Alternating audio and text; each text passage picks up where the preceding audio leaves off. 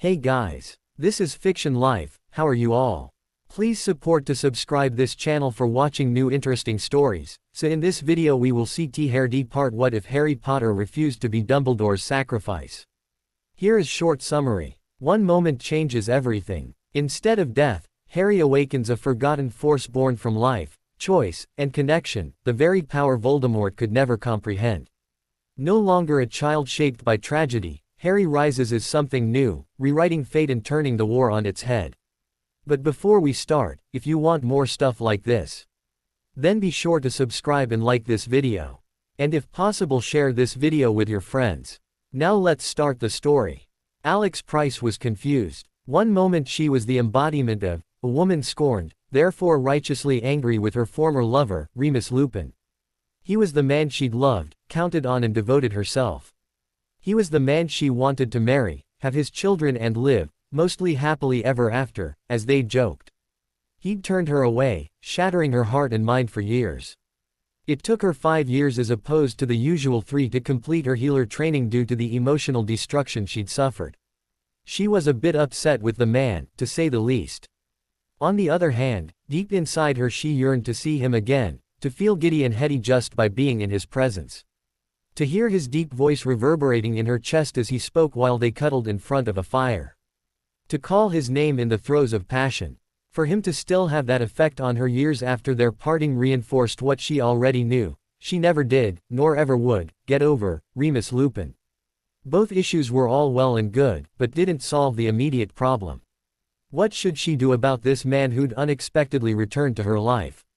The old defenses jumped into place as she knocked on his door.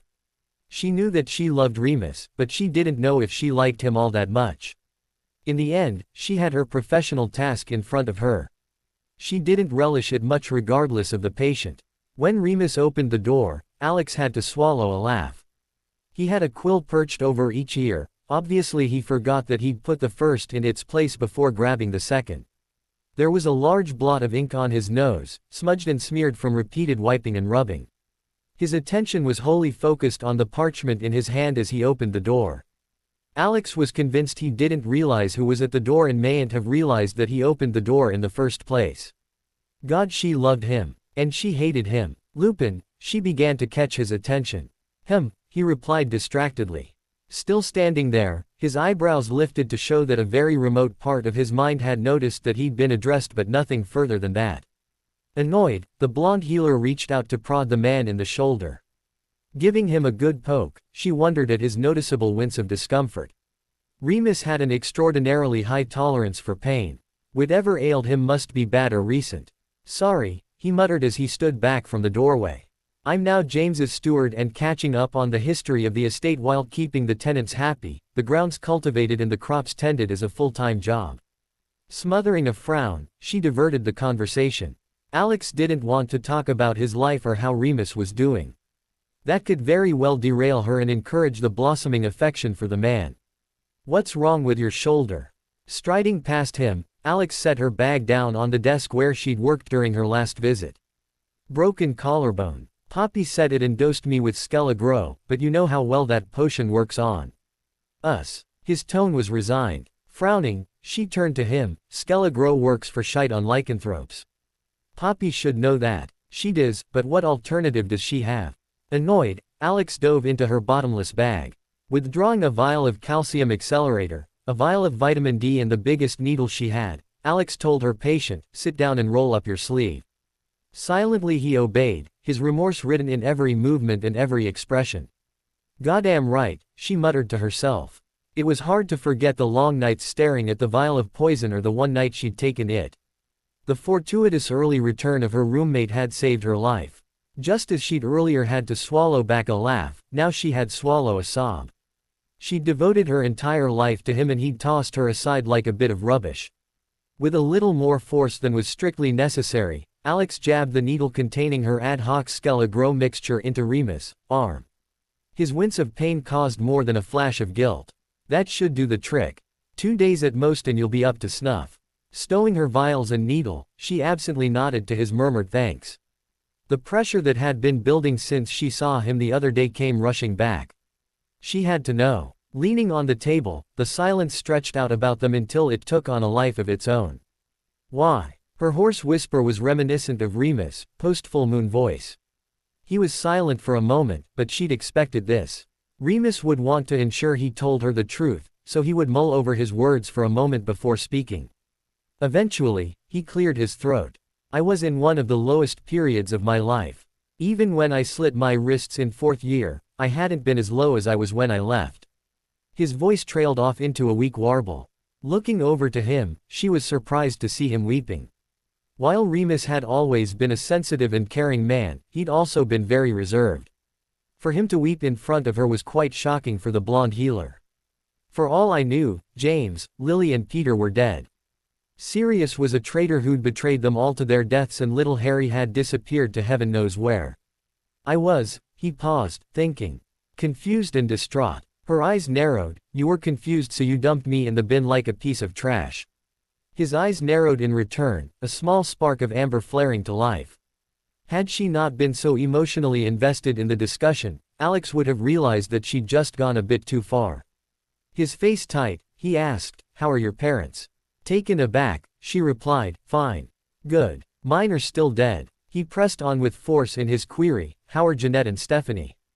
Again, she automatically replied, "They're well. Jeanette just had her 3rd child.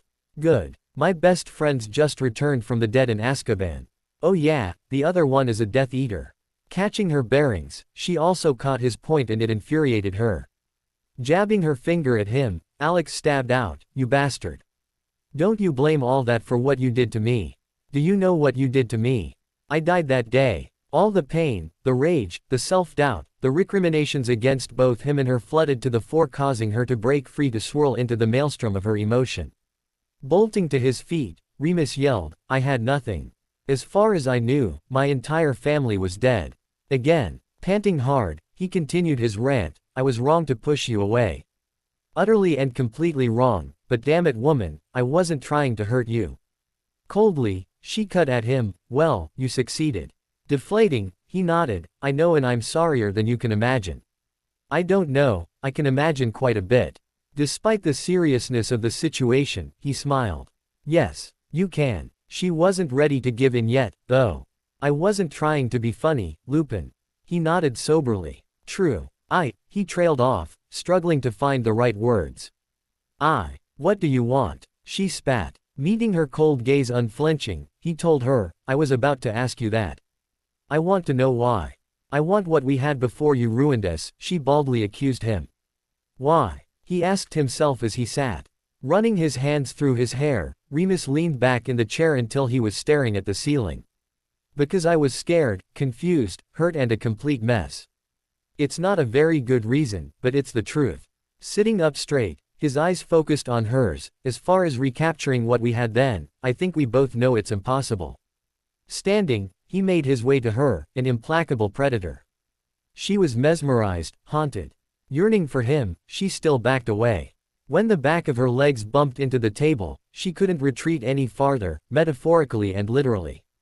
Remus didn't stop. He pressed into her, wrapping her in his embrace before passionately kissing her. Her body reacted of its own accord, melding into him.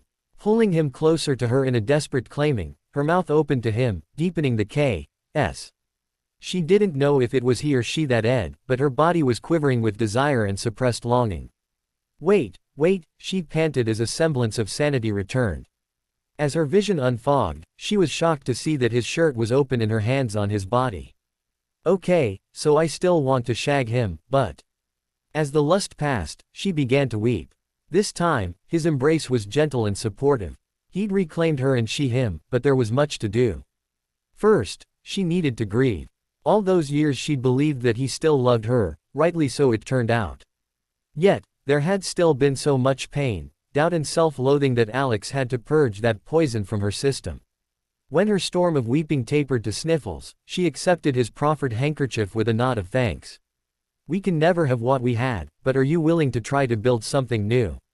he asked her in a soft undertone. His nuzzling of her neck was driving her to distraction. Turning away, she pulled him after her. Opening the door to his bedroom, she told him, "Ask me again in the morning." "Ooh." Alex propped herself up on an elbow, watching her newly regained lover sleep. Remus had been actually, a very light sleeper, yet he was down so far he'd not moved at all when she got up to use the toilet. The healer inside her frowned. All the tests she'd run pointed to progressive liver failure for him, but Alex'd been unable to pinpoint the cause. One doesn't turn the corner while stepping in a big pile of liver failure, she sniped to herself. There has to be a cause of some sort. As the blonde healer stroked his chest with tender affection, he finally roused. Remus' expression was momentarily confused. She could nearly see the wheels in his brain whirring until he grinned. Turning his amber eyes on her, his grin widened to an unaffected smile. She tried to return his warm friendly smile, but must have failed. His face crumpled into a frown. Tentatively reaching for her, Mooney asked, "Do you feel you made a mistake?" Given her thought process, the question befuddled her. Alex's reply of, "I don't think so," was pushed asked when she caught up to his line of thinking. Knowing he deserved an honest reply, they both did as a matter of fact, she curled up to him as she considered. Eventually, she told him, "I think it depends." On what? He asked with more than a bit of concern. If the discussion hadn't been so serious, she would have laughed at his expression, it was so earnest. Her eyes narrowed as the old anger fired. Deep within her, Alex sighed as she saw through the old habit. This anger was but a pale imitation of what she'd felt for years, a routine as much as washing one's hands before mealtime. Was it only yesterday, when she'd asked him why he'd left her? In so doing, the old resentment had broken as a dry twig underfoot. A great heaving sigh gave truth to the situation. She still loved Remus, but she didn't trust him a whit. Which was the crux of her present predicament. Returning her mind to the conversation with her lover, she flatly told him, "It depends on whether you're going to leave me again when things get hard." She could see his Adam's apple bob as he swallowed. The man's guilt was tangible, as it should be, she thought scathingly. Just because she'd conceded her ongoing love for him, didn't mean that Alex had completely forgiven Remus. Nevertheless, she had committed to try to move past the pain, so she waited for his reply with as open a mind as she could muster. "I promise that if we ever separate, it will be a mutual decision, or at least I won't unilaterally be an arrogant prick again." She frowned. This was far from the unequivocal pledge she wanted from him. The frown deepened when he remained silent, choosing to let the statement lie where it was. "Is that the best you can do?" she asked with a hint of resentment. She wanted reassurance and security from him. She loved him and wanted to be with him, but she was afraid.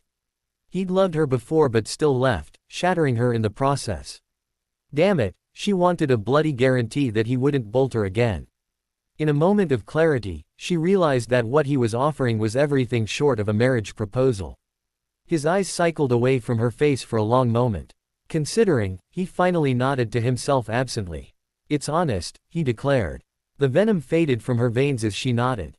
For years she'd oscillated between a red-hot fury toward Remus to a desperate longing for their, mostly happily ever after. The fact remained that, regardless of the reason, they'd been apart for a dozen years. People can change quite a bit in that time. Yet, did they fundamentally change? Remus' hair was mostly gray now, a direct byproduct of his disease. Paradoxically, his life expectancy had nearly doubled. Her dissertation advisor has once speculated that, while not sentient, the disease of lycanthropy still wanted to survive as long as possible in its host. The incredible magic that forced the cursed change also seemed to extend the sufferer's lifespan. If Remus could live that long, had he made some bold, dramatic and utterly ridiculous commitment to her, he'd have been a fool. And she'd have been a fool to accept it. People change over time. They were both willing to try again.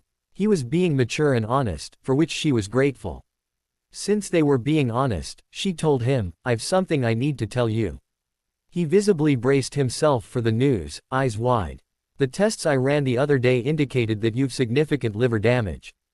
As a result, your biochemistry, which is already in constant flux due to the lycanthropy, is out of order, even more so than usual. This results in your tiredness." Alex paused, waiting for a reaction. A big goofy grin that melted into laughter wasn't the reaction she'd expected. "That's it," he gasped between guffaws. "Thank goodness. I thought you were going to tell me you were married or dating someone else." "Oh, dear," he trailed off, a few tears squirting from the sides of his eyes. Annoyed, she snapped, "You idiot. You could die. I may just have you back, I can't lose you already," she protested to herself. His chuckles became a smile as he pulled her closer.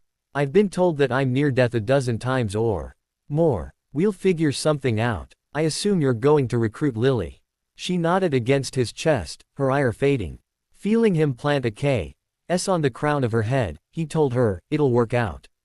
One way or the other, it'll work out." "Ooh. Oh, that's good, Harry. Is it okay?" he asked breathlessly. "Yeah, twist a bit, there. Now harder. Like this. Yes. Oh, that's it." Harry grinned. They'd been working at the barrier spell all day, for the wand work was rather tricky. It was an obscure spell that was very short-lived, but while active, created a barrier impassable by any spell, object or spirit. The literature was unclear as to whether it blocked the unforgivables, but neither teen was willing to test that aspect of the spell. Extending his hand, Harry poked his fingers at the translucent orange barrier. Touching a solid wall, he regarded his girlfriend on the other side. He couldn't help but to start sniggering. "What?" she asked as she planted her hands on her hips. "Through the barrier, your hair looks the same color as Crookshank's fur," he laughed aloud as he plopped on the floor. Hermione arched an eyebrow, but waited in silence. 5 seconds later, the barrier fell. Oh, he whispered playfully. Harry could see her stifling a smile as she strode to him with obvious purpose. Straddling his lap, she slowly leaned forward before nibbling on his ear. Harry's reaction was immediate. His hand moved to her bum when she purred seductively. "Oh, Harry." He groaned. Without warning, she hopped off his lap, her grin mischievous. "Don't you have the meeting with Mr. Bagman in a few minutes?" Harry gaped, then smiled. Standing, he strode up to her as Hermione's grin widened.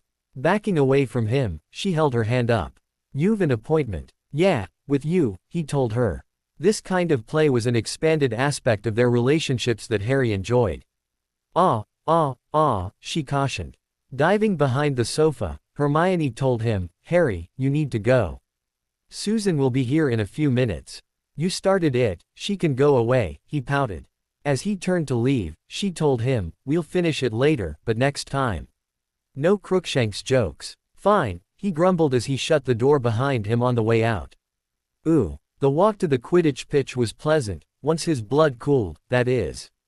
The weather had warmed, while the continuous spring rains had finally relented, allowing the ground to catch its breath as well. Usually, through April and May, the ground was a veritable sponge with the same consistency. Harry pulled out his pocket watch to check the time. Lily had quietly handed it to him a few weeks before. Opening the Patek Philippe watch, he'd seen the inscription, "For Harry, all my love, Mum, May, 96. Seeing that he was on time, Harry's eyes lingered on the inscription. His right hand caressed the inside of the watch, bringing Harry's attention to the signet ring his father had gifted him before Christmas. The ornate P engraved on the ring was strangely comforting. Half smiling to himself, he joined the group. Bagman beamed disingenuously before launching into a hearty explanation of the third task. Ooh, Susan and Hermione were nattering. It was an extraordinary event for both witches. "I don't think I've ever gossiped before," Susan giggled as she sipped at the butterbeer she'd brought. Hermione smiled, returning the sentiment. Sipping the beer, she thought about her burgeoning relationship with the red-headed Hufflepuff. She'd never really had a girlfriend. Her mum never talked about just stuff. Alice was always focused on getting ahead, or improving oneself. When Alice had sat Hermione down for the talk, before sending Hermione off to Hogwarts, the then bushy-haired preteen thought. She was in a biology class, her mother had been so detached and clinical about the topic. Granted, the primary motivation for the discussion was to inform Hermione so that if or when her cycle started while away at school, the budding young woman wouldn't panic. Still, the tone of the discussion was rather indicative of their mother-daughter relationship. She really liked Susan, though. The witch had a very pragmatic view of the world, most likely due to growing up with a police officer as a guardian. At the same time, the red-headed Hufflepuff was a very sensitive and caring person. The combination made Susan Bones a very nice person with whom Hermione was quite glad to become better acquainted. "So?" Susan asked, her eyebrows arched. Hermione thought she knew what her friend was asking, but was a bit shy. "So what?" She rebutted as she took another sip of her drink. What's it like? Susan asked with real interest. The bubbliness fell away to reveal a young woman who was very interested in the potential answer. The smartest witch of the age sighed. Leaning back in her chair, she stared into the fire, gathering her thoughts.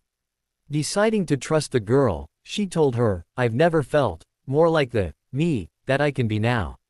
Redirecting her gaze at the now round-eyed redhead, Hermione added, it's not just the, but that is wonderful. It's our relationship. I love him and he me. Looking away, she stared out the window. I intend on marrying him as soon as we're able. Whoa, Susan muttered. I had no idea you two were so serious. For a while now, Hermione had fears that she was reluctant to give voice. She knew that in the mundane world, most 14 and 15-year-olds don't find their true love. In fact, most of the teens don't even remember whom they were dating at that age come 10 years later. She was worried that she was being a silly girl who was dressing up her first romances, the one. Taking the plunge, Hermione asked, you grew up magical. Tell me, is it unusual for couples to pair up at such an early age like Harry and me?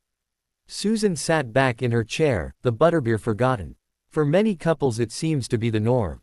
Look at our class. Outside of the weirdo marriage contracts like Malfoy and Parkinson, only the really magically strong kids have paired up in stable relationships. Chewing her lip, Hermione considered. Terry Boot and Hannah Abbott had been dating seriously since the beginning of the year. While not on her and Harry's scale, they would most likely approach sorcerer grade as they aged. Tracy Davis and Blaise Zabini, Padma Patil and Justin Finch Fletchley, all of them were formidable in terms of power in their spellcasting. Now Susan and Neville were paired up. Turning her gaze on the slightly blushing redhead, Hermione smiled as she asked, what about you and Neville? Without missing a beat, Susan replied, we'd have been dating last year if he wasn't so shy. And I intend on claiming him as soon as he's comfortable. I won't push him. His gran has done that far too often with him. She trailed off. The confident tone became one of wonder. I've loved Neville for a while now. Hermione smiled. When Susan met her gaze, the redhead smiled to match the first-generation witch's own expression. I don't know why, but it just is. Nodding, Hermione realized that her question had been answered. Her fears calmed, she toasted her friend, to the future lady of House Longbottom. To the future Lady Richmond, Susan rejoined with a wide smile. Ooh, I don't like it, Sirius proclaimed softly. Hestia squeezed his shoulder in a reassuring manner, but stayed silent. She was still a fledgling member of the family and didn't want to speak out of turn. Neither do I, Padfoot. But, unless we're all misunderstanding what's afoot, Voldemort will be back within the year, James coolly rebutted. Or sooner, Moony murmured. Or sooner, Lily agreed, sipping her tea. But there, Sirius began to object. Don't say, kids, Padfoot, Remus interrupted. Hestia watched Alex Price pay close attention to the discussion. Where Hestia had been with the family longer than the blonde healer, Alex had been deep in their machinations during the previous war. It seemed to be a short step for them to accept her back into their councils. A very petty part of Hestia resented that immediate acceptance. At the same time, Alex and Remus had nearly married before everything fell apart that fateful Halloween night. Refocusing on the discussion, Hestia raised her eyebrows in surprise. She didn't expect Remus to be such an advocate for the teens, but here he was promoting for Harry and Hermione. They've seen and done as much or more than all of us put together, so that whinge about their age is bollocks. Narrowing his eyes playfully, Remus added, it's what I'd expect from Molly Weasley. Sirius stuck his tongue out at his old friend. Bloke gets shagged and he's chipper all of a sudden. The group dissolved into laughter as Alex blushed and Remus ducked his head. Remus, reuniting with Alexandra Price, had been received with universal approval by the Motley family. The healer had returned to the hospital for her shift, but was back to attend their communal dinner. Hestia was vaguely aware of the witch from school. She knew that Alex was a Ravenclaw that Remus dated after school, but not much more beyond that.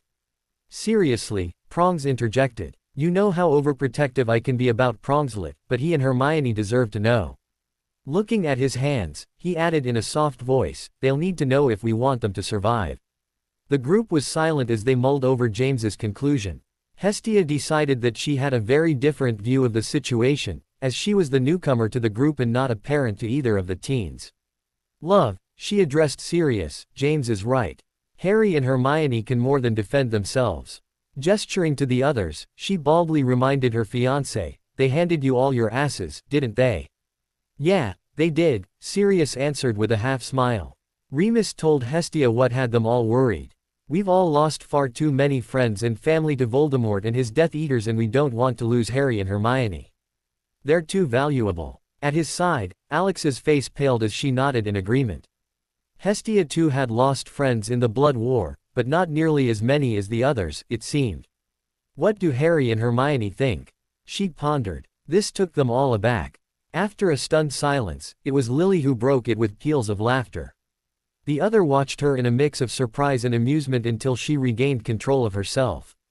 Wiping her eyes, she choked out, "We're all idiots. If we ask them, I'm positive that they would both tell us that they want to be involved but don't feel that they can be frontline fighters yet." Shaking her head, a few weak giggles faded into silence. "So, we're agreed that we'll be fully open with Harry and Hermione in the upcoming war?" Prongs queried with a seriousness that sobered all present. "War?" Hestia asked skeptically. Sirius turned to her. "Love, we were all on the front lines of the Blood War and it was most definitely a war. Battles, casualties and the lot. With all the political maneuvering and the snippets that Dumbledore's little spies are feeding him in Internus, it's going to be as bad as or worse than before. And there's the prophecy," Remus reminded them all. Hestia was taken aback at Lily's snarl of, "Remus." The werewolf mildly cocked an eyebrow when he clarified, "The one that Sybil gave last year." "Last year?" Sirius asked in befuddlement. Hestia could tell that Alex was confused.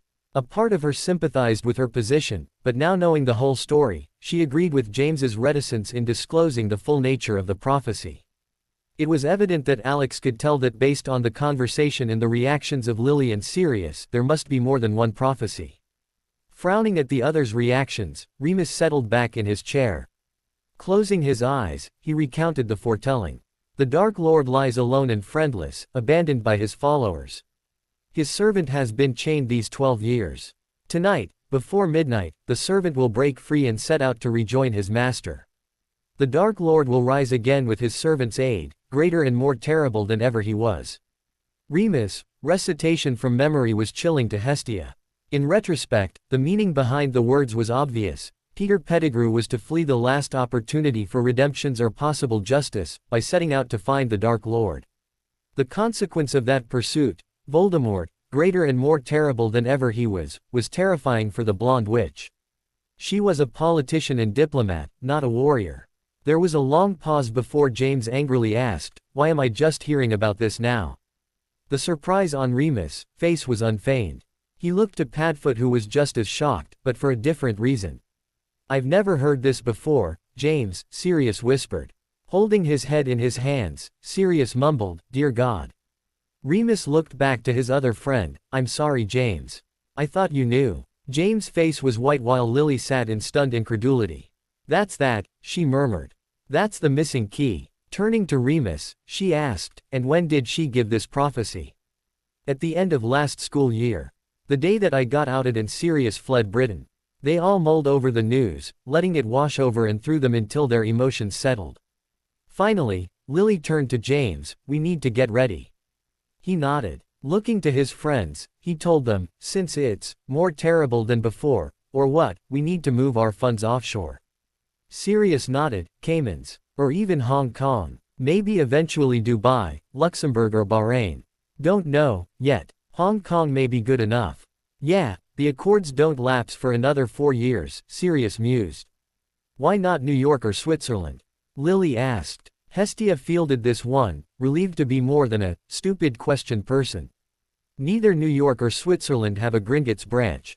The gnomes run all the banks in Zurich and the dwarves split the business with the gnomes in the States. The Middle East is a free-for-all. The gnomes, dwarves and goblins are all over the place there. Historically, the goblins have run the banking system in the British Empire and the later Commonwealth. And it's easier to move the massive sums of money we're talking about by staying within the goblins' system. If we want to spread out further once the funds are out of Britain, it's a lot easier to do outside the country." James finished. As he said, Hestia agreed. "What about Voldemort's money?" Lily mused as she stared at the window. If we could cripple him now, it would be a big benefit. Who would we target though? Sirius asked. Malfoy, Lestrange, Jugson, McNair, or maybe the mid-level Welf-like Crabbe, Goyle or not. We get it, Padfoot, James interrupted. He has too many funding sources to shut down his operations. What about places to stay outside of Britain? Hestia asked. Remus replied, there are Potter properties in Ireland and Spain. Ireland feels too close, Lily replied. I'd feel better about Spain. Drawing a quill as he conjured a piece of parchment, Remus told her, I'll get the particulars. Hestia was impressed. It was the first time she'd seen Remus filling his role as steward for the House of Richmond, and it went seamlessly. There was no sense of servitude or subjugation at all. The meeting continued as a conference of peers. James turned to Sirius, what about the black properties? Padfoot shrugged as he made a note to check with the goblins. They were all silent as they realized the magnitude of their discussion. They were talking about preparations in case the government fell and Britain were overrun by Voldemort's forces. Sirius asked the question that all had been considering, what about the Order? Hestia had been approached by Albus during the previous war. As a low-level bureaucrat with a bright future, she didn't have a lot of insight into the inner workings of the ministry, but she did her best to contribute to the war effort as best as she could.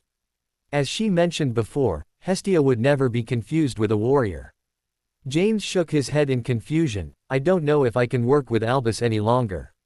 Hestia pursed her lips but remained silent. Lily's expression was murderous as was Remus. Whatever transpired, it poisoned the others against the old headmaster.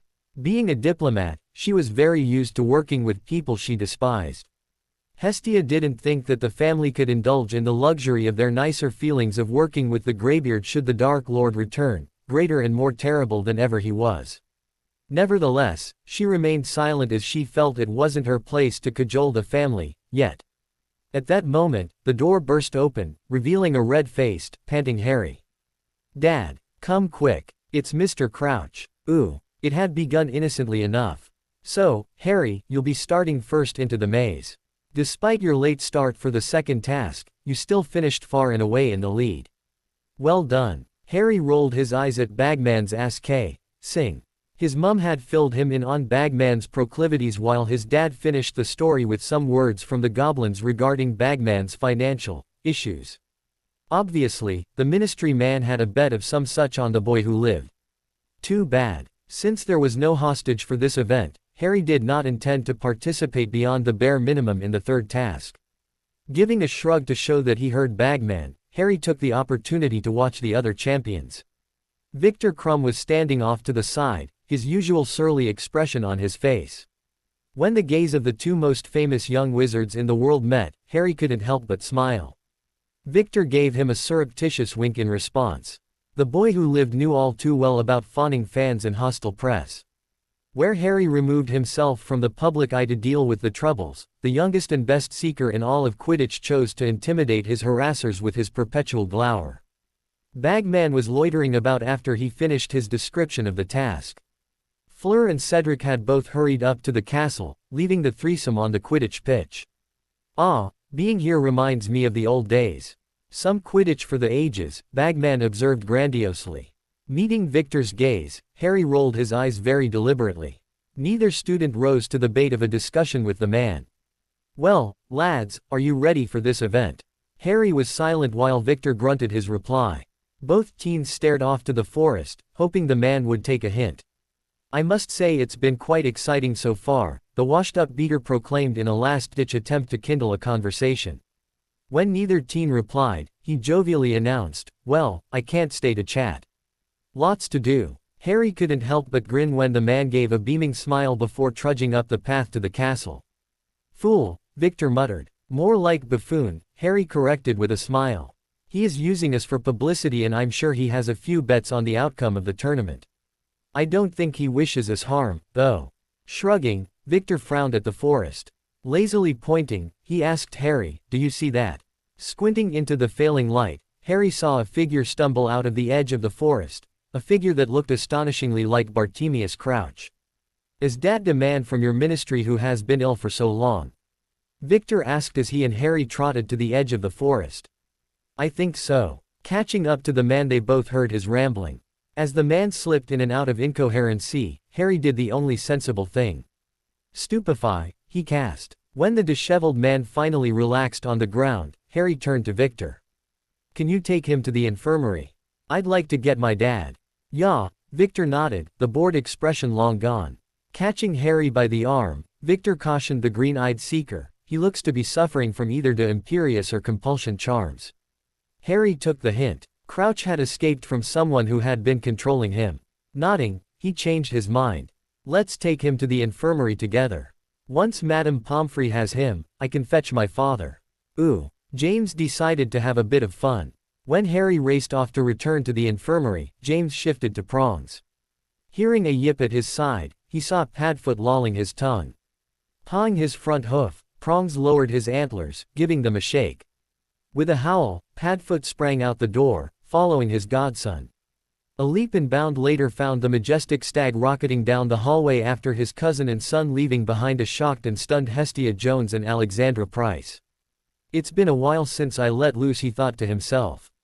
Unfortunately, hooves and stone floors aren't all that great for turning, so long after Prongs went shooting past Padfoot, he piled into the wall at the intersection where he needed to make a hard left to the infirmary. Padfoot gave a barking laugh as he breezed by the rising stag. Snorting, Prongs stood, shaking his massive head to clear the ringing in his ears. A small squeal off to his side caused him to turn. 4 students were staring at him with wide eyes. Shifting to his human form, James waved while smiling widely. Hi. Shifting back to the regal stag, Prongs shot away, leaving the 5th-year Hufflepuffs gaping. Prongs caught up to the other 2 just in time for them to enter the infirmary together. If a deer could laugh, Prongs would have fallen down in hysterics when he saw the expression on Madame Pomfrey's face. Granted, a forbidding-faced Harry Potter flanked by a grim and stag was unusual, but her astonishment quickly turned to outrage. Get those dirty animals out of my infirmary, Mr. Potter. Harry smiled before replying, yes ma'am. Turning to Prongs, he asked, Dad. James and Sirius changed back to their human forms, laughing as they did so. Smiling widely, James turned to the nurse, I apologize for the unhygienic nature of my entry to your realm, madam. He bowed deeply before becoming more serious. How's Crouch? She shook her head in frustration, as he noticed that the headmaster and Minerva had entered the room. He's shifting rapidly from lucid to delirious and it's difficult to tell which is which. James frowned as he silently interposed himself between Harry and Albus. Albus had been fully compliant with the restraining order that prohibited contact between the headmaster and Harry, but James didn't want to tempt the old man. They had a wobbly truce that he felt was as far as they could go, but didn't want to upset that apple cart. Moving to the old man, Albus asked over his shoulder, has he said anything that makes sense, Poppy? Well, he keeps mentioning his son and a mistake, but that's it. There's quite a bit of rambling about a Weatherby character and snippets of what seems to be his past, but that's it. I'm afraid his mind may be broken. Did you call for Healer McDougal yet? Albus asked as he leaned over the ministry man. James assumed the headmaster was performing legilimency on the man's damaged mind. Figuring McDougal was a mind healer of some kind, James half listened to Poppy. The details of Crouch's diagnoses were irrelevant, he decided. The fact that Crouch had been under the Imperius for a significant length of time was very disturbing and fed James's belief that Voldemort was on the march. But why Crouch? Oh, God, Sirius muttered. Turning to his cousin, James raised his eyebrows in a silent question. It's Crouch that got Harry into the tournament at the bidding of whoever used the Imperius on him. Silence fell on the ward. James gulped back his anger. Crouch wasn't responsible for his actions while under the curse, so hexing the broken man wouldn't give James the satisfaction for which he longed. The clop-clop of Alistair Moody entering the wing caused him to half-turn, giving the old Auror a distracted greeting. Watching Harry, James looked for a sign of upset or distress, but was surprised to find his son fairly calm. Gesturing with his head toward the doors, the threesome left the infirmary as they heard Moody ask, has he said anything yet? Harry obviously anticipated James's question. Before Prongs could ask, Harry told his dad and godfather, it really doesn't matter to me who put me in the tournament. The only thing that I care about along those lines is to shove a hot poker up his ass just because. Beyond that, he trailed off with a shrug of his shoulders.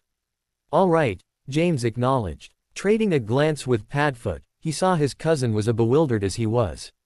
Had someone crossed a marauder like this, they would have nearly tortured him in response.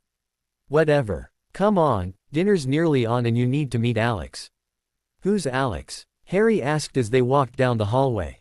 The bark of laughter from Sirius prompted James to say, I'll let Padfoot tell you, for he always liked serious stories. Listen up little man, for you are to be exposed to the ways of the world, Sirius began. Harry's snort of derisive laughter was an appropriate reply. Ooh. Hermione looked up the table and smiled. At her side, Harry was animatedly chatting with Neville and Hestia about Puddlemere United's chances in the upcoming championship tournament. Remus and Alex were quietly talking as they ate. James was making faces at Lily, who was desperately trying to smother giggles while Susan laughed at him off to the side. It was family. The delight in Harry's face was food for her soul. On September 1st, he'd know family that he'd acknowledge. Now he was surrounded by family of blood and heart. Where his home had been a dungeon of despair, now home was a refuge that he savored. She met Sirius' gaze as she looked about the room. He too had suffered for so long, but now was healing. As he dropped her a wink, she couldn't stop the laughter that bubbled up from within. Her entire world was upside down and back to front, but it was a sight better than it had been at the beginning of the year. Reaching under the table, she caressed Harry's thigh, causing him to hitch in his discussion, but after a quick drink of water, he shouldered on with a slight smile on his face. James was done being silly. Standing, he held out his goblet of mead. The action caught the attention of all present, the chatter fading away to silence. With a gentle smile of affection, he met everyone's eye in turn. Ostensibly, we are gathered tonight to welcome home Alex, James began. The blonde ducked her head as she blushed. Remus' hand disappeared under the table. Hermione assumed he was just holding her hand, but remembered that Moony was a marauder, so anything was possible. So welcome home, James nodded to her. But we are also celebrating. My godson and his Susan are with us, he nodded to Neville and Susan. Sirius and Hestia are here. Harry and Hermione. James' eyes settled on his wife with an adoring expression, my beloved Lily. Rousing from his contemplation of his loved ones, James continued, we've had a hard go for a while now. Reaching back to that Halloween night, it seems that our lives have been scattered as ashes in the wind. Many are missing who should be here. Hermione watched Neville close his eyes as the inference of his parents was recognized. Susan also ducked her head as she remembered her slain parents. Many have gone on, others have left. The slight hardening about James's eyes was the only indication of his feelings about Peter. In the end, we are gathered here tonight as family. Nodding to his son, he added, Harry has coined it quite well, only the family matters and we are family. He was silent again as he regarded the people gathered in his room. I love you all, he told them softly. Holding his goblet aloft, James toasted them all, to family. On her left, Harry took a deep, shaky breath as he held out his goblet. Neville was bright-eyed and Susan smiling happily. With a high-level government official as a guardian, it was unlikely the redhead had an active family life. Hermione knew how the Hufflepuff felt, for she too had been easily and quickly assimilated into the greater Potter Black family. Now it seemed that they were adding Longbottom and Lupin to the mix. Remus smiled as he wound his arm about Alex. With an uncertain smile, Alex lifted her goblet to toast the rest. Of course she was a bit hesitant, but based on the way she looked at Remus, Hermione had no doubts that the two star-crossed lovers would work things out. Sirius and Hestia first toasted each other before raising their goblets to the rest of the room. Out of the corner of her eye, Hermione saw Lily blow James a kiss. Wrapping her arm around Harry's, Hermione joined her family in celebration, dedication and commitment. In unison, they all proclaimed, family. Ooh. Lily was doing her best to focus on the plan. In a few hours, Harry was to commence the third task. As had been their plan for the second task, Harry was to step into the maze on the Quidditch pitch before stepping out, announcing the completion of his attempt at the task. This time, there was no hostage to circumvent the plan. Hopefully, nothing else would arise. Despite James's, Remus and Sirius' confidence in the plan, Lily couldn't help remembering how easily their attempt to keep Harry safe in both the first and second tasks had been bypassed, throwing Harry into the thick of things. Hermione had dealt with this pattern far worse than Lily. It had been a simple grouse by Harry that set it all in motion. I wonder what's going to happen this time to shaft me. Hermione had stiffened at his side, her eyes narrowing. Hour after hour she'd researched all the previous tasks in the long-ago tournaments, compiling a spell list for Harry to learn. She'd even read through the Greek classics for the stories of Theseus and Perseus to try to divine what types of spells would be beneficial for this type of challenge. Dutifully, Harry had bowed to her will as he learned each spell. He learned them in addition to finishing their 7th-year courses, that is. Both teens were exhausted from the effort they'd put into their studies. Talking it over with Phileas, Lily was of the opinion that while the teens would most likely score an exceeds or better for the practical portion of their newts, they'd most likely fail the written section. The focus of study for the teens had been the practical application of magic in a combat or at least a real-world situation. Hermione'd put forth every effort to embrace and effect a well-rounded study plan, but that was discarded quickly in the face of the pace of their studies. There's a reason it usually takes 7 years to prepare a student for their newts. Either which way, the family was gathered to have a meal together. Lady Augusta and Amelia Bones had joined the greater family for the late lunch. Rowry, who had joined the family for the meal, merely bowed graciously to the additions before expanding the table to accommodate the now 12 diners. Lily was chatting away with Amelia Bones. They'd only briefly met the one time when returning to the time stream. A no-nonsense witch, Lily liked Amelia. It was the same day that he who must not be named attacked your home, Amelia explained as she stared off to see scenes of long ago. I was the duty section chief when the flow call came. Amelia looked into her lap, the emotion just as strong as it had been all those years ago. It was my brother calling for help. He refused to leave baby Susan or his wife, Julia. He shouted that there were a dozen Death Eaters before the connection terminated. The slow shake of her head belied the intensity of Amelia's emotions. Lily gently laid her hand on the older witch's arm as Amelia continued the story. Immediately, I enchanted a portkey before departing with the duty 6 Aurors. It was a suicide mission, 6 Aurors against 12 Death Eaters, but it was my brother. By the time we got there, Julia and Edgar were both dead while their house elf, Polly, was mortally wounded. The little thing had stood in front of the door to Susan's room as the bastards went for the clean sweep. She killed 4 of the Aurors.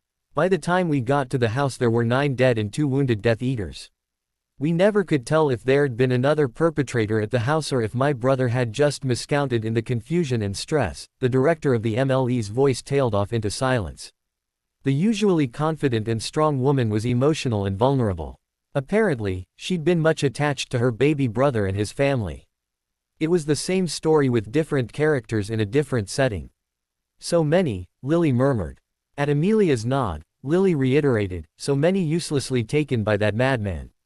Taking a deep breath, Amelia picked up the tale, so I got my little girl. She smiled brightly as she nodded to the redhead across the table from her. She's so grown up. And in love, Lily added with a smile. Rolling her eyes, Amelia agreed, and in love. I expected it, mind you. She and Neville are very powerful, regardless of Augusta's prattle, and they've had a strong attachment for such a long time that I'm surprised it took this long for them to formalize the relationship. Either way, Amelia smiled as she sat back in her chair, taking a sip of her wine. I approve. He's a good lad. He is indeed, Lily agreed. The lull in the conversation allowed her previously distracted mind to refocus on the forthcoming third task. With a shudder, she ruthlessly shoved aside her fears and forebodings. Harry had mentioned that he still felt that things would be bad. Apparently, this foresight was becoming more active and more refined. I see Voldemort and the Death Eaters destroying everything we love. His eyes watered as he looked into his lap. Even home. Lily had gently squeezed his shoulder. Your dad is already working on that. Rowan Hill will be fine, don't worry. Harry and Hermione had jointly cast a series of wards around the entire property. That was unheard of, given the power requirements of the casting, but the boy who lived in the smartest witch of the age had power to spare.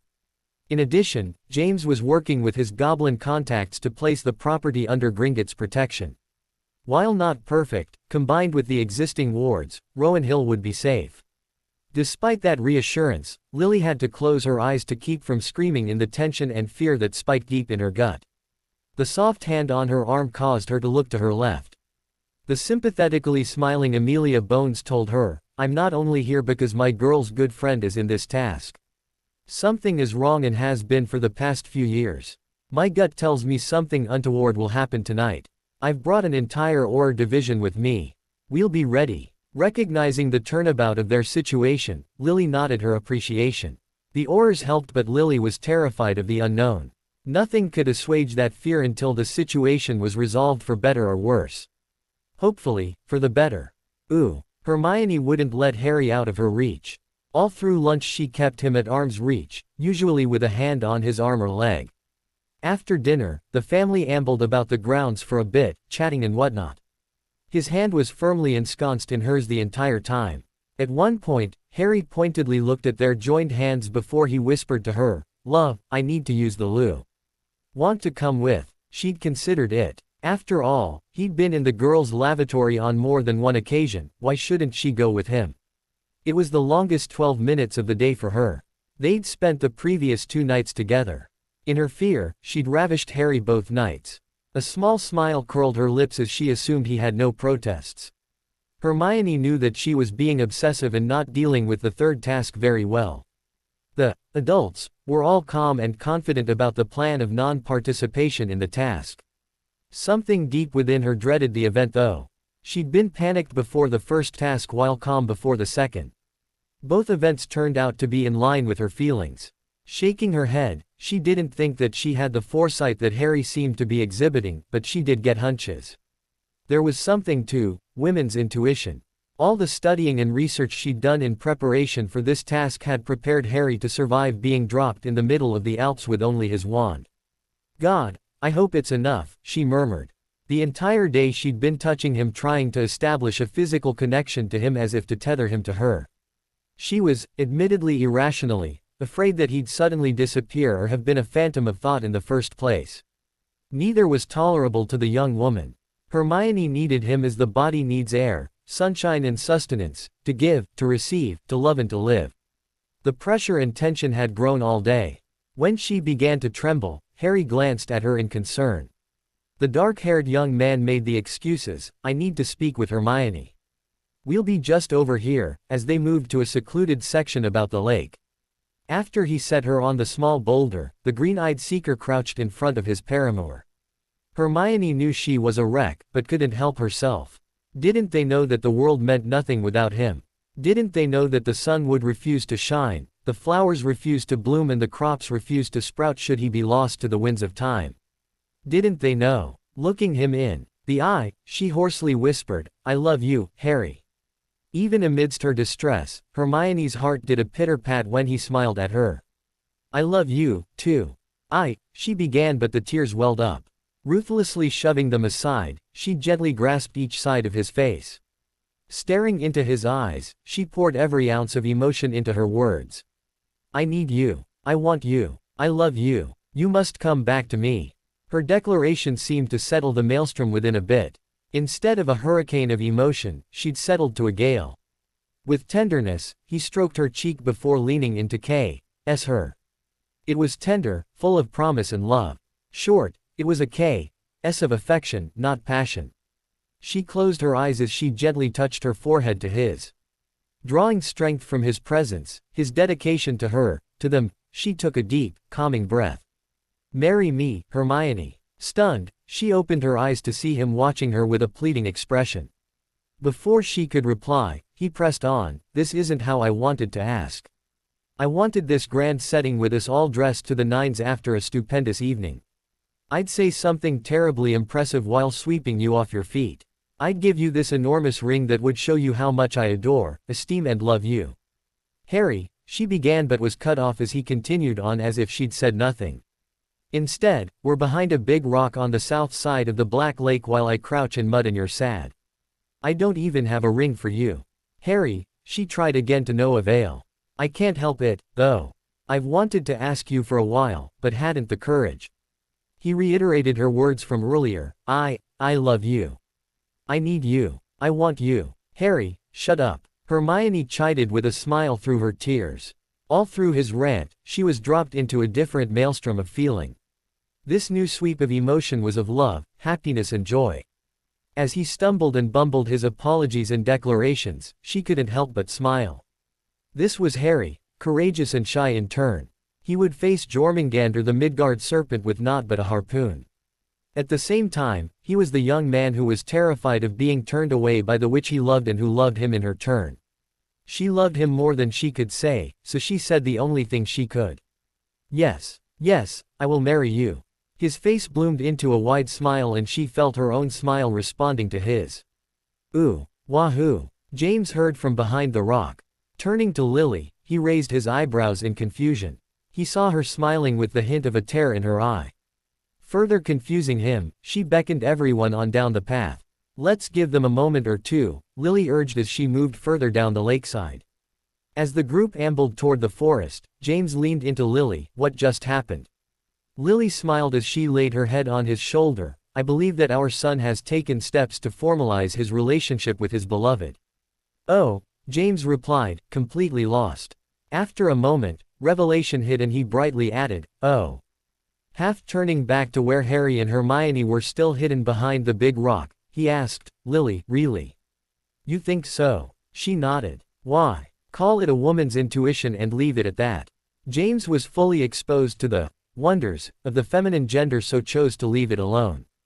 With a bounce in his step, he also chose to ignore the upcoming task in order to revel in the moment. An unpleasant thought occurred to him. What about her parents? The growling reply of them coincided with his own thoughts, so he smiled. Turning to Lily, he verbalized what they'd been talking around. Our son is getting married. Ooh. Harry had made his way to the front of the maze a few minutes before, so Remus was at loose ends. At his side, Alex and Lily were chatting about who knew what. No idiot, Remus was still lost amidst their deepening discussion regarding potions, ingredients and their effects. Instead, he was people watching. In front of the entrance to the maze, he saw Albus taking with Minerva and a woman who could only be a limp Maxime. Next to them, the scowling visage of Igor Karkaroff was very known to him. When James had told the others about their old friend Igor being in the castle, Sirius and Remus had had a very serious discussion about paying the man a visit with lethal results. Only their amorphous fear of repercussions on Harry because of Karkaroff's role in the tournament had held them back. Beyond them, the ministers for magic from Britain, France, Germany and Bulgaria had clustered with their assistants and a retinue of security personnel. By his count, the obvious bodyguards numbered 32. Remus was sure there were others under invisibility cloaks or disillusionment charms or at a distance. He'd heard rumor of the protective details employing snipers for outdoor situations like this. Apparently the anti-mundane bias that was pervasive in the wizarding world was shut off in the face of security concerns. Remus didn't bother looking about, he was sure he'd not find them. It was their job to be present yet hidden. Minerva, Alistair, Hagrid and Phileas were to be stationed on the four walls of the maze along with a half-dozen aurors on brooms overtop the hedgerows. The champions shouldn't be hurt too badly by some of the beasties patrolling the maze. Narrowing his eyes, Remus recognized the bellowing roar from the maze as that of a minotaur. Earlier he'd heard the shrieking cry of a hippogriff along with the coughing bark of a dire wolf. The former Defense Against the Dark Arts professor was very grateful that Harry wasn't going to enter that trap. Who knew what else was in there? Ludo Bagman bounced to the front of the maze to confer with the heads of the schools. Remus had to forcibly suppress a sneer. The man was a moron who was moving quickly to one labeled, more earwax than brawn. Tosser, the lycanthrope muttered to himself. Who? Alex asked from his side. Bagman, he replied while waving a dismissing hand at the man. She snorted, did I ever tell you about the time he felt me up? Remus stiffened, no, you didn't. Alex rolled her eyes, easy there, caveman. It was 6th year and I was heading into the Great Hall for a meal. In the crush of people, I felt a hand squeeze my ass. Turning about, I saw him looking suspiciously innocent as he waved to someone in the hall. Smiling now, for he knew his woman, Remus asked, what did you do? Her answering smile was a tad feral. Hit him in the mouth. Knocked out 3 teeth. Every time I saw him after that he suddenly found something to do in the other direction. Remus laughed, but quieted down when the magically amplified voice of Albus Dumbledore requested the crowds to settle and take their seats. Minerva and Alistair moved to Dumbledore's side, Alistair brushing past Harry as he did so. Ladies and gentlemen, Dumbledore intoned with his friendly gravity. A magical spotlight illuminated him in the growing darkness. We are gathered here this fine evening to witness the conclusion of this thrilling tournament. Our champions have displayed courage, ingenuity and dedication. For that, I believe we can all applaud their efforts. The stately old man led the applause as he half turned to where the champions were paraded in a line. Remus smothered a smile. Harry looked much less than pleased by the entire affair. His scowl told volumes. Doesn't look too happy, does he? Alex's voice tickled his ear. Not too much, Remus agreed with a chuckle. The leader in points for our tournament is Mr. Potter from Hogwarts. As the leader, he shall be the first champion to start into our hedgerow maze. The others shall follow him into the labyrinth based on the overall point standing. He swept his arm in a wide motion, encompassing the pitch. There are various obstacles placed in the maze. Overhead, he flicked his wand, revealing a jumbotron-sized monitor that was divided into quadrants. You can follow the champions as they make their way to their destination. At the center of the maze is the Triwizard Cup. The first champion to the cup wins the day. Ludo Bagman edged his way into the spotlight that Dumbledore occupied. The glare from the old man froze the head of the Department of Games and Sports. Apparently, Albus had learned about some of Ludo's less than savory behaviors.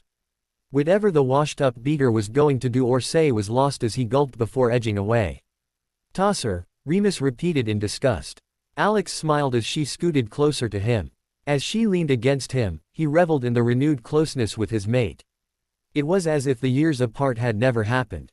Turning to look at her, the pang of guilt that involuntarily ran down his spine reminded him that they indeed had been apart and it had been his fault. There was still the hint of rings about her eyes, and despite their eventual, joyful reunion and the subsequent wonderful weeks, there was still an aura of pain about her that was visible to those who could see. So we shall begin, Dumbledore announced with a ringmaster's flourish. Shaking off his remorse, Remus refocused on the task. A last glance at the blonde healer at his side reminded the lycanthrope that Rome wasn't built in a day, nor would their relationship be repaired in a few happy weeks. The cannon blast announced Harry's entry into the maze. On the jumbotron, there was a clear picture. Off to his right, Remus heard James mutter, "Come on, lad. In and out does the trick." Which is exactly what Harry did. Harry took 3 steps into the maze, his wand raised in a defensive position. In his mind, Remus counted, 1, 2, 3, 4, 5. When Remus got to 5, Harry stepped out of the maze, standing to the side so the other contestants could enter the maze. Remus saw Dumbledore nod resignedly at Harry's action. Ignoring the old man, Harry cast a quick loudspeaker charm on himself. To everyone in the stands, the boy who lived announced, "I was forcibly entered into this tournament by person or persons unknown. As such, I stand aside to allow the real champions the opportunity to compete in this final task without the interference of my presence and actions." Short, sweet and to the point. Remus nodded to himself as he heard murmured approval from the others in the stands. Seeing that his little one was safe, Remus exhaled loudly as he leaned back on his seat.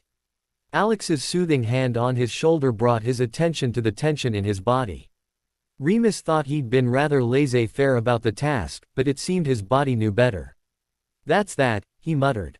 He heard Sirius exhale loudly before muttering something to Hestia. Probably something similar to his own sentiments. Peering into the early evening gloom, Remus found Hermione sitting at the end of the row, next to Lily. The 2 witches appeared to be holding hands, their expressions tense. Did they know something he didn't, or was it simple nerves? Down at the entrance to the maze, Harry chatted with Victor and Fleur. Cedric had already entered the maze. Fleur tossed her head in laughter while Harry and Victor were smiling widely. It was good to see his nephew interacting outside of their little family. Remus realized they'd isolated themselves quite a bit over the last 7 months or so since James and Lily had returned to them. Part of him didn't give a damn, but the other side, the professor's side, realized that they all needed to expand their interactions. A closed cycle withers and dies, after all. As the cannon fired again and Victor gave Fleur and Harry a wave as he sprinted into the maze, Remus couldn't find himself caring too much about their outside relationships. The greater family had been healing from extraordinary pain, suffering and distress that had been inflicted for years. As a dog curls into itself to lick its wounds, the family had pulled into itself. The last cannon fired, leaving Harry alone as Fleur followed Cedric and Victor into the maze. "Do you think we can go down there?" James asked. Turning to face his friend, Remus shrugged. "I don't see why not. I'm sure Albus wouldn't care, and as we saw earlier, I think he'd browbeat any ministry hack that complains." As the family stood en masse to head to Harry's side, Sirius added, "Just stay out of the way of those security blokes. They don't look too friendly." Murmurs of agreement accompanied the inevitable, "Excuse me," as they shuffled down the aisle to the steps. 4 short minutes later, they were all congregating about Harry. Remus smiled when he saw that Hermione had Harry's hand firmly in her own. Padfoot mocked, "How are you, champ? Was that too much for you?" With amused gravity, Harry wiped his brow with his free hand as he exclaimed, "Phew. That was a bit of a chore. Get us a bitter, will you, godfather?" Everyone laughed as Lily's eyes narrowed. Lily had been hell on underage drinkers in school during her years as a prefect. Remus tried to spring to Harry's rescue. "How about a butterbeer instead?" With a shrug, Harry mildly protested, "But Padfoot promised me a night on the town and he was buying." Now Lily and Hermione were glaring at the visibly nervous Sirius. Trying to change the topic, Sirius asked, "So are we heading home tonight or tomorrow morning?" "Tonight, and don't think you're off the hook, Black. We'll talk later," Lily hissed. "Aw, Lily, come on," Padfoot whined. James clapped his cousin on the shoulder, "Get your skates on, Padfoot, you're Ed." This led to uproarious laughter from the Marauders. Remus fondly remembered that phrase being their general admission that McGonagall had them dead to rights and there was no evasion possible. Based on Lily's expression, Padfoot needed big skates. The atmosphere lightened as they waited patiently for the task to end. Occasionally a screech or explosion from the maze stopped all conversation for a moment. Each time it happened, Remus found himself looking to Harry as if to reassure himself that the young man who meant so much to them all was still with them. Finally, there was the sound of trumpets. The hedge dropped, showing Fleur Delacour standing in the center of the maze, her uniform singed, but the smile on her face showed she didn't care a whit. Cedric Diggory was in a full-on fight with a King Acromantula while Victor Crumb was tangling with 3 hippogriffs. Out of the corner of his eye, Remus noted Hagrid rushing to Crumb's aid while Minerva and Phileas began to herd the Acromantula into a pen that the Transfiguration Mistress had conjured. Unseen, till now, a series of handlers rushed the pitch to subdue the previously identified creatures and what appeared to be a sphinx, a vampire, some odd cross of a firecrab and an oversized scorpion and, lastly, a quintaped. The professional in him admired the choice of creatures to be obstacles, but the guardian in him screamed at what could have been. As the students and adults in the stands began to applaud for the victorious witch, everything went to hell. Quickly. Avada Kedavra. Instinctively, Remus fell to the ground, pulling Alex with him. Rolling on top of her to protect her with his body, he heard the screaming begin. Avada Kedavra. The cacophony from the stands and the surroundings added to confusion caused by the flashes of green death intermingled with the colors of the other just as deadly spells being cast. The screams nearly deafened the hyper-alert lycanthrope. Squinting through the pain, Remus tried to make out just what the bloody hell was going on. Avada Kedavra. An errant spell hit the stands that held spectators and students. The cacophony increased exponentially as shards of oak splinters scattered into the crowd, spreading their lethal message. Fires started, shedding in constant light that further confused the situation. Remus ducked his head as he felt his back peppered with debris. Avada Kedavra. Looking up, he saw the security forces falling like wheat. In their midst, their fellows were firing killing curses at point-blank range. Rage boiled up inside of Remus. Not so much for the particular loss of life, but that the war had come so soon. They all knew it was coming, but not yet, he complained to himself with bitterness. As he watched, Cornelius Fudge fell, his dead face frozen in surprise.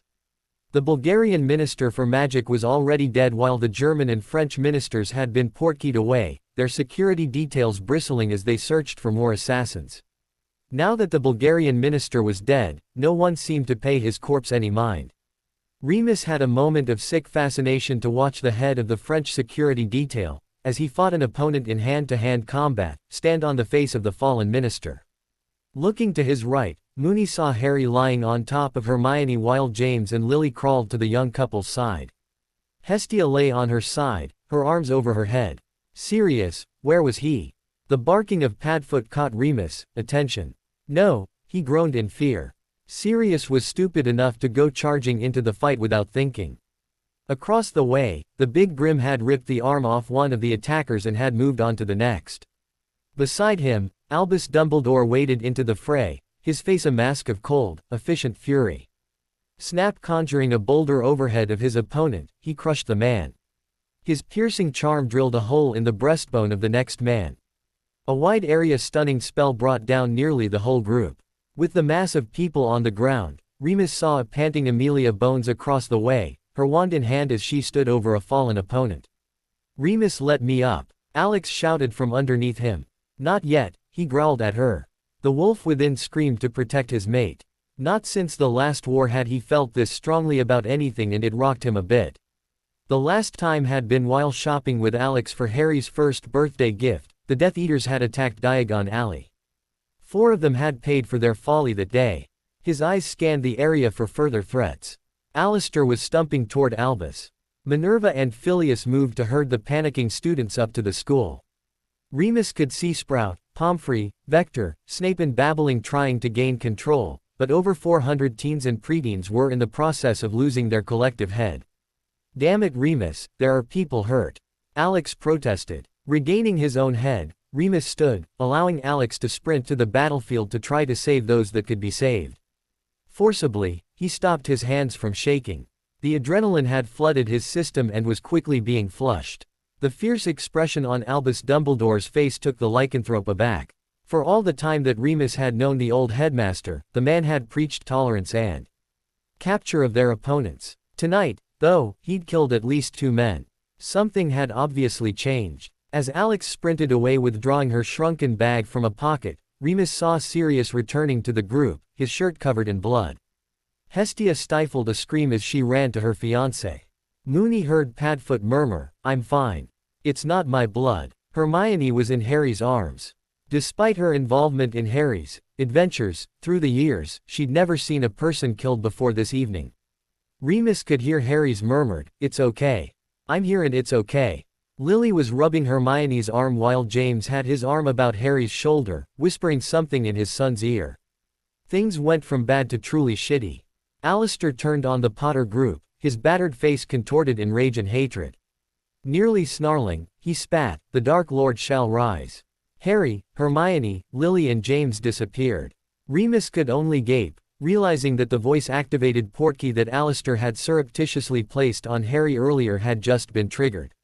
Raising his wand, he turned to Alistair only to see the man grin maniacally before disappearing. In panic, he screamed, "Sirius!" "Ooh!" James's feet hit the ground with a jarring thud.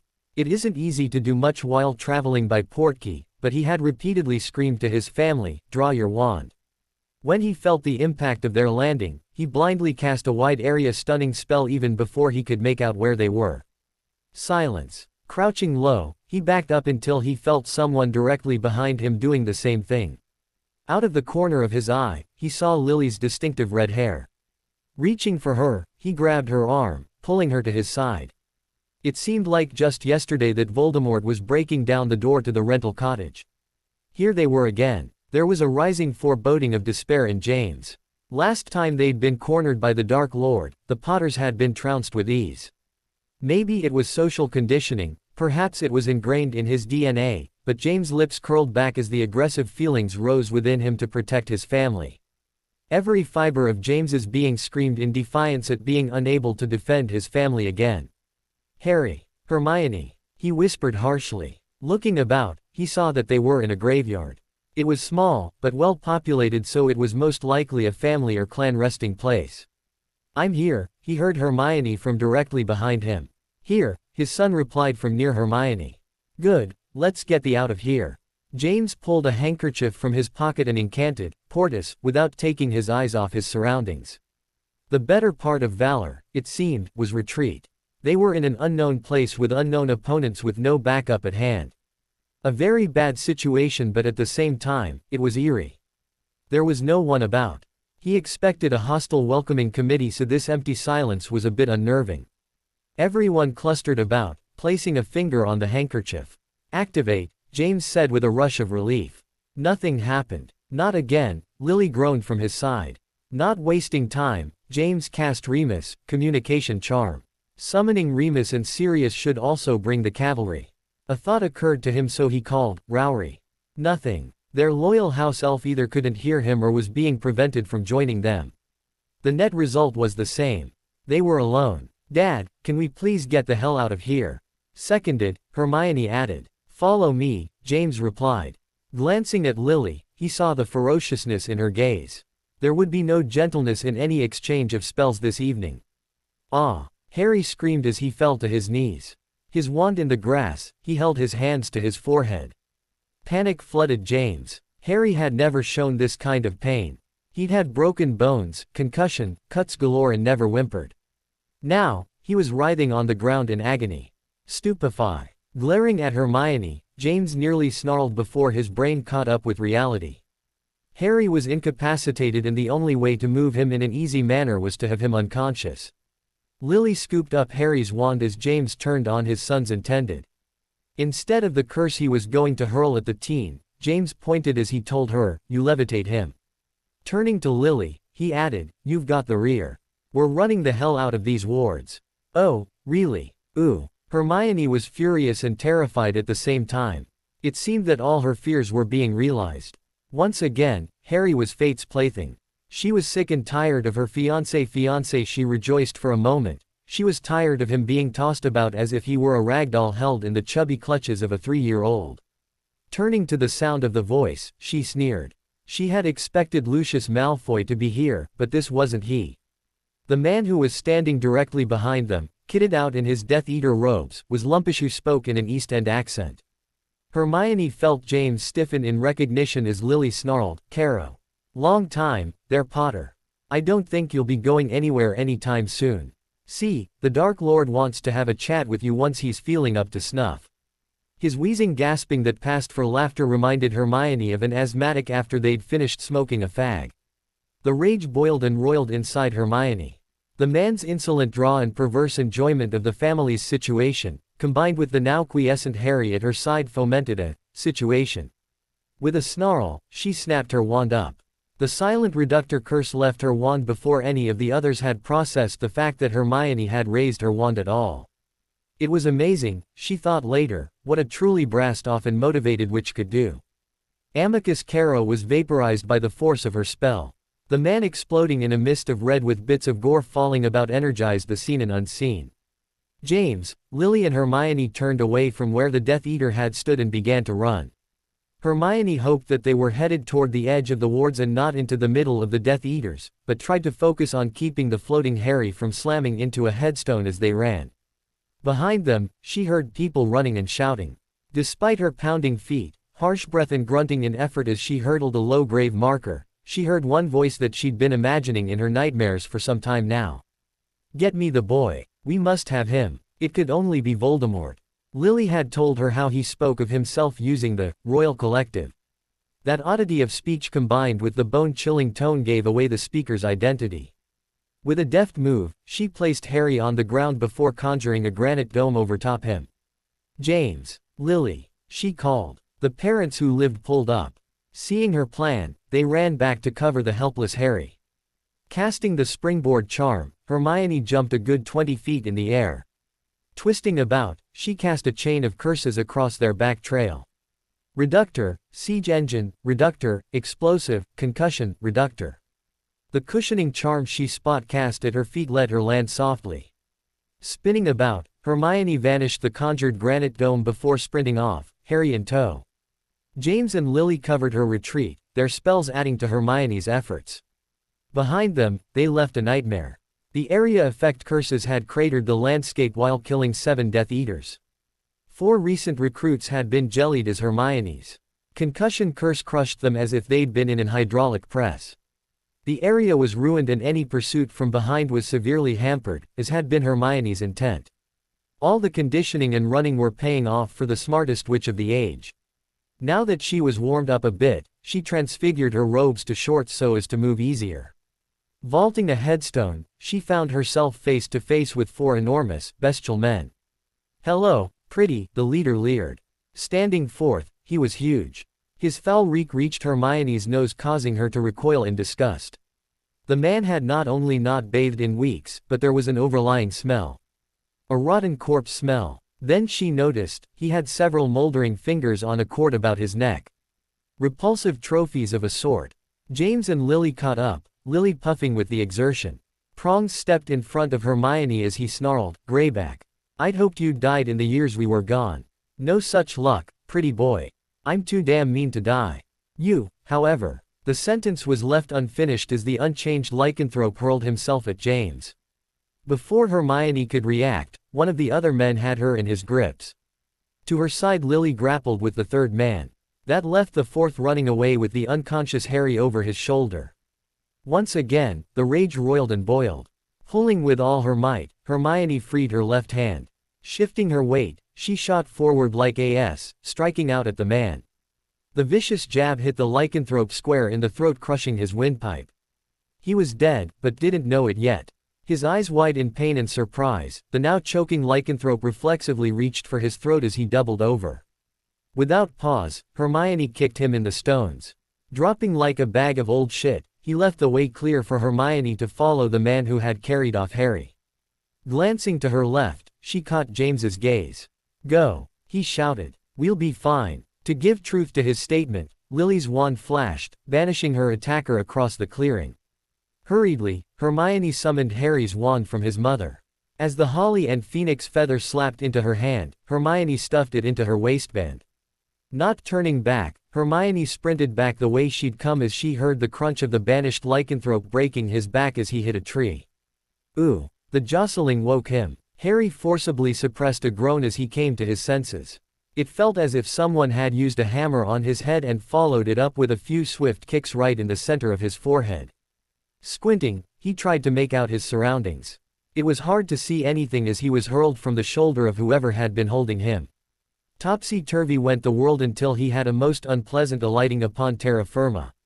The violent landing forced the air from his lungs, leaving him gasping. "Quickly! Get his blood!" the high, cold voice of Lord Voldemort commanded.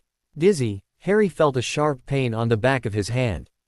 "That's enough. Do it. Finish the ritual." Harry raised his head as the dizziness began to ebb.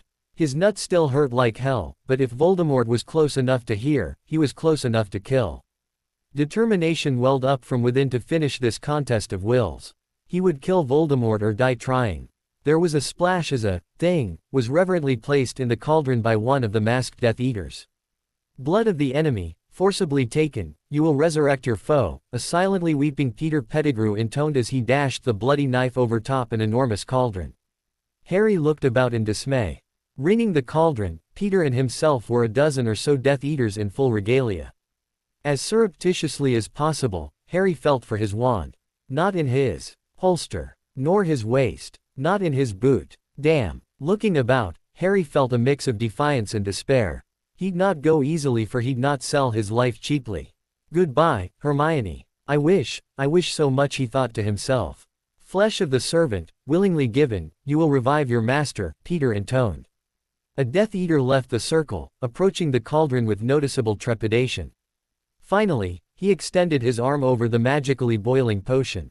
Harry was confused at the kind expression on Pettigrew's face. The confusion rapidly became revulsion when, without a change of expression, Pettigrew cut off the man's hand. The splash of the severed hand falling into the cauldron made Harry gag. Once again, Harry wondered at the fanatical devotion displayed by the Death Eaters. Why? What did Voldemort offer that so inspired his followers? Everyone's attention was on the ritual, so Harry began to slowly inch his way toward the closest edge of the circle. Despite his resolve to confront Voldemort, he knew he was a dead man should he challenge him while surrounded by Death Eaters. Harry needed help. Unfortunately, he only made it a few feet when he heard Pettigrew call, "Bone of the father, unknowingly given, you will renew your son." A flick of his wand allowed the kind-faced Pettigrew to summon bone dust from the grave of Voldemort's father. What is with him? Harry wondered. The boy who lived was about 5 feet from the ring of Death Eaters when the cauldron exploded with light. Dazzling white light shot up like a rocket, causing all the assembled to look away lest they be blinded. When it cleared, he could clearly see that the disillusioned form of Hermione was standing over him. She had come. Ooh. After casting the disillusionment charm on herself, Hermione had dashed into the ring of Death Eaters just as the cauldron flared with light. Standing over Harry, she ducked down, shoving his wand into his hand. "Can you stand?" she whispered. His reply was to disillusion himself. She held his hand as he slowly stood. From their experience with Master Filius and Remus, if they moved too quickly while disillusioned, they gave away their position as if they were still visible. "Robe me." The terrifying voice caused Hermione to look up. A skeletal thin being stood before her. It was less and waxy white. Red eyes glowed as hands like skeletal spiders grasped at nothing. She watched in horrifying fascination as Pettigrew dd a plain black robe over its shoulders. "Come on," Harry murmured. Nodding, she slowly turned away. "Harry Potter," the cold voice of Voldemort called. Hermione flinched as the sound of his voice was like metal being torn mixed with fingernails on a chalkboard. "Where are you and your little mudblood going? Our party is just beginning." "Ooh." James and Lily finished with their attackers. As the headless corpse of Fenrir Greyback fell to the ground, Prongs looked to his wife. Her grimace and sweaty face alarmed him. "Can you go on?" he asked as he moved to her side. Nodding, Lily gasped, "Give me a minute." "Go on. I'll catch up." Now he was really alarmed. "What happened?" I think I'm losing the baby." Horrified, James's eyes widened. Lily was just over 2 months along and they'd told no one. In fact, he'd not even thought about her pregnancy this evening until now. Kneeling in front of her bent-over form, he cajoled, "Let's lie you down. Come on, we'll get you to St. Mungo's. We should be outside the Portkey ward now." "No," she said even as she obeyed James's instructions. "Harry," she protested, "must help him. I'll go. You take care of our second child." James and Lily had a marriage of partnership.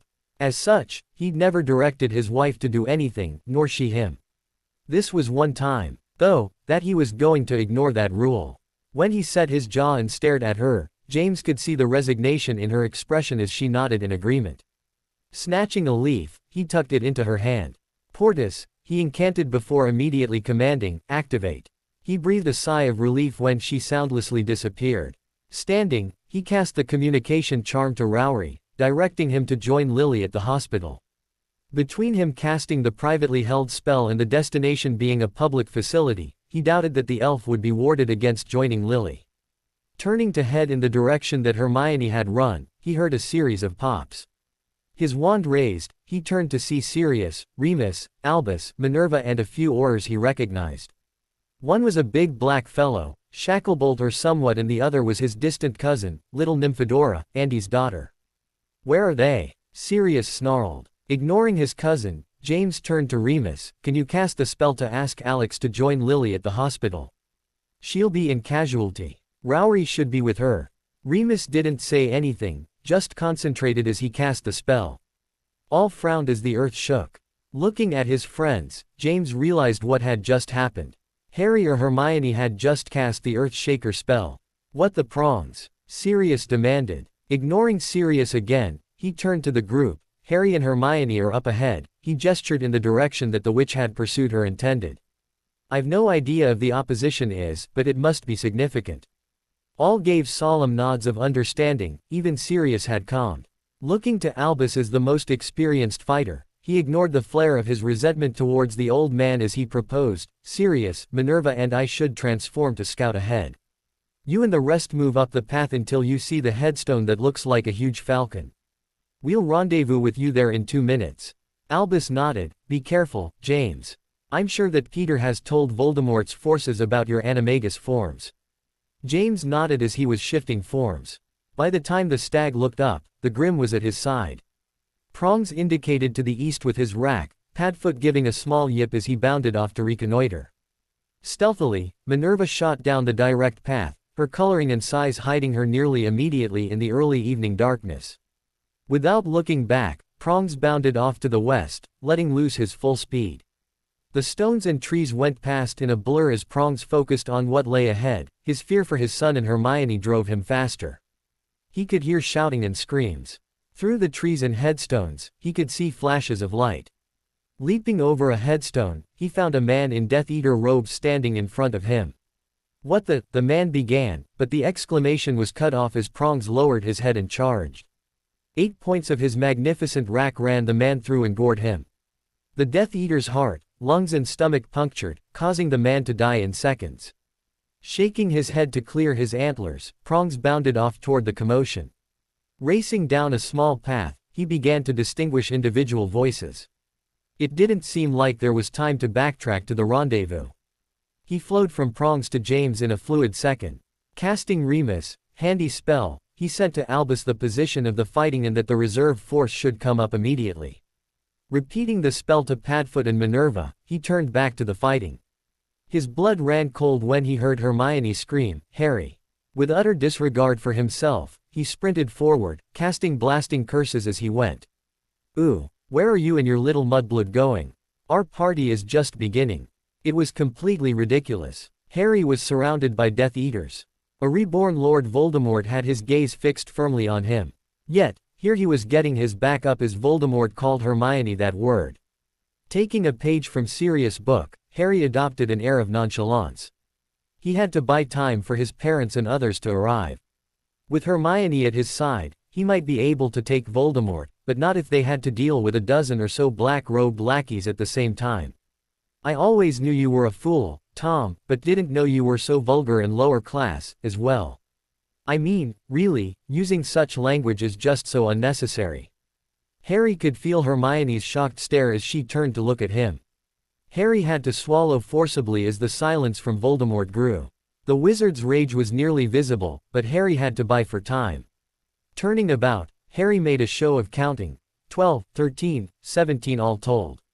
Turning back to the glowering Dark Lord, Harry mocked, "You need 17 followers to subdue 2 teenagers." Nodding his head as if he were musing over the information, he mumbled, "Must be a lack of magical capability." "Granted, we're very good. Enough, Potter. You are just as amusing as your father attempted to be. Your end shall be very similar to his." "Oh, you mean being sent into the future with my lovely Hermione?" The reductor curse at Harry's feet silenced him. As the debris spattered about him and Hermione, Voldemort hissed, "No. We are tired of playing games with the House of Richmond. You and your parents shall die." Slowly, the Dark Lord began to pace. "You see, we've learned quite a bit during our time of banishment." Glaring at the Death Eaters, he bit out, "We've learned that some are faithful while others are not." Turning his attention back on Harry, he added, "And we've learned that my previous approach to domination of this island was flawed." He stopped, staring at Harry like as regards its meal. "What do you know of our last rise, young Potter?" Continuing with the bored tone, Harry inspected his fingernails, "That you attempted to dominate the country through asymmetrical warfare combined with blackmail and the imperious curse while exploiting the long-held biases and prejudices of the established governing body." With a chilling smile, Voldemort nodded, "Well said, young one. You have studied. We have learned from our mistakes. As we speak, our minions are their imperious puppets or executing our will." Harry's eyes narrowed as he heard Hermione's sharp intake of breath. "The Bills," Harry murmured. "Yes. My, you are bright. Just like your parents. Very smart, magically powerful." The light and complimentary tone turned to a snarl as Voldemort added, "and enthralled by mudblood trash." "But yes, the Bills," Voldemort began again as he regained his composure. "All those who voted against those ridiculous bills that Joseph and Lucius introduced made the list." "The list of those to be executed," Hermione elaborated, speaking for the first time, her tone of shocked horror. With the expression of a well-fed crocodile, Voldemort smiled. "Yes." Resuming his pacing, the Dark Lord gloated, "We expect most, if not all the list to be ready for the Undertakers come morning. By now, our supporters will be the majority in the sitting Wizengamot. Most, if not all, of the department heads should be dead alongside the glorious minister." Voldemort's sneer gave light to his words of appreciation. "Come tomorrow, we'll be directing the government of magical Great Britain. It shall even be legal." His chuckle was unnerving. "Unfortunately, you'll be dead so you can't enjoy my triumph." Harry was numb. He had no reason to doubt Voldemort. The plan was convoluted and yet simple enough to work. Most of the heirs for the seats wouldn't be sat until the existing members called for their seating. In the meantime, the Voldemort-controlled Wizengamot would pass any law they liked. Yet in front of him was the source of all the evil. The numbness began to give way to fury. It must have shown on his face, for the Dark Lord clucked his tongue in amusement. "Are you angry, Harry? Do you hate us?" Voldemort asked with mock concern. "Oh, dear, whatever shall we do now?" The chortles and sycophantic noises from the onlookers reminded Harry of his surroundings. He couldn't win. Even should he kill Voldemort, the 17 or more Death Eaters would cut him down. Slim fingers entwined in his. "I love you, Harry." Closing his eyes to stifle the tears that threatened, Harry replied, "As I love you, Hermione." How sweet. Harry opened his eyes, the despair banished by the raging fury. "Do you mind?" he demanded of the deformed wizard. "Enough of this twaddle," Voldemort announced with a flourish. Drawing his wand from the inside of his robes, the newly reborn wizard told Harry, "We do believe it's time for you to die, young man." Reflexively, Harry and Hermione took a step away from the other. Foregoing emotion, feelings and regret, Harry fell into the repetitively drilled practice. He already knew what his and Hermione's first 4 spells would be. Now, he shouted and began, "Earth Shaker." He squatted in place, jabbing his wand into the earth as he incanted, "Terra Motus." The world quavered like a ride at an amusement park. In his excited state, Harry overpowered the spell, inducing an earthquake measuring 10.6 on the Richter scale. From his kneeling position, he saw Voldemort and his Death Eaters fall to the ground as trees toppled and the huge mausoleum collapse on itself. Looking up, he saw Hermione overhead at the apogee of her leap. She began to cast the Reductor Curse as fast as possible. In front of him, clumps of Death Eaters were blown to pieces and huge craters formed where she missed. "Fire!" Shouting the incantation, Infernalis, Harry swept his wand in front of him. The blaze burst from his wand like a wave, incinerating all that stood in its path. Through the flames, Harry saw the risen Dark Lord cast a shield of some kind that protected him. 2 Death Eaters were turned to ash, though. Mass transfiguration coupled with compulsion. Without pause, Harry whipped his wand in a complicated motion. At the end, a dozen of the headstones were transfigured into wolves. A simple compulsion charm had them all sprinting at Voldemort to rend, tear and kill. Hermione landed next to Harry, immediately shielding them both. 5 spells whined off her bunker shield just as it formed. Giving her a wordless nod of appreciation, Harry moved on to the next pre-planned spell. Sleeping. When Remus had suggested this as the finale to their immediate assault, Harry had looked askance at his Uncle Moony. Remus' reply of, "It's quite hard to kill you when the opposition is asleep," had made sense. It was also an easy-to-cast area effect spell that couldn't be shielded. Waving his wand like a lasso, Harry shouted, "Somnus," before turning to the now asleep witch at his side. A quick reviving spell woke Hermione. Glancing about, Harry felt like he was standing in the 8th circle of hell. There were pits of fire that consumed the sinners as others struggled to climb out of the rents in the earth. There were no trees standing, nor any headstones. The area for a quarter-mile round had been ravaged by his magical assault. Fires raged as Death Eaters screamed in agony. There was a bubbling hope that he may have been successful. Voldemort could actually be dead. The shadow of the specter showed in the flames, catching Harry's attention. Moving slowly, but gaining shape, the boy who lived couldn't help but stare. Step, step, step. The figure resolved itself until the form of Lord Voldemort emerged from the flames. There was a small tear in his robes, but he was otherwise unharmed. The glare from his inhuman red eyes scared Harry as nothing to date had ever done. With a negligent flick of his wand, the 10 or so surviving Death Eaters woke. The curl of Voldemort's lip showed that playtime was over. Harry raised his wand to the Flitwick defense position. Named after his master, the position allowed for a fighter to smoothly transition to 6 different shields, as well as conjuration of physical shields. Avada Kedavra. The Dark Lord incanted with a shout, his wand pointed at Harry. Dodging to the left, Harry cast as he fell. Casting the advanced shield spell had no effect as Voldemort's killing curse passed through it, just missing Harry. Jumping to his feet, Harry dodged another hex of unknown identity before diving behind a fallen gravestone. The bone-exploding hex left his wand before he fell. It missed Voldemort, Harry's aim off due to his movement, but the Death Eater directly behind the Dark Lord suffered the effects of the curse. His back to the conflict, the man's spine exploded outward. Harry ignored the man's death throes as Voldemort ripped off a string of curses that Harry could only dodge. Most the dark-haired teen didn't recognize, but he did see the entrail-expelling curse mixed into the attack. Rolling away from the attack, he heard Hermione engage the now-awake Death Eaters. Her transfigured wolves were having far better success than Harry's had. Casting the barrier spell, Harry popped to his feet. The orange wall sprang into life as a half-dozen spells splattered on its surface. Harry narrowed his eyes at his nemesis. Across the way, Voldemort nodded approvingly at Harry's choice of spell. Very nice, he could hear the former head boy mutter. As Harry couldn't cast through the barrier any more than Voldemort could, he began to use his newfound skill in transfiguration to his advantage. 4 tigers, a lion and 3 bears swarmed out from behind Harry's spell as it began to fade. Refocusing on his opponent, Harry was reminded why Albus Dumbledore respected the magical ability and might of Lord Voldemort. While Harry was busy, Voldemort cast a temporary ward that incinerated organic material. Instead of having to engage and destroy the transfigured animals, the ward turned them to ash before it faded. When the barrier spell fell, there was a moment where the two regarded one another. Then Voldemort moved, and Harry's vision went black. "Ooh, Harry!" Hermione shrieked as her fiancé fell to Voldemort's curse. It wasn't the killing curse, the color was wrong, but she didn't know what it was. Without thought, she turned on the now laughing wizard. Her wand seemed to rise of its own accord. Instinctively, she attacked the Dark Lord. Years later, she would still be unable to recount what she'd cast. Only in a pensieve was anyone able to discern even half of her spells, she cast so fast. On the receiving end of this avalanche of magic, Voldemort's laughter swiftly became concern. The distraught witch watched his face shift from laughter to concentration to something approaching fear.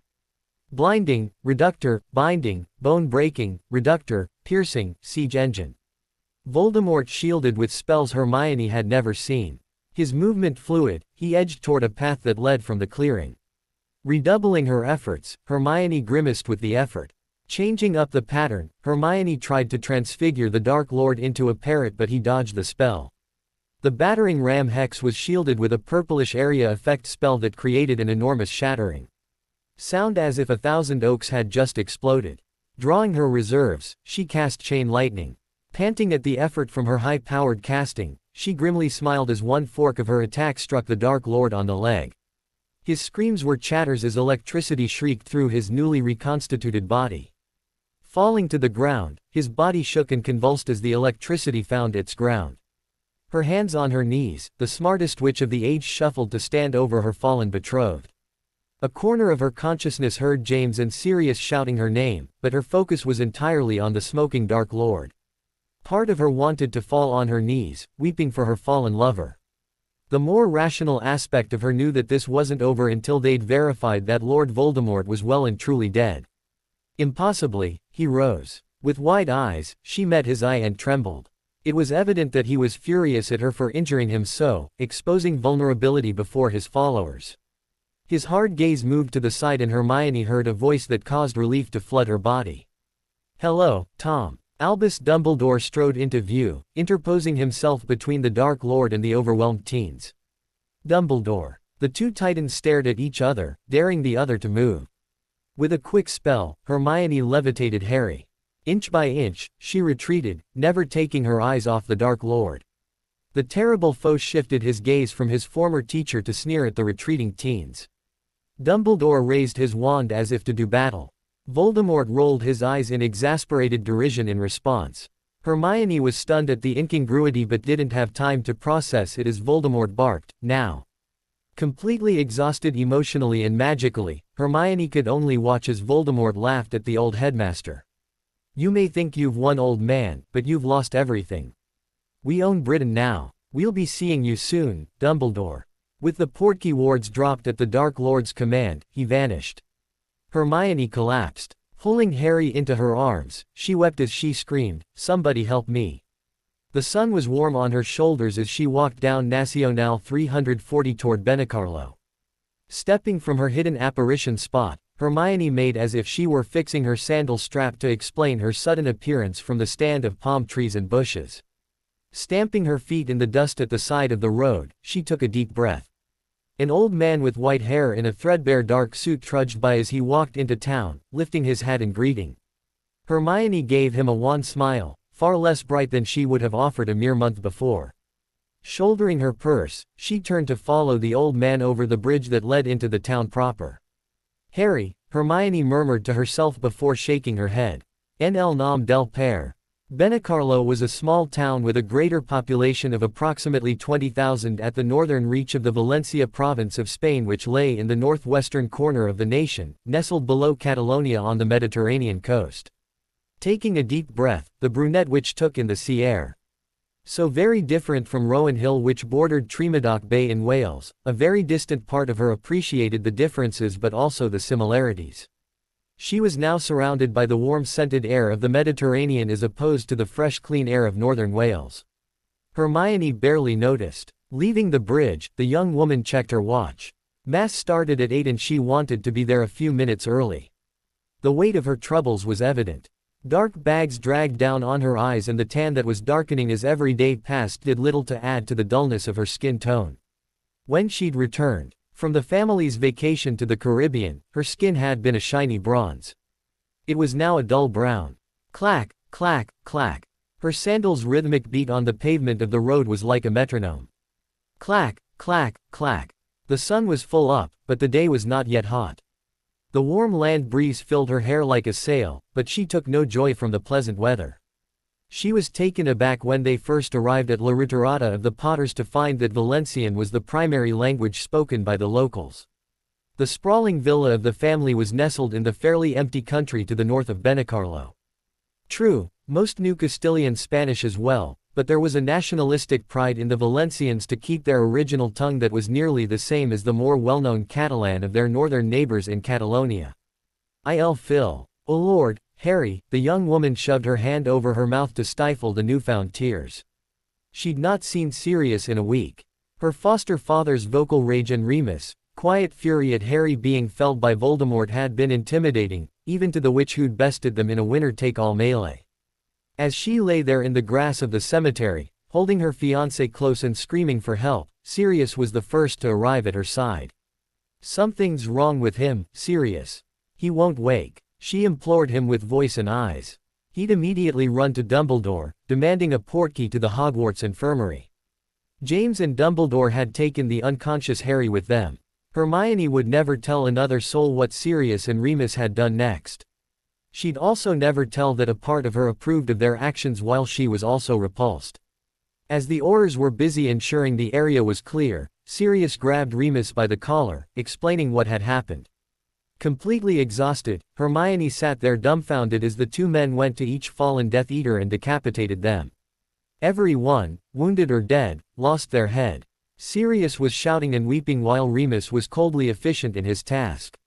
Defindo, Defindo, Defindo, she even heard the incantation in her sleep for nights afterward. Hermione didn't think it was a coincidence that Aurors Shacklebolt and Tonks returned shortly after the two men had finished their grisly deeds. Neither Auror had mentioned the mess or gore. Neither had they looked about.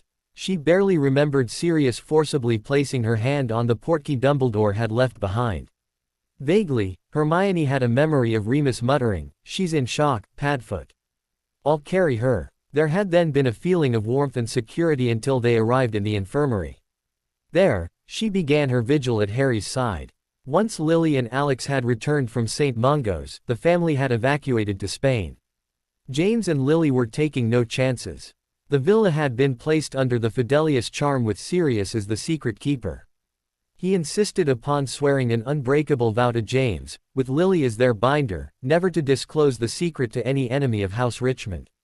3 days later, Remus and Sirius headed back to Rowan Hill to begin their efforts.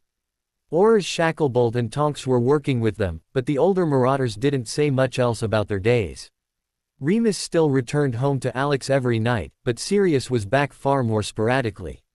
Neither man would admit to their activities, but Hermione knew what they were doing was not something either man would want to be advertised on the front page of the Daily Prophet. She stifled another sigh as she turned on to Avinguda de los Balliers. The smartest witch of the age didn't care if they killed every Death Eater in Britain. Hermione had killed 10 men that night in addition to the 3 in the Diagon Alley. Engagement. The killing didn't bother her a whit, this was war. In her heart of hearts, she wished them good hunting, but at the same time, she wished them home. She missed them and needed them. Despite her maturity and towering intelligence, Hermione needed her family about her.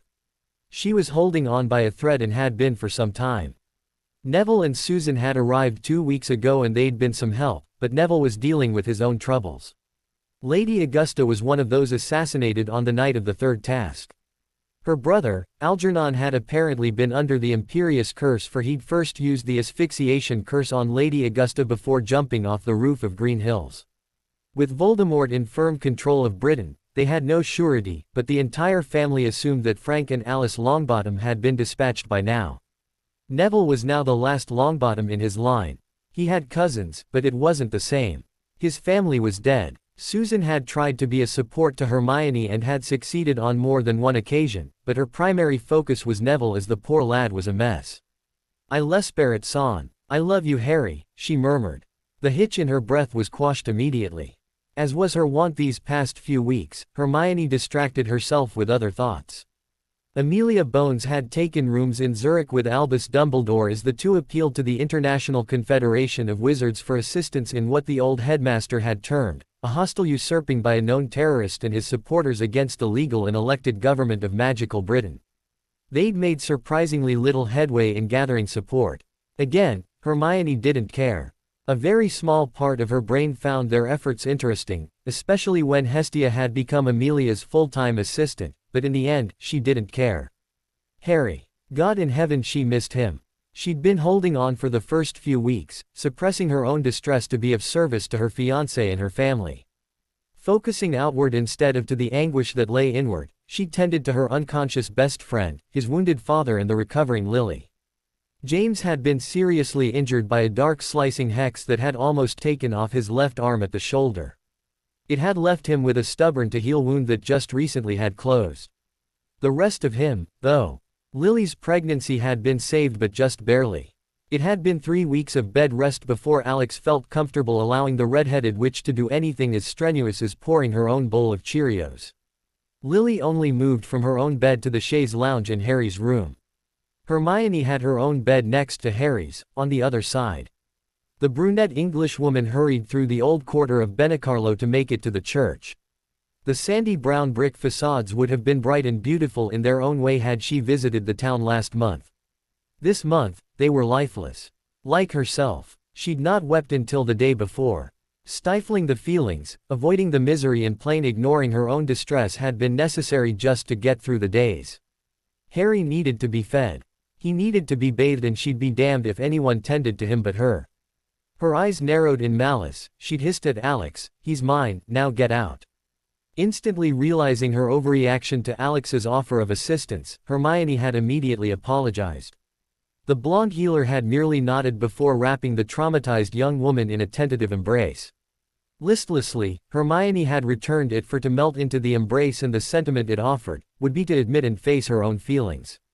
That was abhorrent and impossible. Hermione felt she'd die if she opened that door even a crack. A maze. Genuflecting as she entered her pew at the rear of the Church of San Bartolomeu, Hermione arranged her scarf over her hair in the manner her mother had taught her. It had seemed old-fashioned at the time she'd learned. Hermione had then aspired to be a modern woman, not a subservient piece of chattel. It was one of the only times that Alice Granger had ever lost her temper with her daughter. "You'll not speak so, when you don't have the slightest idea about what you're speaking." Meekly, Hermione had abided her mother's direction, covering her head in church. Eventually, she'd cottoned to the meaning, and now, the habit was comforting. Harry had been thoughtful when she explained the idea. He'd found her scarf in her belongings when she moved everything to Rowan Hill. The troubled witch bowed her head in an attempt to keep control of her emotions. Harry. It always came back to him. Once again, a ribbon of wetness tracked down her cheek. Placing her head in her hands, she quietly sobbed as she kneeled in obeisance to her Creator. She heard the other worshippers rise as the priest began his procession into the church. The parish didn't have a full-time organist, so the weekday mass was usually celebrated without songs at the times she was most accustomed from back home. Given her mood, the solemn quietness helped her more than the most rejoicing hosanna ever could. Wiping her face, she stood with the others. Fractured. It's how she felt. It's how the family was, and it's how Britain ended. The small corner of her heart not seared in agony felt pity for the rest of the family, for they'd suffered alongside her. But that was a very small portion of her heart. The rest was consumed in the fires of her own pain. He was so pale, so lifeless as he lay there. Sometimes a fine sheen of sweat would cover his face as his breathing picked up. James had attempted legilimency on his son when this symptom occurred, hoping that Harry was having a dream of some sort. Nothing, he whispered as he fell onto Lily's chaise. An automaton, his wife had wrapped her arm about her wounded husband, laying her head on his good shoulder. Hermione had nodded once before spinning on her heel and running to the garden. After emptying her stomach into a bush, the distraught young woman fled to the library to grab her omnibook. Anything to distract her attention. Jo crec en un Déu. The locals began their profession of faith in Valencian. Hermione said it along with them in English, I believe in one God, the Father, the Almighty. The translation spell she dug out of the Rowan Hill Library worked fine, but there was something more sincere for her to declare herself in her native tongue. Harry was her other half, sometimes he was her better half. That half had been missing for over a month now. Ever since that night in the graveyard. Kneeling, she looked with hope to the altar. She'd never been overtly religious at Hogwarts, but she was used to hiding her faith. Being a Catholic in Great Britain was to be a significant minority.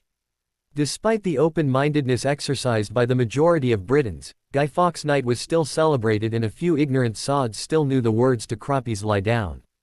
Despite the Irish focus of the song, it had made her very uncomfortable that day when walking home to hear the men singing it in the park. It was that casual degradation of her faith that encouraged her to keep said faith inconspicuous. In the wizarding world, most half-bloods and purebloods thought religion to be an amusing superstition. Hermione had enough things about which she was teased and taunted, she didn't need to add any more. Nonetheless, she did believe. She needed that faith now. This was the only time of the day she left Harry's side. He'd lain silent for the last month, comatose or worse since Voldemort cursed him. Every day at 7:20, she dressed in a conservative outfit, ensured her lace scarf was in her handbag and apparated to the little stand of trees next to the bridge. She needed this. It's what she held on to now that she didn't have Harry. More tears coursed down her face. They dripped from her chin as the suffering overflowed her heart, pouring out her eyes. Aquest es el cas de Christ. Bowing her head, she prayed for strength. She prayed for patience. She prayed for the answer. Numbly, Hermione walked to the front of the church to accept the Eucharist. The old priest frowned a bit when it was her turn, for he recognized her tear-stained face. It was just yesterday when she'd spent 20 minutes in confession, sobbing her sorrows on the old man's shoulders. He'd been kind, but unable to help beyond encouraging her in her faith. So she prayed. Hermione spent hour after hour with her omnibook of the Potter Library, scouring every book in the inventory for an answer. 2 days after their arrival in Spain, Fawkes had flamed into the communal room bearing a precious gift from Dumbledore, an omnibook for the Hogwarts library. Lily and Alex had also thrown themselves into research for Harry. Lily had taken possession of the Hogwarts omnibook as she read hour after hour. When Alex and James encouraged her to rest, Lily had snapped, I am resting, damn it. I'm sitting here reading while my son. Quote. Hermione had been afraid that Lily was going to finish the sentence, while my son dies, but thankfully, Lily had suppressed a sob instead. Alex spent 15 hours a day at Our Lady of Healing Magical Hospital in Paris scouring their records. She'd sworn her friend and fellow healer, Jeanette Delacroix, to silence in order to assist Alex in her quest for an answer to Harry's unnatural coma. The unbreakable vow by Jeanette had been an immovable requirement from James and Lily. They'd been betrayed by one they considered trustworthy and were taking no further chances in trusting the possibly untrustworthy. It had only taken the funding of Jeanette's research for a further 5 years to overcome the healer's reticence about making a blind unbreakable vow. Sirius had overridden James' offer, saying that he wanted to cover the bill. Hermione didn't care, so long as they found a solution. Vais en pau, por estimar y servir el Señor. Amen, she murmured, making the sign of the cross one last time. Her heart heavy, she turned to leave.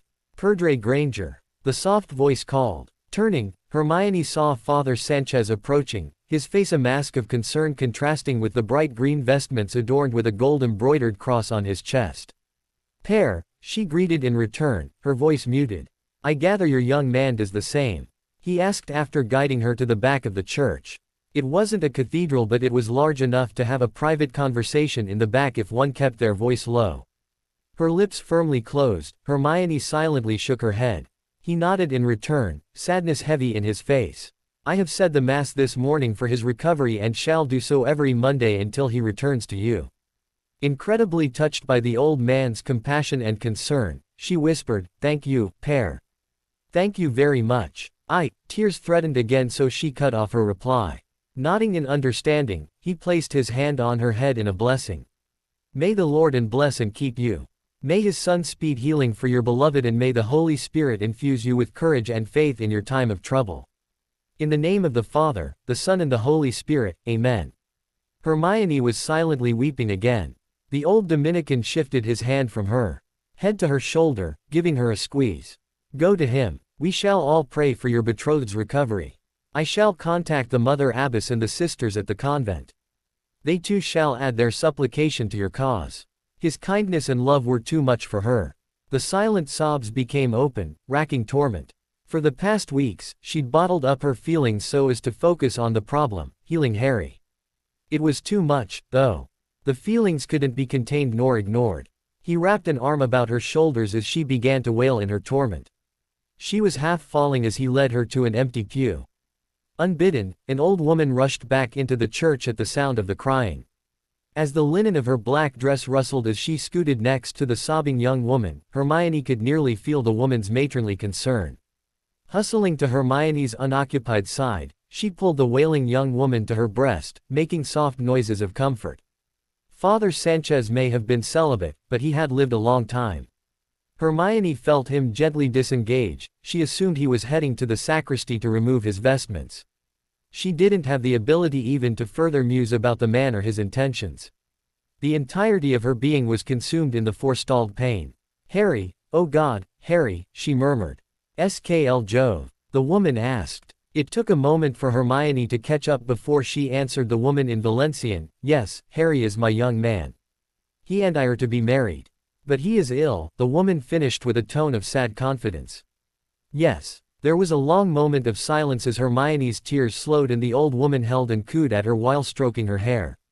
Finally, the young woman disengaged, rooting through her bag for a handkerchief or tissue. "My man was nearly killed. We were young, like you," she gestured to Hermione as the witch wiped her face before discreetly blowing her nose. "He fought for General Franco in the war. I never did like that politician, but my man was passionate for liberty. A bomb dropped from a German plane nearly killed him." Shaking her white coiffed head covered in a black lace scarf, the aged Valencian woman smiled through her remembered emotion. "I cried over him for a week before I shouted at him for a month. Then I loved him for a week straight." Her dark eyes twinkled in amusement. "He was too tired to go running off to war after that."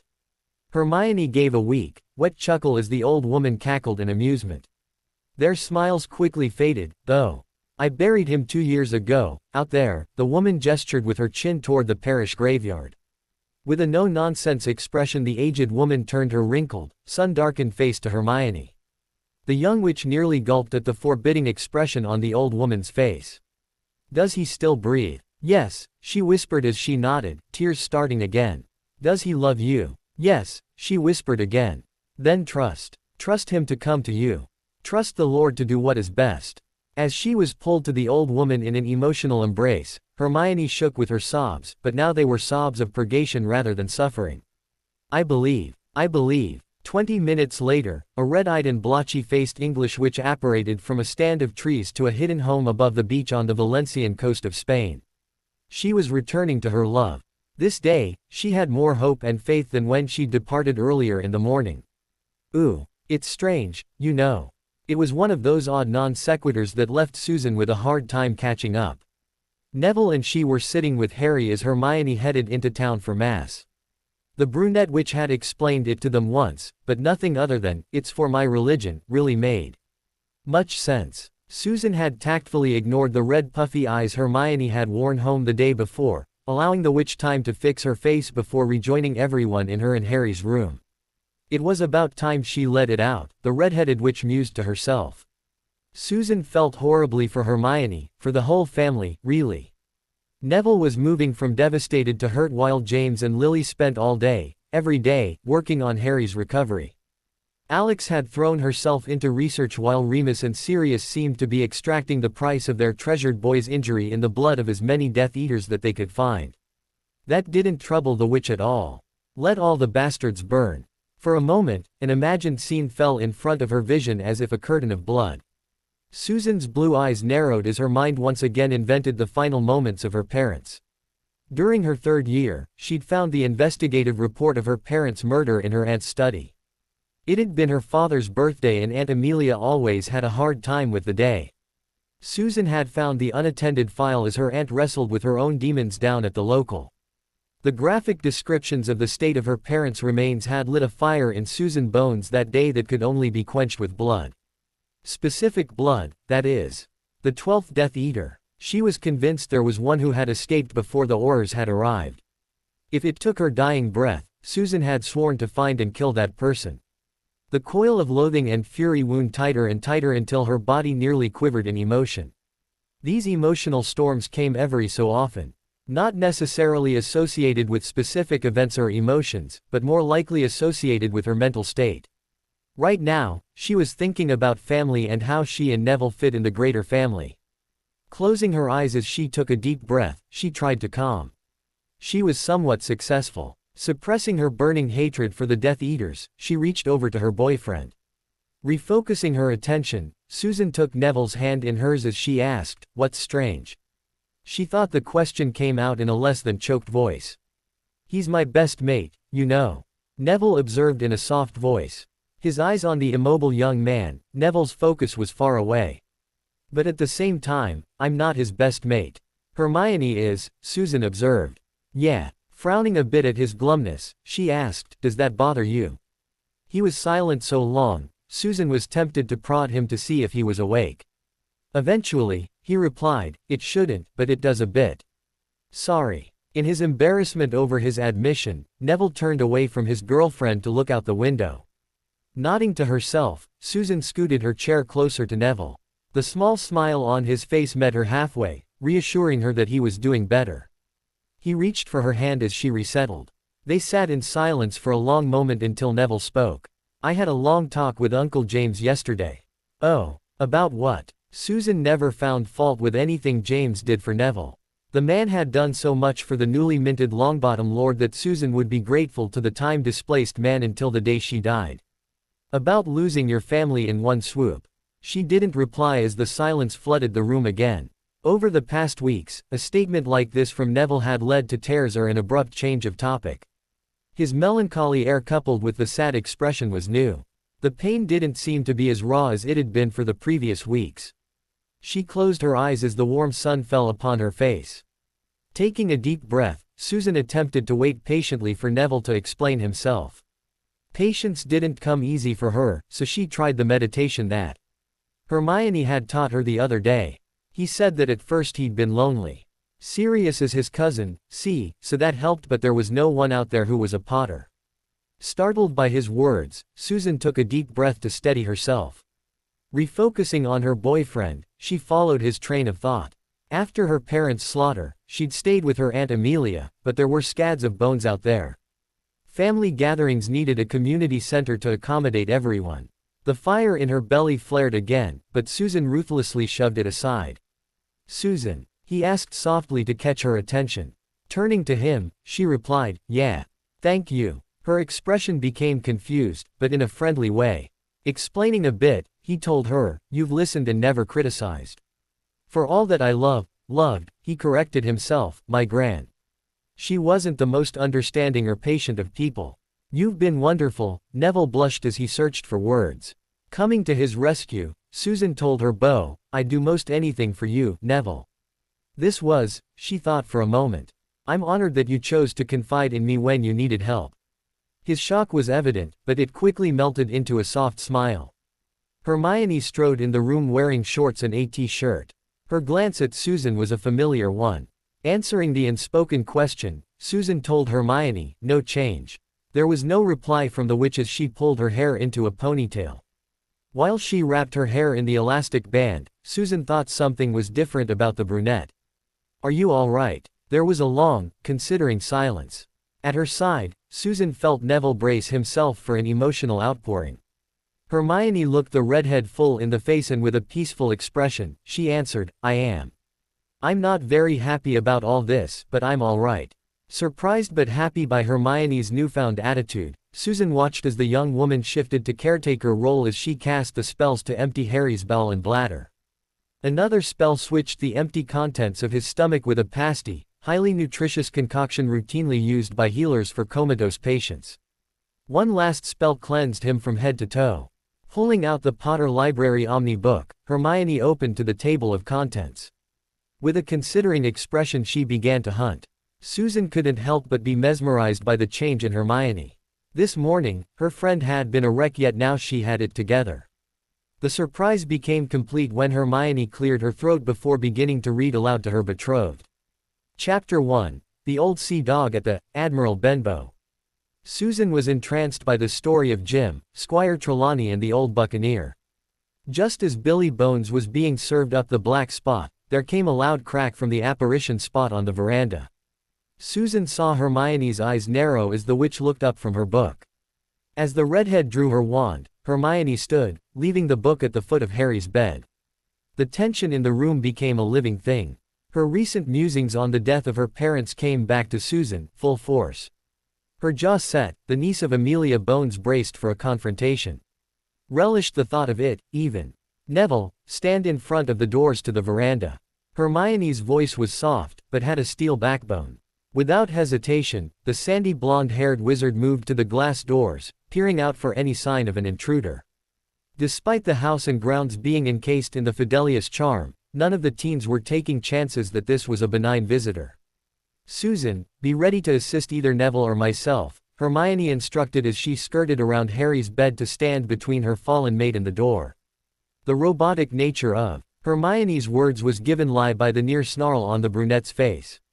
Foregoing thought as an unnecessary complication, Susan obeyed. The oak door opened in a swift motion. In a flash, Hermione had her wand up and tracking while Susan spun to cast at the incoming person. The redhead had to stifle a scream as Hermione shifted her movement, interposing herself between Susan and the intruder, preventing Susan from casting. Hermione's reflexes proved true as Susan identified the intruder. Alex entered the room, her face covered in a sheen of sweat as her green healer's robes billowed about her feet. Gesturing with her empty hand, for the other held a satchel, the flustered healer commanded, Susan, Neville, go find James and Lily. I've news. Ooh. Shirtless, James stood on the beach. The warm Mediterranean breeze blew on his face, cooling him after a long day. Unconsciously, he flexed his arm. The scar that ran from his left shoulder to his elbow was still pink in its newness. He stared out into the Mediterranean rollers. The wind had kicked up overnight, causing the waves to reply in kind. A dozen or so fishing boats bobbed on the roiling sea, giving the ocean a scale of size and scope. It was impressive to say the least. Not nearly as impressive as the weight of his own feeling. Failure. The thought dominated him as the wind dominated the wave. Pervasive and insidious the feelings had been, so that he'd been slipping lately. When he and Lily had first returned to the time stream, he'd cried his eyes out for Harry's sufferings by the hand of so many. Petunia and Vernon had been the worst offenders, but so too had been Albus and Minerva. He'd never forgive them for their role in Harry's suffering. Through inaction, they'd condoned and abetted the systemic abuse his son had experienced in his youth.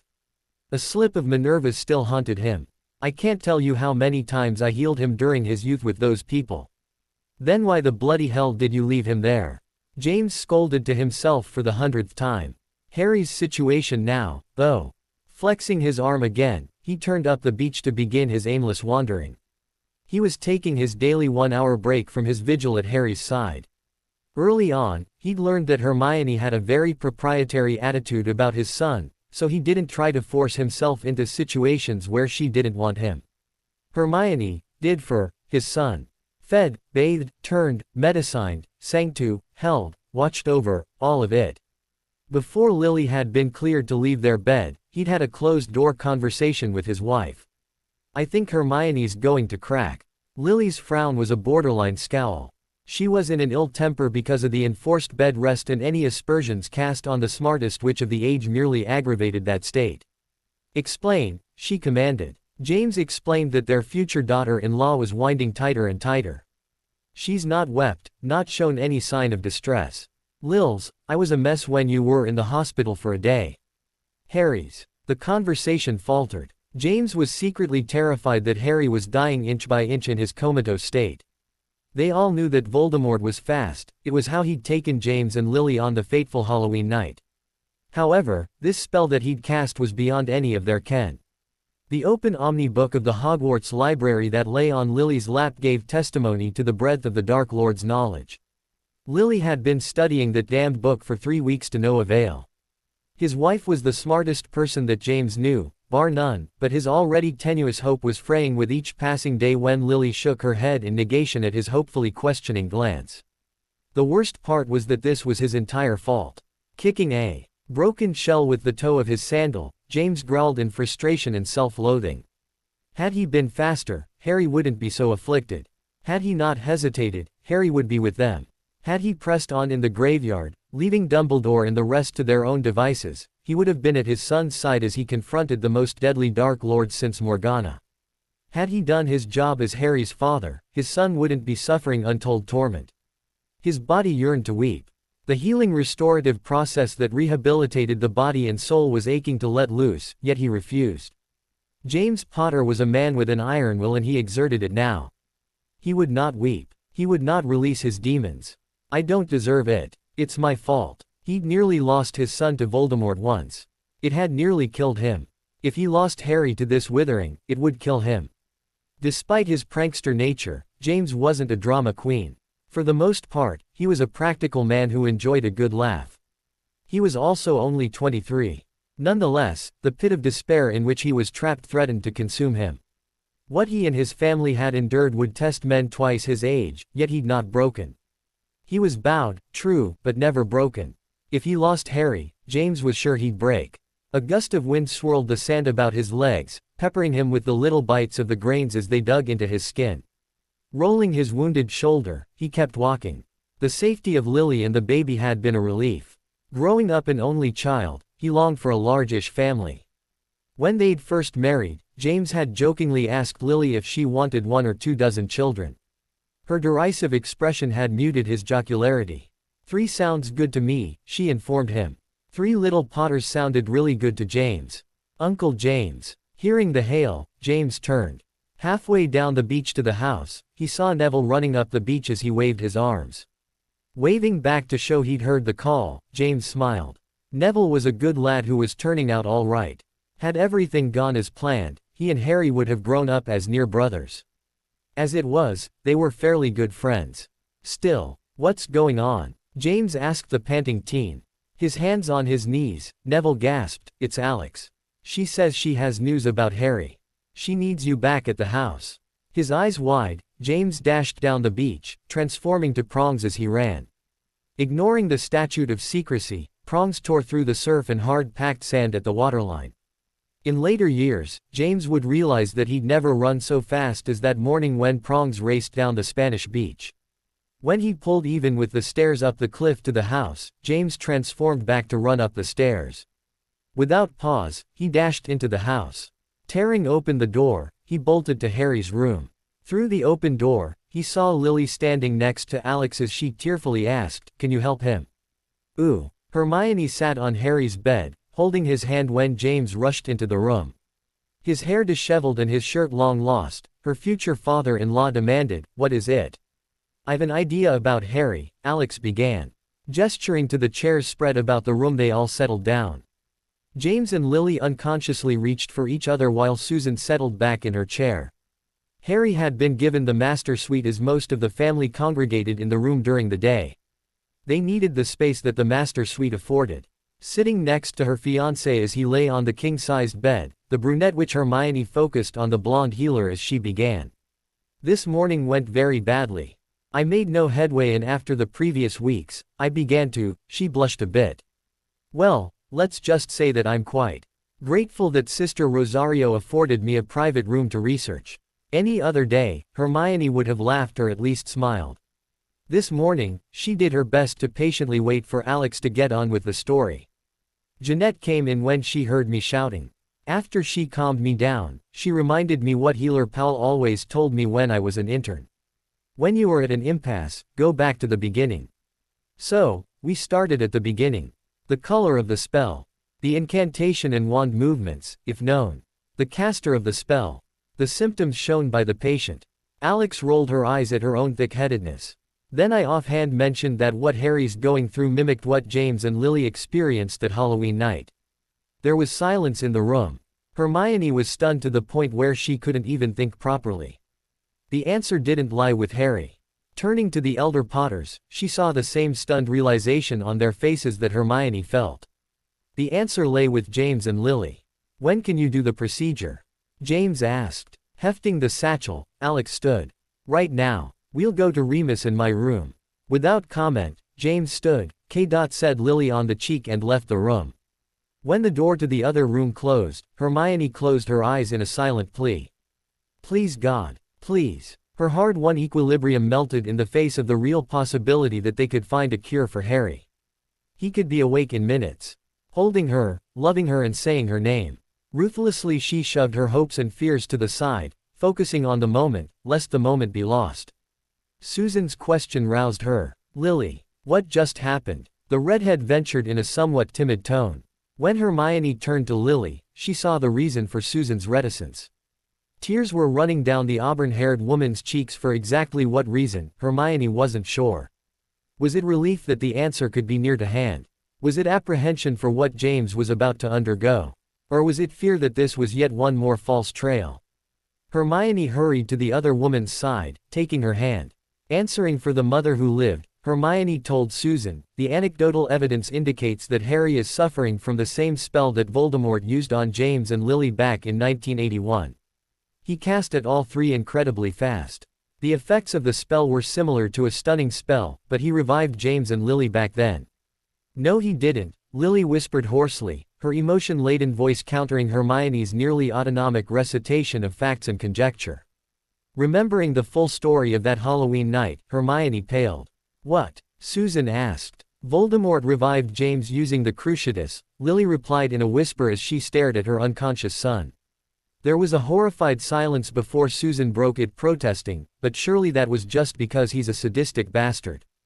Did he curse you so? Lily shook her head. Not to revive me, no. That came later. But maybe James was resistant to the reviving spell. Staring at Harry, Hermione murmured, let's not borrow trouble. Lily closed her eyes, taking a deep breath. Susan sat on the other side of Harry's mum, taking her free hand. In silence, the three sat before Lily answered the unasked question. James is undergoing the same in-depth medical evaluation and diagnosis that Arthur and Molly Weasley went through a few months back.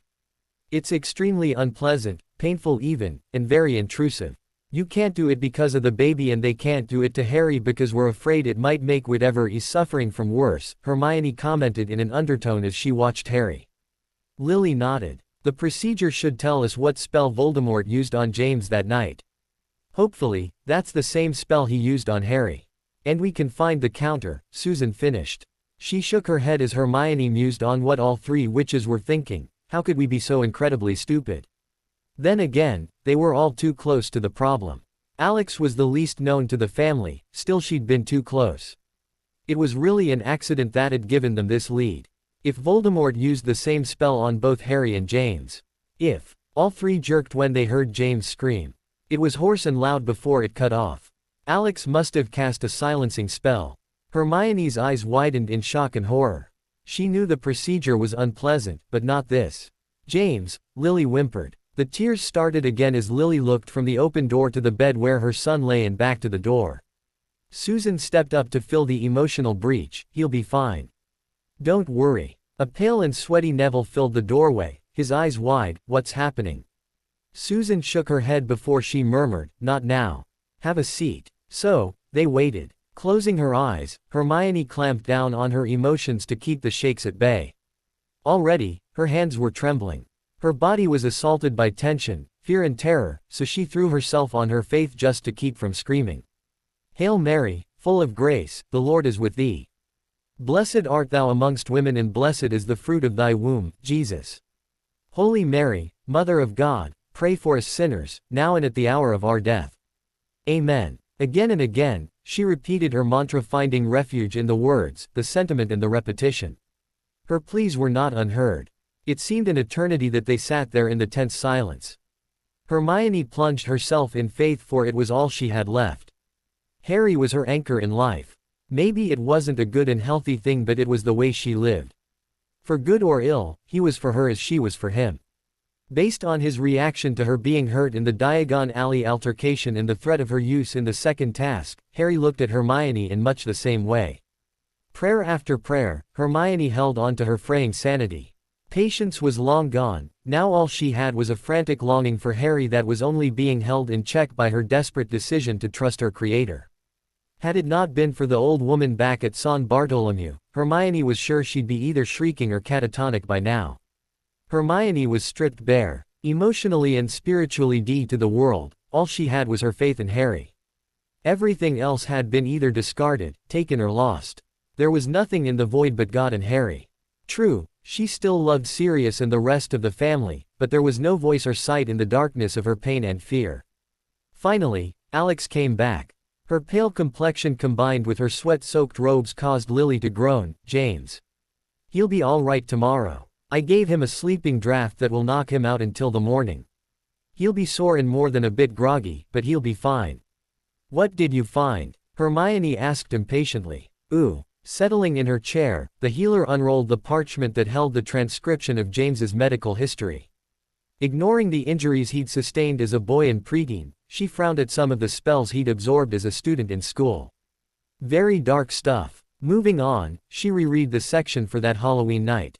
It didn't make sense, but there was an explanation. Alex took a deep breath. "Well, it's confusing. The test results indicate that James was dosed with the draft of the living dead on October 31, 1981 at 10:08 p.m. The confusion was evident on the other four faces, but Alex was most focused on Lily and Hermione. The auburn-haired witch moved from confused to considering, to concluding with a rapidity that stunned the blonde healer, and Alex was no dummy. It was Hermione, though, that spoke first. The spell that Voldemort cast works in the same manner, magically, as the draft of the living dead. The diagnostics of the ritual were confused by that, so the spell was mislabeled as the draft. A bit surprised, Alex nodded appreciatively as Lily nodded in concurrence. Reaching for the Hogwarts Omni book, Lily asked Alex, "Do you have a plan?" "Not yet," she replied, shaking her head. "I wanted to consult with you as you're the foremost potioneer that I know." Hermione lay back on the headboard, her eyes closed as she ruminated aloud. It must be a designer spell, one he made himself.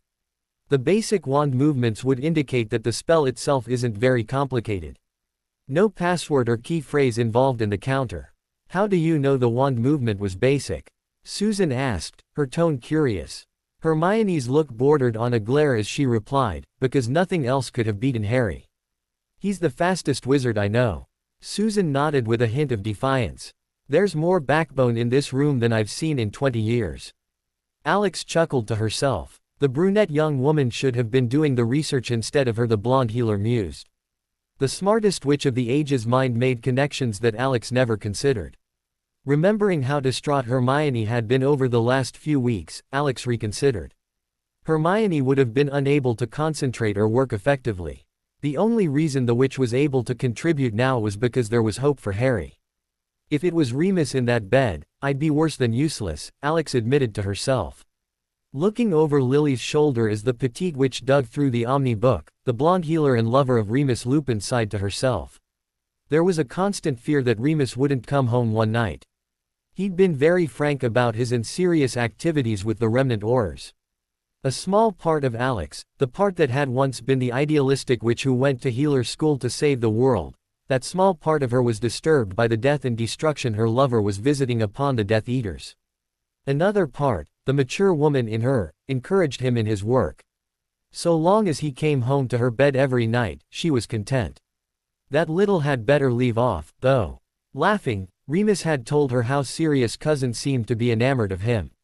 She was more than flirting with him until Remus very firmly told her that he was committed to Alex. The shagging he'd given Alex after that had been memorable. Afterwards, he'd told her, "You're hot when you're jealous." "I'm not jealous, I'm just protective of what's mine," she reasoned to herself as she and Lily read the section regarding countering the draft of the living dead. Her face became grave when she saw the potion and spell combination required to revive an affected person. The potion was extremely complex and the spell was really a ritual that required 8 persons working in concert. James would be best for this, Lily murmured as she traced her hand over the ritual portion of the book. Really? Alex asked. She knew that James was smart and all, but this was an involved ritual that took over an hour with various herbs to be mixed, burned at specific times, all the while the participants had to be at select points of the compass while chanting the incantation proscribed. Are you sure? With a decisive nod, Lily ended the discussion. James has forgotten more about rituals and whatnot than I'll ever know. His mother was a bit obsessed with them, really. He was 4 when she showed him how to summon an Ifrit. 4, Hermione observed, in a deadpan voice from the bed. Doria was a wonderful woman who was just a bit left of center. She was easily the sanest black of her generation, like Sirius is for his, but still not quite all there, Lily explained as she ran through the potion ingredients. I can't make this potion. Alex drew back in surprise before reading closer. Crap. Undiluted ammonia combined with mooncalf droppings. What? Susan asked. The resultant fumes would most likely cause her to miscarry, Alex explained as her eyes zeroed in on the candidate to replace Lily. Hermione's eyes were flinty when she volunteered, I'll do it. Lily evaluated her before nodding. We'll do it together until we get to this step. She gestured to the point about 2/3 of the way down the receipt. After that, I'll have to be in the bubble head but only able to observe. Even if I get it on my skin at that point I could lose the baby. Hermione nodded thoughtfully. How long? It'll be a full month to brew. I'll defer to James about the ritual, though it may take a while to obtain some of these ingredients, Lily replied. Put Remus and Sirius on it, Hermione offered. Lily nodded absently. A silent observer, Alex was beginning to hear something from the 2 witches she'd not heard in over a month. Hope. Lily broke first. Without prompting, Lily began to weep. Holding her hands over her face, the auburn-haired witch quickly ratcheted up to full-blown sobbing. Soul-heaving torment was released in cleansing breaths as her tears carried away the toxins that build up in a stressed person. The rapid expansion and contraction of her diaphragm caused Lily's body to stretch and release more tension that had tightened her greater muscles over the course of the previous 30 days.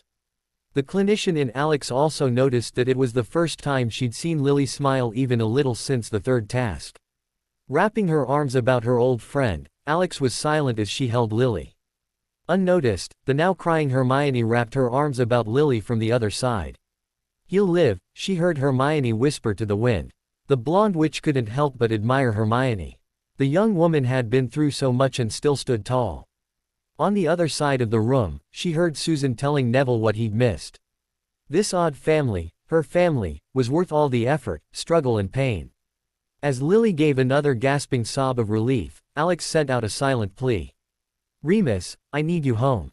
Ooh. Remus stumbled into the house at 1:15 in the morning, exhausted and more than a little beat up. Sirius, Tonks and Shaq had done what they could for him, but Remus was out of commission for a few days at least. Stifling a groan, he did his best to close the door without making a sound. He winced at the loud click the catch made as it closed. Turning about, he nearly jumped out of his skin when he came nose to nose with Hermione. Leaning on the table, he tried to catch his breath. Good Lord, Hermione, you scared the life out of me, he complained. She didn't reply, merely looked him over. After a moment, she turned to head down the hall. In the distance, he heard a soft knock followed by Hermione's quiet call, Alex. Remus needs you. Hermione didn't return, but a moment later, Alex bustled into the room, belting her silk housecoat. Remus, she whispered in dismay when she saw his injuries. He'd not seen himself in the mirror so he didn't know the horror he looked. Half his face was still swollen while the cut on his brow had leaked blood over the other half. Hello, love, he replied a bit drunkenly. The pain potions Shaq had shoved down his throat had made him more than a bit tipsy. Do you know you have a really cracking ass? She stared at him before shaking her head. Come on you. Down to the bedroom. Can we shag now? I love shagging you. Even in his inebriated state, Remus made out her chuckle. You aren't getting any this night. You've a host of broken bones and I wouldn't be surprised if you've a concussion. He harumphed a bit. He really wanted to shag her. You know, I've only loved you in my entire life. She stopped. An expression of tenderness stole over her face. I love you too, Remus. An important thought occurred to him that he felt compelled to add. And my mum. I loved her, too. And Dad, I suppose. Padfoot and Prongs. Maybe Lily, but she was more like a sister and I've never had a sister. Do you love your sister? Rolling her eyes, she dragged him down the hallway. A sharp jolt in his side caused him to hiss in pain. What? She asked as she cautiously lay him on their bed. That arsehole Malfoy got me in the side. Hurts like hell. Suddenly he had a revelation that bordered on the mystical. In a tone of soft appreciation, he told her, you know, I've always loved your ass, but you have phenomenal baps too. Remus, leave off my physical attributes. She dug through her healer bag for a moment. He loved watching her bend over. Wonderful. It was better when she was Starker's, but right now was pretty damn good too. He could feel the stupid grin steal over his face, but couldn't stop it. God, but she was lovely. Open up, lover boy, she cajoled as she uncorked a vial. Are we going to shag now? Rolling her eyes, she shoved the vial in his mouth. There was a taste that reminded him of juniper before he knew no more. Ooh. Sitting on the edge of her bed, Lily read through the results of the medical history for James in the light of the morning sun. Broken arm at age 7. Severely twisted ankle at age 10. She smiled at the entry for 57 bee stings at age 11. Knowing James, he was most likely going to prank someone with a beehive and it backfired on him. The disturbing aspect of the history was the unnamed slicing curse he'd been cursed with during their 5th year. Also, there'd been a series of other dark or borderline dark curses he'd been hit with starting their 3rd year that ran up to their 6th year.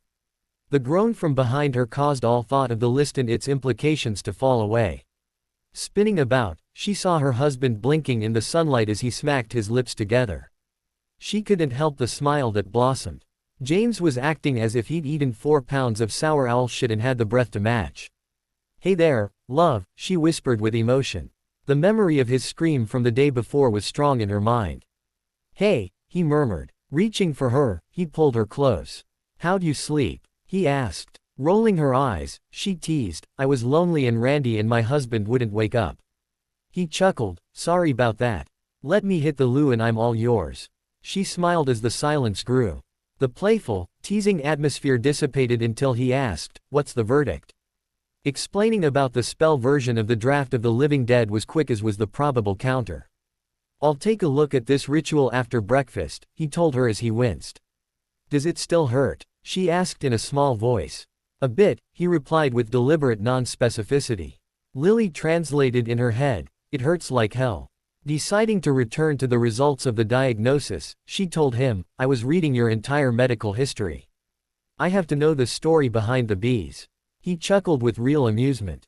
Sirius was spending the summer at Rowan Hill before our 1st year at Hogwarts. We were exploring and found a wasp's nest in the ground. Sirius wanted to smoke them out and capture them. His idea was to let the lot loose in his mother's bedroom. Of course, being the responsible one, I told him he was a nut. Lily pushed herself off her husband's chest to look him in the eye with a doubting expression. Okay, I told him he was a nut for wanting to contain the bees with magic as neither of us knew any spells that would do the trick. A box would do just fine. That's more like it, Lily observed through her smile as she snuggled back into his arms. Well, neither of us considered that the bees would be a mite put out having been rousted from their home.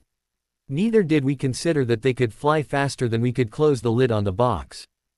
40-odd bee stings later we both jumped in the pond to escape the irate little buggers.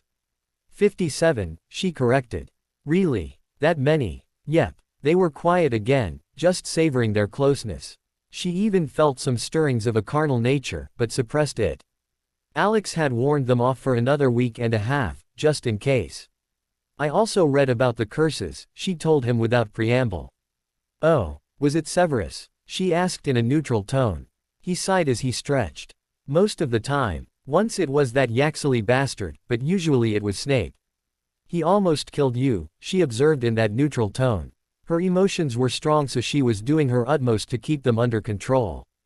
Ever since the nightmare that was the aftermath of the first task, Lily had done her best to keep her temper under control. She'd said many things that day that she'd regretted and didn't want to do that again.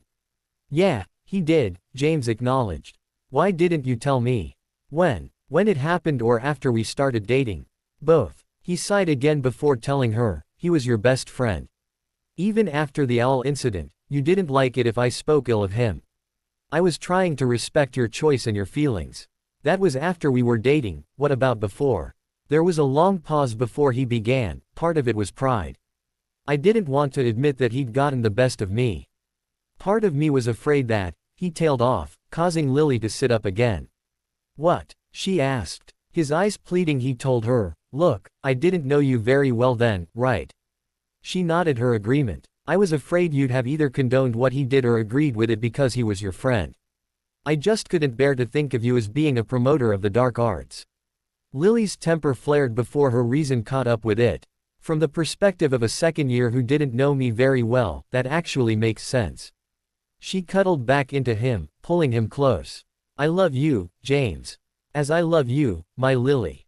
You know, I had this built-up idea of who you were, and in this fantasy you were a wonderful person. His mouth said, the shell of her ear causing her to shiver with desire. The real you is so much better. Ooh, en el nom del père. Hermione dressed for mass as she did every morning. Yesterday, she'd been buffeted in the winds of despair. Today, she was trying to keep herself from being overconfident in their proposed solution for Harry's recovery.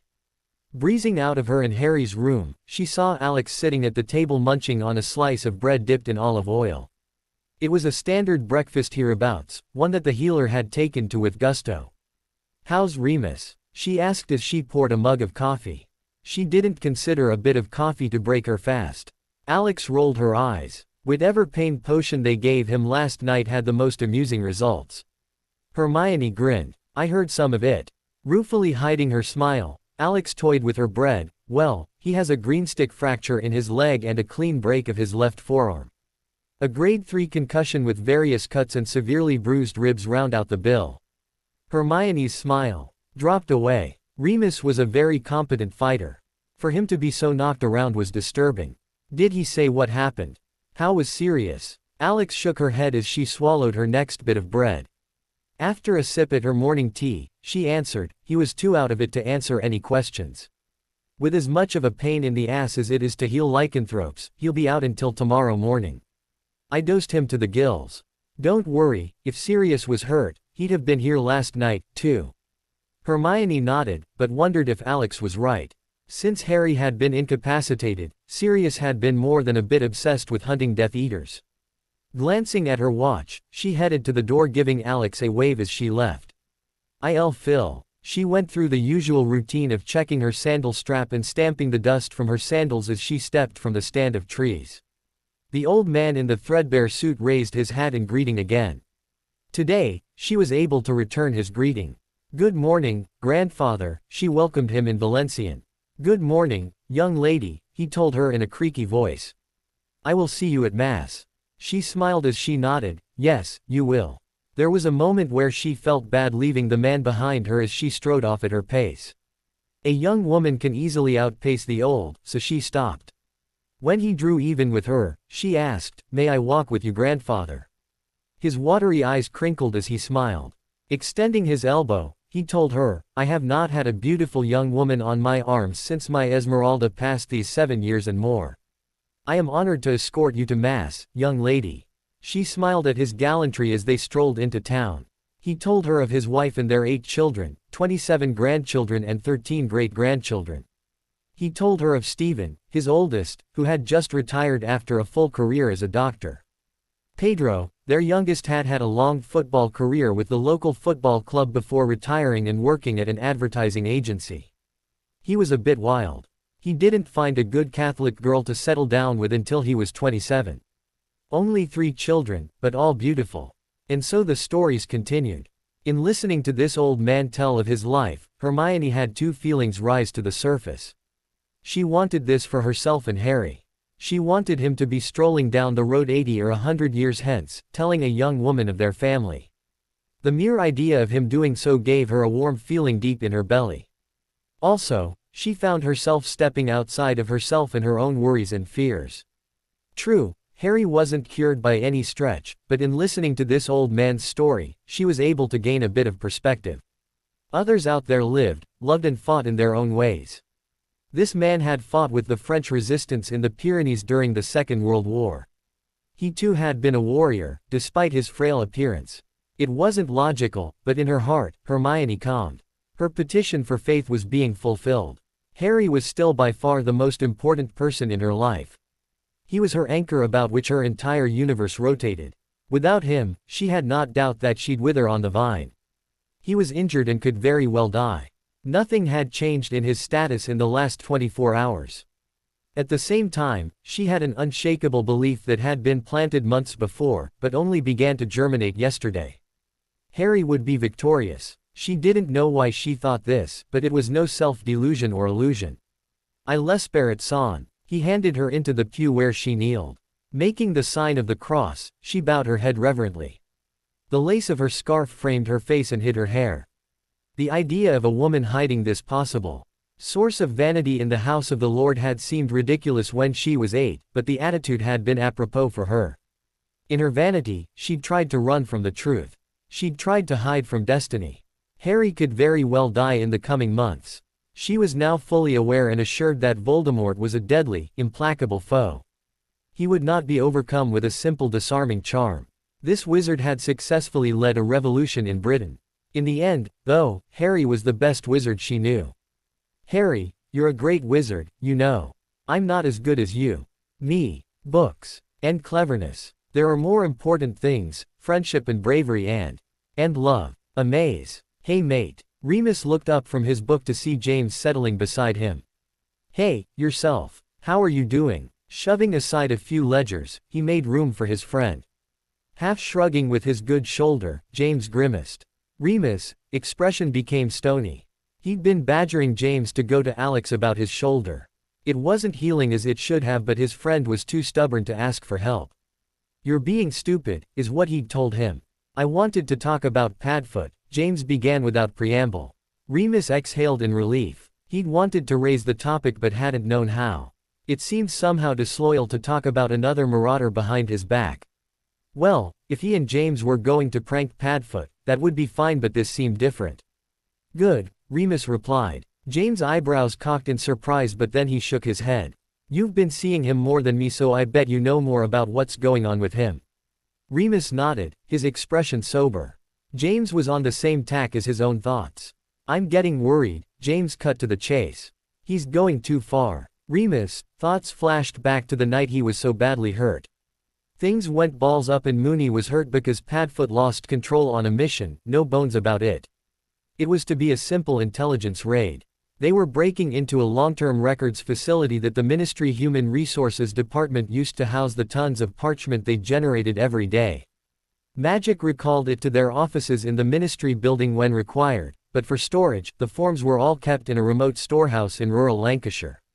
The objective of the mission was to penetrate the flimsy wards, copy as many rosters of the current ministry departments as possible and get the hell out before anyone responded, or 5 minutes, whichever came first. It all went balls up when they encountered a lone Death Eater in the facility. Walden McNair was in the records doing his own snooping when Sirius opened the door. It seemed that old Walden was looking for some dirt on one of his brothers. Sirius lost all control when he saw the black-robed figure in front of the filing cabinet. Without warning, he pointed his wand before casting a pain curse at the man. As McNair fell to the floor screaming, Remus tried to stop his friend. Damn it, Padfoot. No magic. They didn't know for sure, but many facilities like this were warded to detect if magic was cast on the premises. It was a low-fidelity intruder detection scheme. Most wizards wouldn't hesitate to cast a simple charm to help them find or hide their goal, so this defense worked well. Somewhere in the ministry building, an alarm would sound to indicate that the ward had been tripped. It also detected hostile casting just as easily as it detected the non-hostile. Swearing, Shacklebolt and Tonks had run into the boxes, crates and filing cabinets, casting as many summoning charms and administrative filing charms as they knew. Stealth was out the window as they tried to bull rush to their goal before they were discovered. Remus struggled with Sirius for a long moment before giving it up. The wide-eyed frenzied expression on his friend was a bit disturbing, if truth were told. Glancing down on the Ing McNair, Moony told Padfoot, just finish it quick. He had no qualms about killing the man, he just wanted to get the hell out of there before the bloody cavalry showed up. They showed up too soon.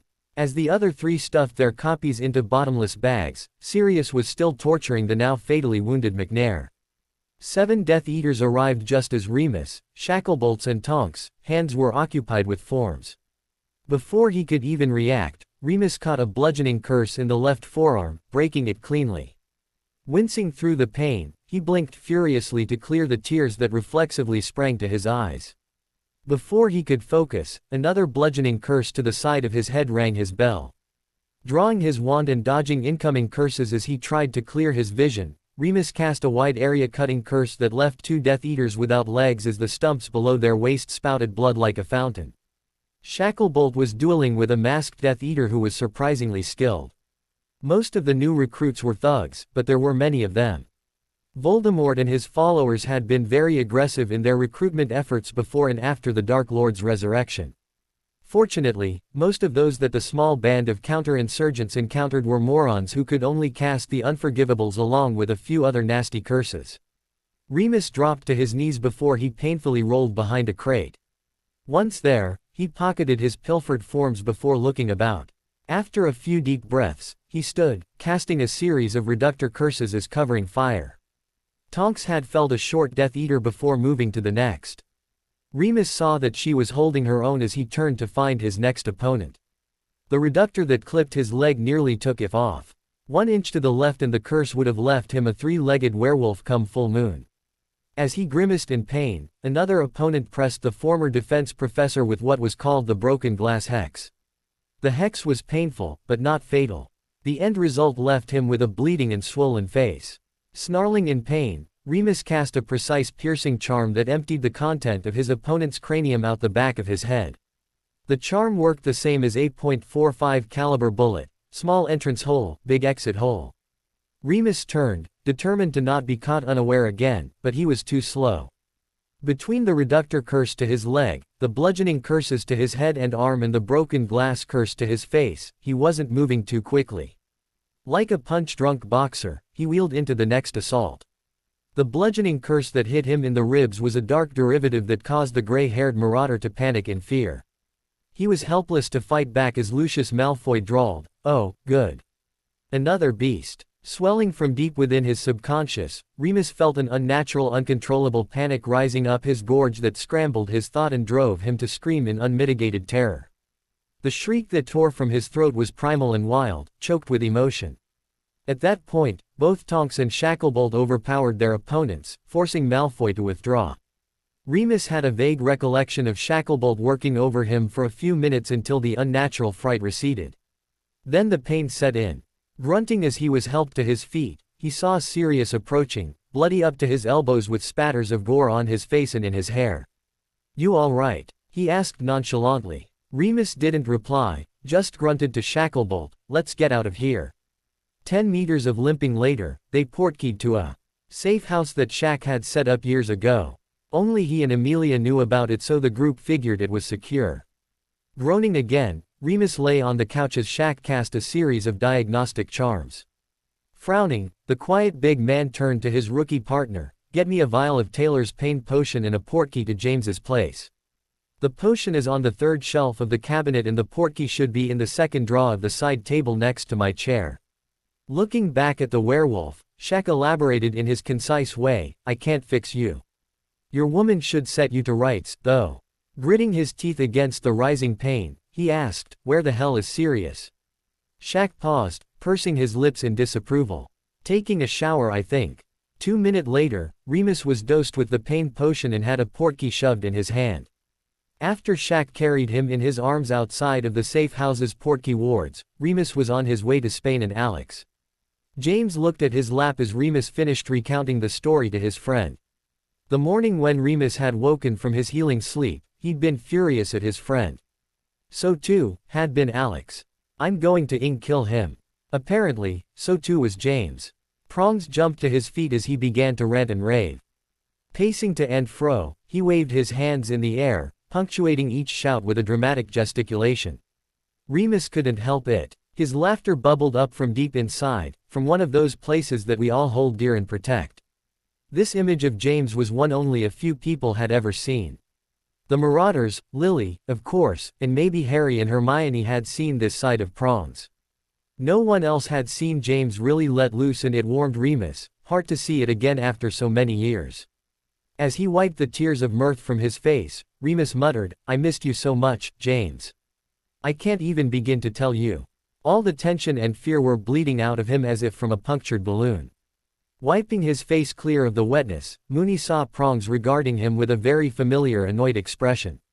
This started another round of the giggles until Prongs started cuffing him on the shoulder. "It's not funny, Remus." Gaining control of himself, Remus agreed with James, "You're right. It's not funny. In fact, it's rather disturbing. Look," Remus placated, "when I woke up yesterday, I was pretty angry, too. I've had a day to cool off and think about what happened." He leveled his gaze at his time-displaced friend. "Sirius has always been the most vicious of us all.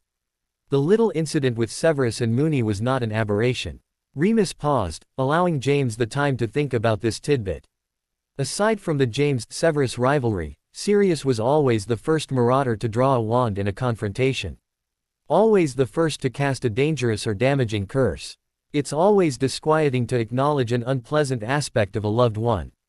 To admit that one's son is a bit brutish, one's daughter is unmotivated, or one's wife is more than a little self-centered. Yesterday, Moony and Alex had worked through this revelation about Sirius. While not new, it was a new admission about their friend, brother really. And like all family, true family that is, it didn't diminish their love one iota. Sirius was Remus' brother and he loved him. Would die for him, come to that, but would never reject him. As James calmed, he sat on the chair next to Remus, laying his forehead on the desk. Remus smiled. James would always do this when he needed to shut out the outside world in order to process some new or complicated fact. Finally, he took the deep breath that Remus had been waiting for as the signal that James had his mind around the problem. When Prongs sat up, Moony was a little taken aback to see a tear down his friend's cheek. "He's been hurt so badly," James whispered. "His parents, Azkaban, our supposed deaths, Peter's betrayal, Harry's abuse, and now this living death thing."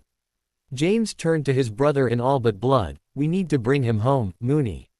We need to get him out of Britain. We lose him a little more each day that he's out there killing." Remus always knew that James was smart, but to see him emotionally reconcile himself to this new admission about Sirius, then take the next 3 logical steps, 2 of which Remus hadn't even contemplated, was very impressive. On top of that impressive display of deduction, James was right. Nodding his agreement, Remus told his friend, "All right. I'll go get him tomorrow." His face serious, James shook his head. "No. I'll go home and call to him with your communication charm. Then I'll bring him home. You have to start working on the list." Remus nodded again. The required ingredients for the potion and the ritual, while long, weren't arduous to purchase. The powdered unicorn horn and the condensed mermaid tears were going to be bit tricky, though. Alex had already been to Paris apothecaries, both legal and not so, in order to get a healthy chunk of the list. With a few days' work, Remus and his beloved should be able to round out the purchases. "How's Lily?" Remus asked with a grin. Rolling his eyes, James smiled. "She keeps asking me if I want honey with this or that." Moony chuckled. James and Sirius' malfunctioned attempt to contain the bees was a great story that Lily had spread about the villa within minutes of James's wakening. The old friends both relaxed, James placing his feet on the desk as they looked out the window to the sea below. "You know, I'm absolute balls at sailing." Moony smiled. "Really? I thought all rich people were good at sailing. Isn't it required to inherit?" The raspberry from his right wasn't unexpected. The talk devolved into 2 friends just being together. Finances of the Richmond holdings forgotten, the 2 men reminisced about the past as they speculated about the future. 4, Remus opined. "No way. I'm thinking at least 6, James insisted. "You're high. No more than 4. Lily strolled into the room, hearing the exchange. Remus waved to her in greeting as he continued his argument with James. Knowing Lily, it would be a few short minutes before she interrupted. It happened after 6 seconds. "What are you 2 children arguing about?" she asked in a dry tone. This was the game that stretched all the way back to their 7th year, and Remus loved it, for he inevitably came out with Lily on his side. James thinks that Harry and Hermione are going to have at least 6 children. I say no more than 4. Remus was still enough of a marauder that there was a hint of glee in his heart when Lily turned her incredulous face on her husband. What, you think that genius of a girl is going to be some brood mare? Silently pumping his fist, the quiet marauder celebrated as Lily gave her husband what for. The grin lurking underneath James's scowl warned Remus that a counterattack was soon to come. Moony sighed. He'd missed this so much. Now they just needed Padfoot alongside with a few pints and all would be right in the world. The friends moved to Harry's room after a bit to sit with him and Hermione, but for a few short hours the clouds receded as they just lived. Vais en pau, por estimar y servir el Señor. Once again, Hermione made the sign of the cross at the end of Mass. Genuflecting as she left her pew, she gave Father Sanchez a small smile that he returned. She didn't need to tell him that things were better, her whole demeanor announced her hope. She waved to Grandfather Chavez. Again, she'd walked into town with him. For Mass. He merely smiled to her as he chatted with some of the other widowers as they made their way to the tavern for a coffee and tapas. Hustling out of town, she strode to her apparition spot.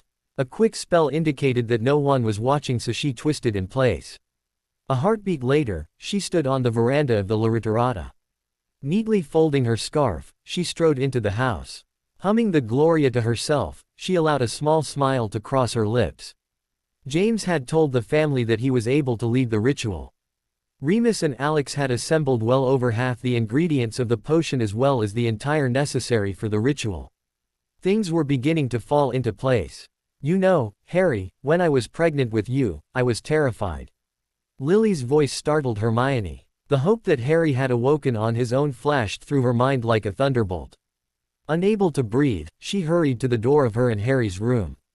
Disappointment flooded her as the breath trickled out her mouth when she saw Lily holding Harry's limp hand. He was still in his coma. I was terrified I'd be a terrible mother. What did I know about children? My mum did the best she could with us, but look how Petunia turned out.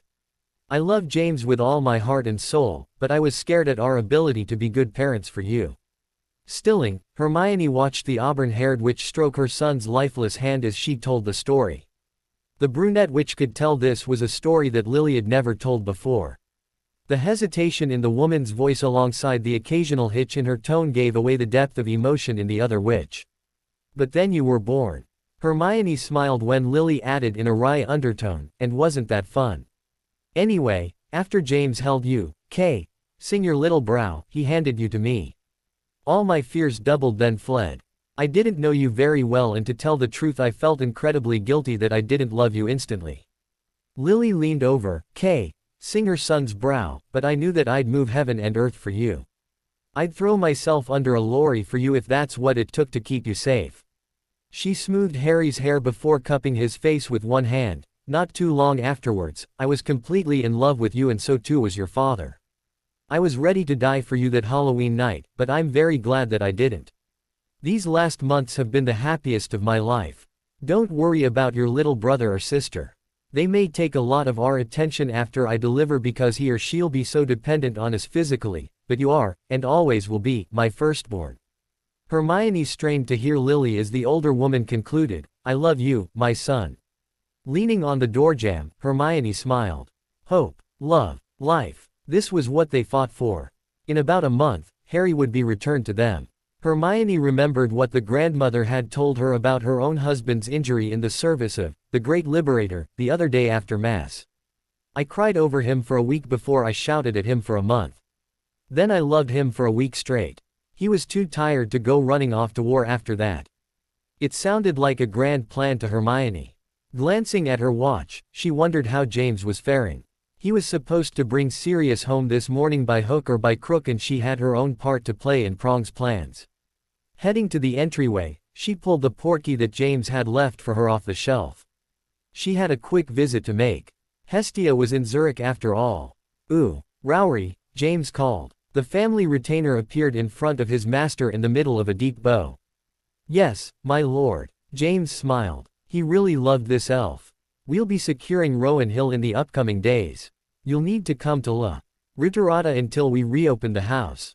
There was a crease of displeasure in Rowry's expression before he bowed again. Of course, my lord. I shall place all the food in stasis before departing forthwith.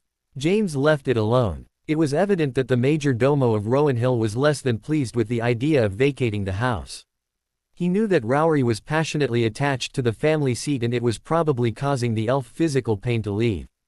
However, the Swiss wardcasters were arriving the day after next to lock down the property beyond what they'd already done. After the initial survey, the firm of House Schutz Limited reported that the Rowan Hill had extraordinary wards, mainly the additions Harry and Hermione had cast in the recent months under Sirius guidance. However, for foolproof protection they would need to hide the house outside space and time. The gist of the procedure was that the ward crafters were going to create a pocket dimension inside which nothing could survive. They would send the house and grounds into that dimension only to be recalled by the head of the Potter family. The shrubbery, trees and wildlife on the grounds would automatically be placed in suspended animation, very similar to what happened to James and Lily. However, this banishment could only be ended upon the head of the family summoning Rowan Hill back to this dimension. James had insisted upon that condition. Not himself, he'd argued, but the head of the family. October 31st of 1981 weighed heavily on James's mind, so he had planned for the unexpected occurrence of his death. Even Harry's possible death had been taken into account. Should Harry sire a child in the near future, then all would be well. If he shouldn't, none of it would matter anyway. Is there anything in particular you'd like moved to that Spanish house, my lord? Rowery asked in what was as close to an insolent tone as James had ever heard. Looking about the entry hall with the suits of armor and the tapestries, James admitted to himself that he was a bit old-fashioned in his beliefs, but at the same time, it hurt his heart to even consider anyone other than his own blood living in this house. He'd rather burn it to cinders than surrender it to interlopers. There was a bit of a shiver that ran down his back at the thought of the house and grounds going to the same place that he and Lily had spent so many years after being banished by that bastard. Just the portrait of my father and grandfather Codfile, please. Just in case. Rowery nodded, a bit of his equilibrium evidently returning before he popped away to attend his tasks. Shaking his head to ward off the goose over his grave feeling, James plucked his wand from its holster. Deciding to get down to business, he cast the communication charm, summoning Sirius to the house before settling down to wait. And wait. And wait. Now frowning, James glanced at his watch. It's been an hour. Where the hell is Padfoot? Prongs mused in an annoyed tone. He recast the spell with force and more than a hint of urgency. 10 minutes later, a soot-streaked Padfoot apparated into the entry hall. The scowl on his cousin's face took James aback. What's the goddamn hurry, Prongs? I was busy. Cocking an eyebrow, James wondered aloud, and why were you conducting an op during the mid-morning? I'd be willing to bet you were alone, also. Shrugging, Sirius flicked some debris from his sleeve. Had a window of opportunity, so I took it. James stood there, waiting. This was a favorite tactic of Sirius. He'd be nonchalant while firing out a brush-off statement, trying to bluff his way past the questioner. It was too bad that James had taught him the technique. Really. James's deadpan tone caused Sirius' confident posture to melt a bit. Prongs was glad to see. The messy-haired wizard pressed, want to pull the other one. It felt so good the first time. Might want to stand back, though. You're bound to get a bit messy. Sirius gave a short chuckle, the sound of dry twigs snapping underfoot. Wouldn't want that, he murmured as his eyes drooped and shoulders sagged. We could get arrested in 30 countries for unnatural behavior like that. Once Sirius finished with the usual comeback, James told his cousin, you need to come to Spain for a bit. Frowning, the obviously muddle-headed Sirius replied, why would I need to do that? I'm doing good work here. Like, I just burned Malfoy Manor. Those bastards will need a new home, plus all the dark goodies inside are gone forever. The grin on Padfoot's face was scarily feral. In fact, James was more convinced than ever that Sirius needed the family as much as they needed him. James nodded to fill the silence, which Sirius took to be encouragement to elaborate. Since my of a cousin is the Lady Malfoy and I'm the head of her blood family, I had access through the wards. I doubt that loophole will be open for very long. Yesterday I burned both Lestrange homes using the same gap. James's eyes widened. On the one hand, it was a stroke of pure genius. While much of the Malfoy and Lestrange family wealth was in their Gringotts vaults, the overall family value of both families had taken a significant blow. Combined with the loss of dark artifacts and the libraries of both families would most likely have them reeling. Combined with the strike at the heart of a man, his home, Sirius had accomplished much in the previous 12 hours. On the other hand, though, how did you do it? At Sirius' questioning glance, James elaborated. How did you burn them down? Fiendfire. A soft exhale was all the deflation that James wanted to show. Any loss of life in the destruction of the homes didn't bother him at all. Fiendfire, though, that was pretty dark stuff. James was no fan of the dark arts. Flashes of his family that was long dead passed in front of his eyes. Aunts and uncles. His twin cousins Haydn and Johann who'd burned to death. Forcibly suppressing a shudder, he kept his gaze steady. Changing topics to avoid a useless argument, James told Sirius, "We think we've found a way to wake Harry." The lost look in Sirius' eyes grew, as he seemed to lose focus on his surroundings. The stoop became more pronounced as Padfoot's face fell. Really? Good. It seemed to James that Sirius' physical demeanor was indicative of his confidence and how well he was holding together. Based on the slump of his shoulders and the pained look about his eyes, Padfoot wasn't doing too good at all. "Hermione's been asking for you to come home," James continued. He knew he was hitting below the belt, but it was necessary. That what he was saying was also true wasn't really the point. "Remus is laid up for a few days, but is helping us gather the necessary to get Harry on his feet." Now Sirius covered his face as he drew a ragged breath, but couldn't answer. "Lily keeps asking for you to come home. Moony told her he did his best, but you didn't want to come." James pushed harder, throwing his ace on the table with as much power as he could muster. With a tone dripping pain and sadness, he told his cousin, "Hestia stopped by yesterday. When I told her you weren't there, she started to cry." Sirius staggered. As he dropped to his knees, James enveloped him in his arms. The uncontrolled weeping finally began. At first, it was just a stuttering breath. James tightened his grip, holding his brother in all but blood. Sirius went limp as his psyche fell apart. Sobbing alternated with groans. Sirius lay weakly in James's arms and all Prongs could do was wait. Again, he was waiting. This time he was waiting for this first of many storms to pass. Looking back on the past months, he realized that Sirius had been holding on by his fingernails. Caught up in the excitement of his exoneration, Lily and James's return and his reuniting with Harry, Sirius had thrust aside his pain.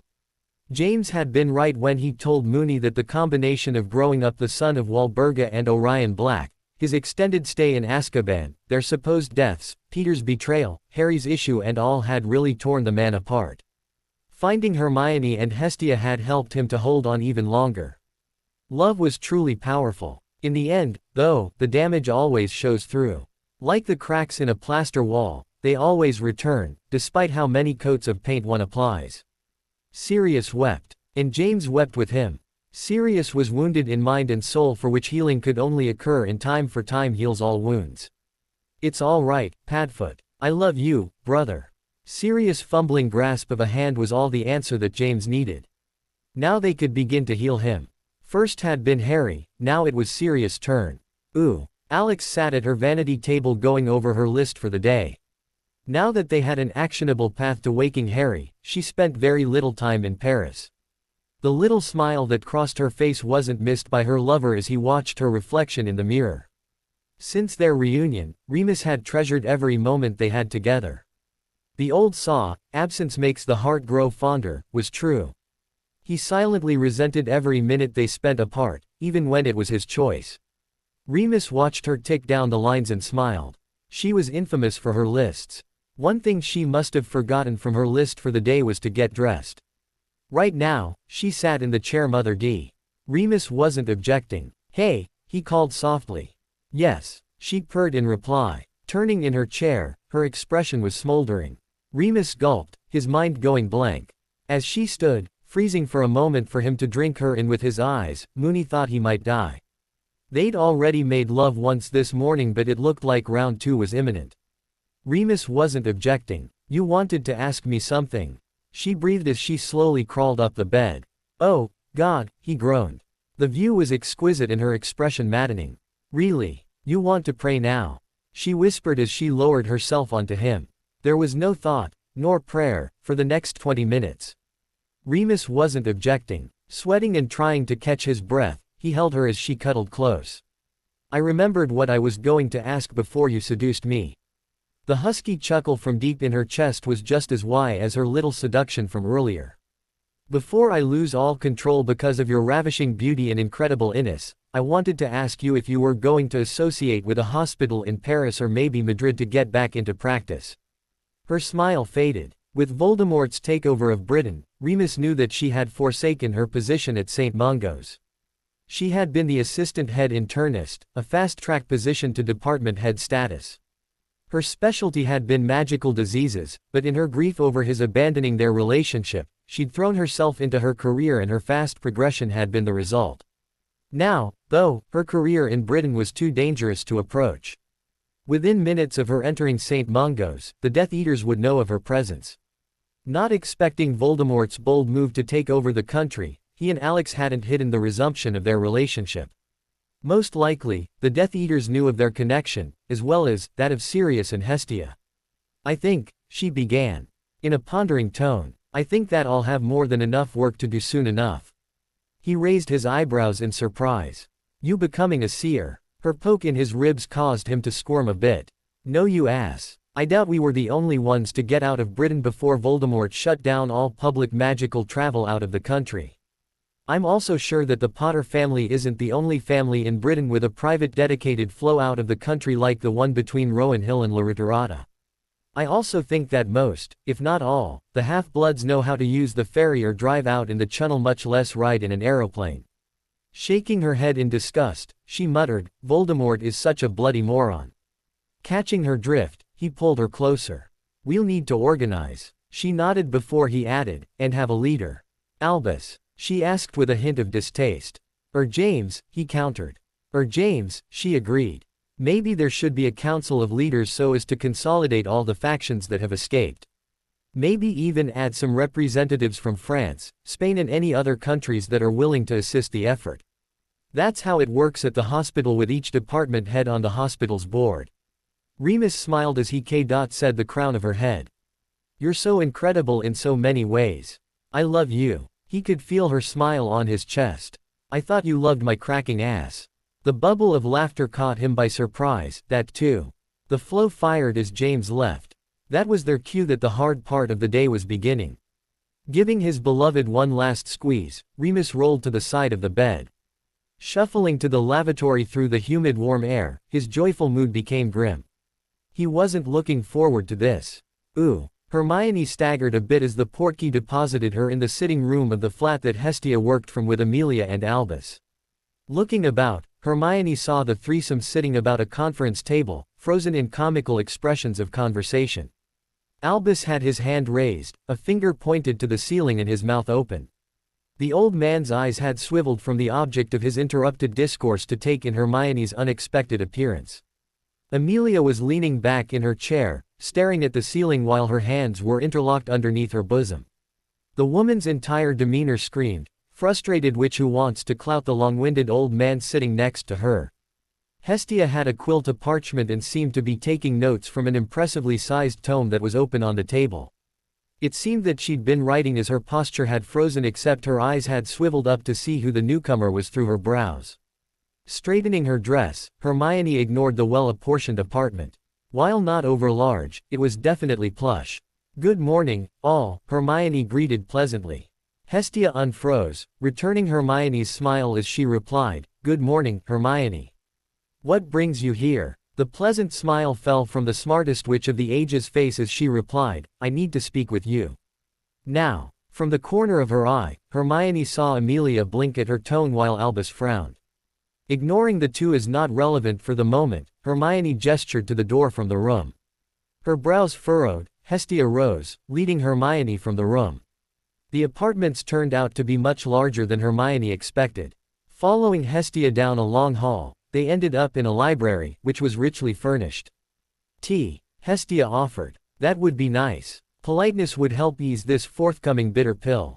The house elf popped in with a silver service before Hestia poured for the two of them. Hermione took hers with one sugar while Hestia took milk. Hestia settled back into her chair, regarding the younger witch with an evaluating expression and waited. Hermione felt affection for Hestia, very much as she was honest.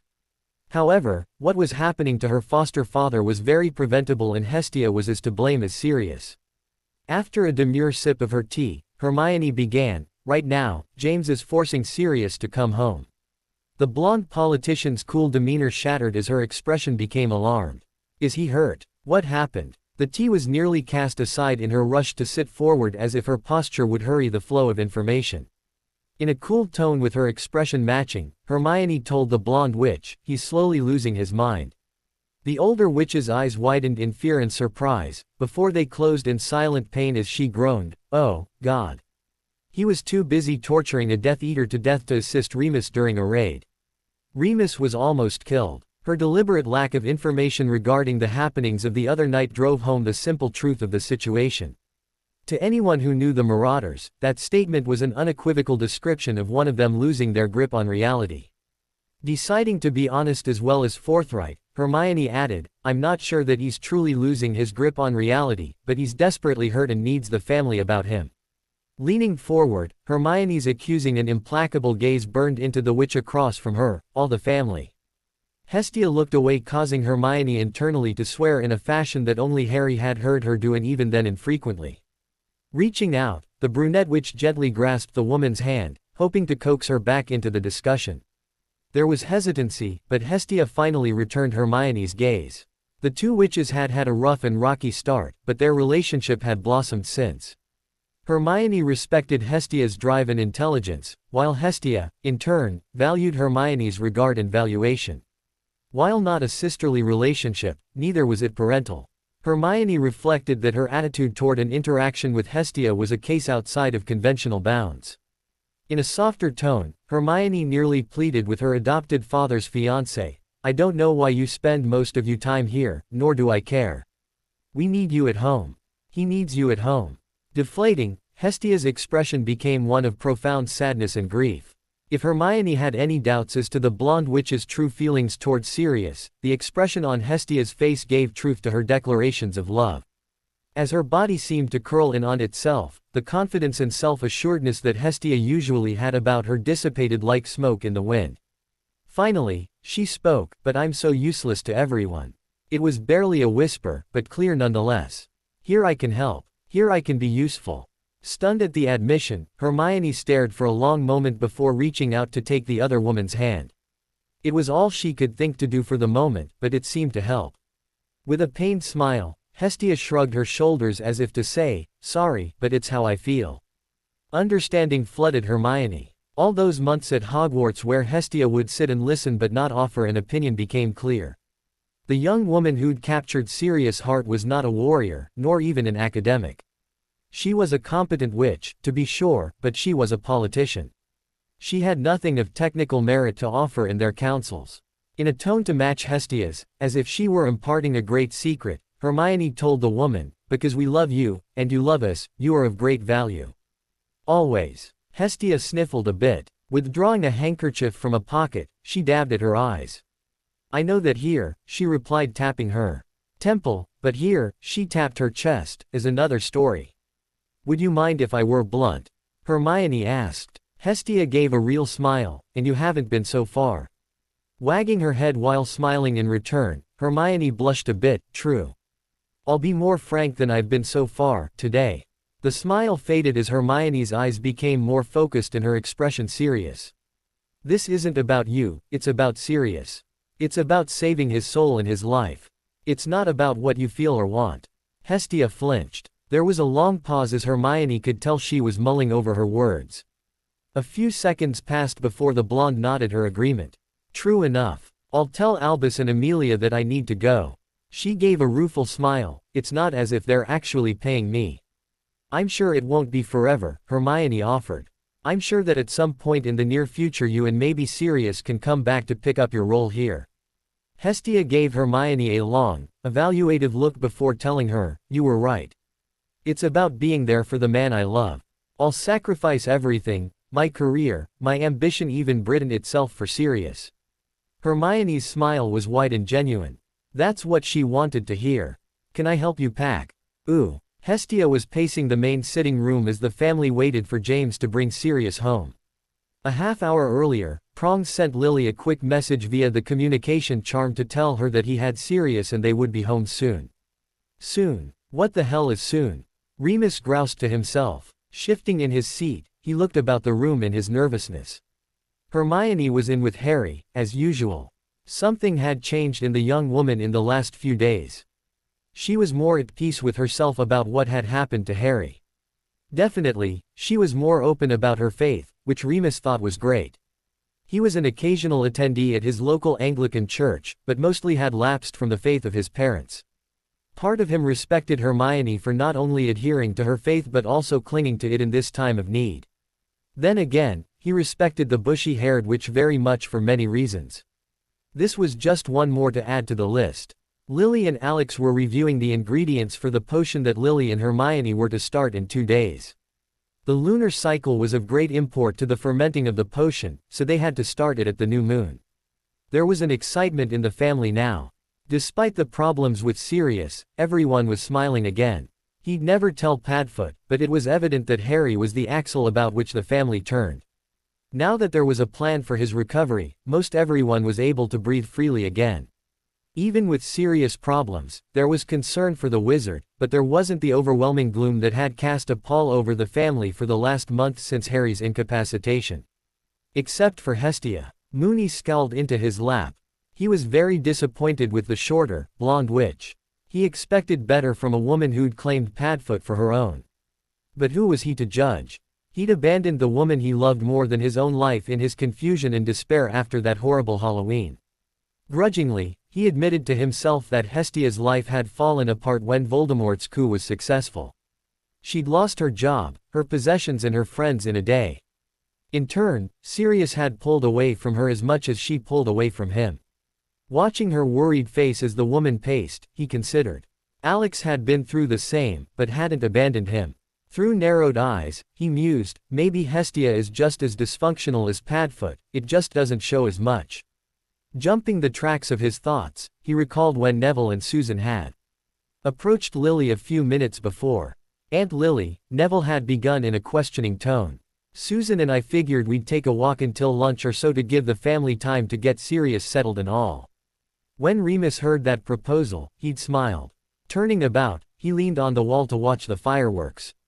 Intervening, he tried to soften the blow, giving Lily a chance to exercise her newfound self-control. Neville, you and Susan are as much a member of this family as I am. You don't need to go anywhere. In fact, I believe that Lily was about to tell you that we need you here for Sirius. The newly ascended head of House Longbottom blushed as he nodded quietly. Susan fidgeted at his side but said nothing. It was clear that she was going to be wherever Neville chose to stand, come hell, high water or both. He liked the redhead. She had sand. Lily had quietly laid a hand on Neville's arm as she reaffirmed Remus' words when she told first the young man then his girlfriend, you are part of our family as much as Remus and Harry. James and I want you both here. We need you both here. Just at the edge of his hearing, he heard Hermione mutter in the other room. That's a good shave, Harry. I'm getting quite good at this, if I must say. Her words brought him back to the present while bringing a smile to his face. She did for Harry just as a wife would. Smiling, he was glad that Hermione stood by her man. Just like Susan was for Neville. Like Lily and Alex were for James and himself. Is that what's bothering me? He wondered. Watching Hestia turn in her pacing, he deliberated if he was standing in judgment of her and her actions. If so, it was a damn dirty thing to do. He'd treated Alex very shabbily indeed all those years ago. It would be hypocritical for him to stand in judgment of the woman when she'd been through her own crisis and not responded at her best. Frowning a bit, he realized that he was being a bit east. To be fair, the men had been there for their women as much as the ladies for the gents. In the end, they were family and the family was rallying once more for one of their wounded. The roaring of the flow ended his internal discussion and delayed his resolution for a later day. James and Sirius were home. Ooh. Hermione rushed from the bedroom when she heard the flow fire. Ignoring everyone, she focused on the fireplace. She noted that the family was all gathered, waiting but ignored the rest. From the corner of her vision, she saw Hestia move to the fore. Nodding to herself, she knew that was right. Sirius needed the blonde witch to be waiting for him, arms open. Unconsciously, she moved with the others as they formed a loose semicircle about the fireplace. It took less than a few seconds, but by the time James and Sirius stepped from the fire, the family was waiting. In a glimpse of the eye, she took it in. James was first. His face haggard, she saw him look to his Lily first. He moved to her as she moved to him. Whatever had transpired must have been significant. She'd only seen James this shaken twice before, when he'd found out about Harry's abuse and after seeing Frank and Alice Longbottom. Sirius was next. In fine clothes that belied his obviously shaken and shattered state, he strode from the fire. Hestia had him in her arms before he was completely upright. Right behind her, Hermione wrapped Sirius in her own embrace. Remus engulfed the three of them in his wide-armed embrace. She could feel Sirius' deep breaths as he tried to keep control. Very low, she heard him mutter, "I'm sorry," to Hestia. She tightened her grip as he sagged against their collective embrace. Again, he muttered, "Sorry, Hermione." Her heart broke at the defeated tone that he used. "It's all right, Sirius. We all love you. I love you." There was a shuddering breath and Hermione could tell that he was steeling himself. It was easy to see how he felt that he'd betrayed Remus, especially given the relationships between the surviving Marauders. "I'm so sorry, Moony." Remus nodded, shaking the little pile of humanity. Words weren't necessary at this point. Sirius had demonstrated that he knew he'd been wrong. He'd stepped beyond the pale for a bit. As all good people know, it's family and love that brings them back. Only James Potter could have brought Sirius back from the edge. Any longer and he'd have been swallowed by the abyss. Hestia couldn't have done it, neither could have Remus. Neither Hermione nor Harry could have brought him back. Only James, his brother, best friend, and if Sirius was really honest and smashed, he'd admit that James was his hero. The moment passed. Standing, they all backed up to give Sirius a moment. Hestia stayed in the circle of his arms, where she belonged. After wiping his face, Padfoot looked at the assembled family, one by one. Hermione could tell that her adopted father was a bit surprised to see so many there, but was gratified, nonetheless. "I need to see Harry," he murmured to Hestia. She nodded sadly before stepping aside, letting the dark-haired man have an open path to his godson's sickbed. No one followed, save Hermione. She knew that Sirius would never hurt Harry, but she trusted nobody where her fiancé's safety was concerned. Not his mother, his father or his godfather. Therefore, she followed. When Sirius passed her by, she finally noticed the wafting smell of smoke that rose from him. Frowning, she noticed the smudges of ash on his clothes and face. Darting her eyes to James, she couldn't get his attention for a silent query. Giving it up as irrelevant, she stood in the doorway of the bedroom she shared with the stricken boy who lived. Leaning on the doorjamb, she crossed her arms as she watched Sirius sink to his knees. Fall was probably a more accurate term. He moved like a puppet with its strings cut. Laying his head on the bed, she heard him sigh. "It's too hard, Pronglet. It's just too hard. I can't do it any longer." The dreams. Sirius was silent for so long, Hermione thought he'd fallen asleep, but after 2 minutes of silent prostration at his godson's bedside, he admitted, killing them is the only way to keep it all at bay. "I can't," he paused, ruminating. "The best defense is a good offense, the saying goes, and that's where I am. Running alone in the dark." Hermione was horrified at his next admission. "When I escaped Azkaban, I thought I was finally free. How wrong I was. I carry Azkaban with me wherever I go." Sirius wasn't telling Harry all this. He was the convenient immobile figure that Padfoot was talking at. The mess that was his psyche was overflowing and the words were full of pain, loathing and outright agony. Holding herself, now, Hermione vowed to follow up with Alex. The other night at dinner, she, Lily and Hermione had discussed arranging for Sirius to see a mind healer. They'd all agreed that they'd adopt a wait-and-see attitude. Well, she'd waited and seen, and it was evident that Sirius needed more help than the family could offer. There was another long pause. Finally, Sirius roused, his eyes red with fatigue and emotion.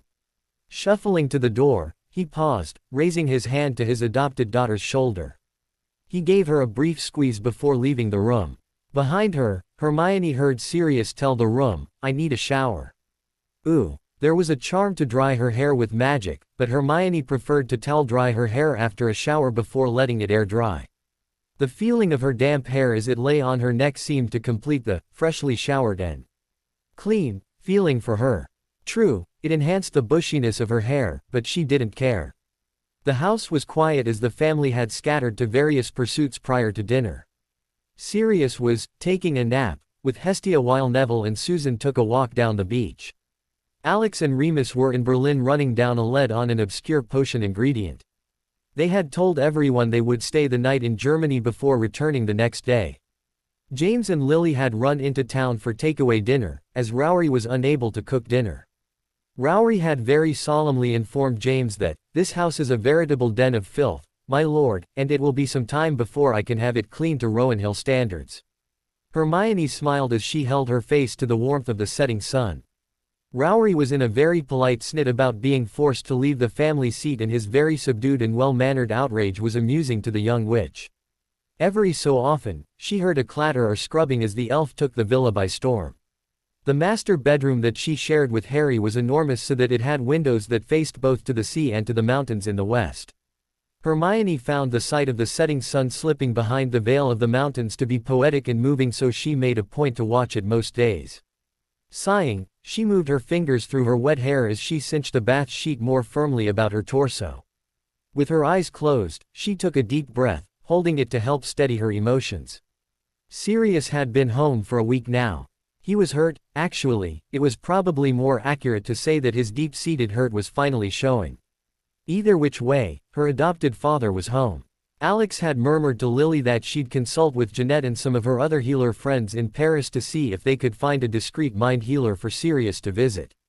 He'd not had the obvious emotional collapse as he'd had upon return to the fold, but he obviously needed to talk to someone, and the family was too close to him. What the situation called for was a dispassionate third party with whom he could lay all his issues on the table without that listener being affected. There was no one in the house who fit that description. Hermione had come to really like Alex. The willowy blonde healer was a kindred spirit. They'd had many discussions. For some, Hermione had been too distracted by the sight of her immobile fiancé to pay attention to what was said. To Alex's credit, she never reproved Hermione, just picked up the thread of the conversation wherever it had been dropped. Slowly, she let the breath trickle from between her parted lips. The hope that had been planted the other day with Alex's discovery was slowly growing, hopefully to bear fruit, if I can stretch the metaphor a bit, she smiled to herself. Clamping down on her emotions, Hermione didn't want her hope to become unreasonable belief that everything would be fine. The sun was warm on her face. The dying sea breeze filled her nostrils with a faraway scent. Africa. It wasn't that far off, but still quite far. Maybe it was just the olive grove. God, but you're beautiful. I love you. Smiling in contentment, she automatically replied, I love you too. With a start, she processed what had just happened. Terrified, she opened her eyes before slowly turning to the bed. Sitting up in the bed with a contented expression of love and devotion was Harry. A wide-awake Harry. Harry, she asked in a tremulous voice. Yeah, he breathed, as he seemed to drink her in with his eyes. Slowly, Hermione moved across the room. Her unreasonable fear prevented her from running. She didn't want to startle him, afraid that it would send him away from her. Her hand tentatively stretched out to his. He smiled to her, that crooked smile that made her heart hiccup. It did so now, and Hermione thought she was dying. Was this real? Was he really awake and loving her with his eyes? There was an air of unreality about the situation. In a very small corner of her mind, she was afraid that this was all a dream. The electric moment happened when her extended hand touched his upraised one. His coarse, scarred hand was warm and dry, but there was an unmistakable knowing of Harry. The deep breaths came unbidden as she attempted to stay calm. Her hand closed around her fingers, solidifying the connection. The tears were running down her cheeks before she knew that she wanted to cry. Gently, he pulled her closer to the bed. The sobs of relief, of love, began. Unable to control herself any longer, Hermione threw herself into his open arms. How long is a moment? For some it is a mere second, for others it can be hours. Either way, when pressed years later, neither of the lovers would be able to tell how long they lay there in each other's arms, holding each other, being held by the other. Wetness dripped onto her cheek. From the circle of his arms, she looked up to see him weeping. His voice seemed to envelop her. I heard you crying, but couldn't come to you. I heard your fears and tears, and my thrice cursed body wouldn't do as I wanted. I wanted to take you in my arms to tell you that I lived. I wanted to tell you that I loved you.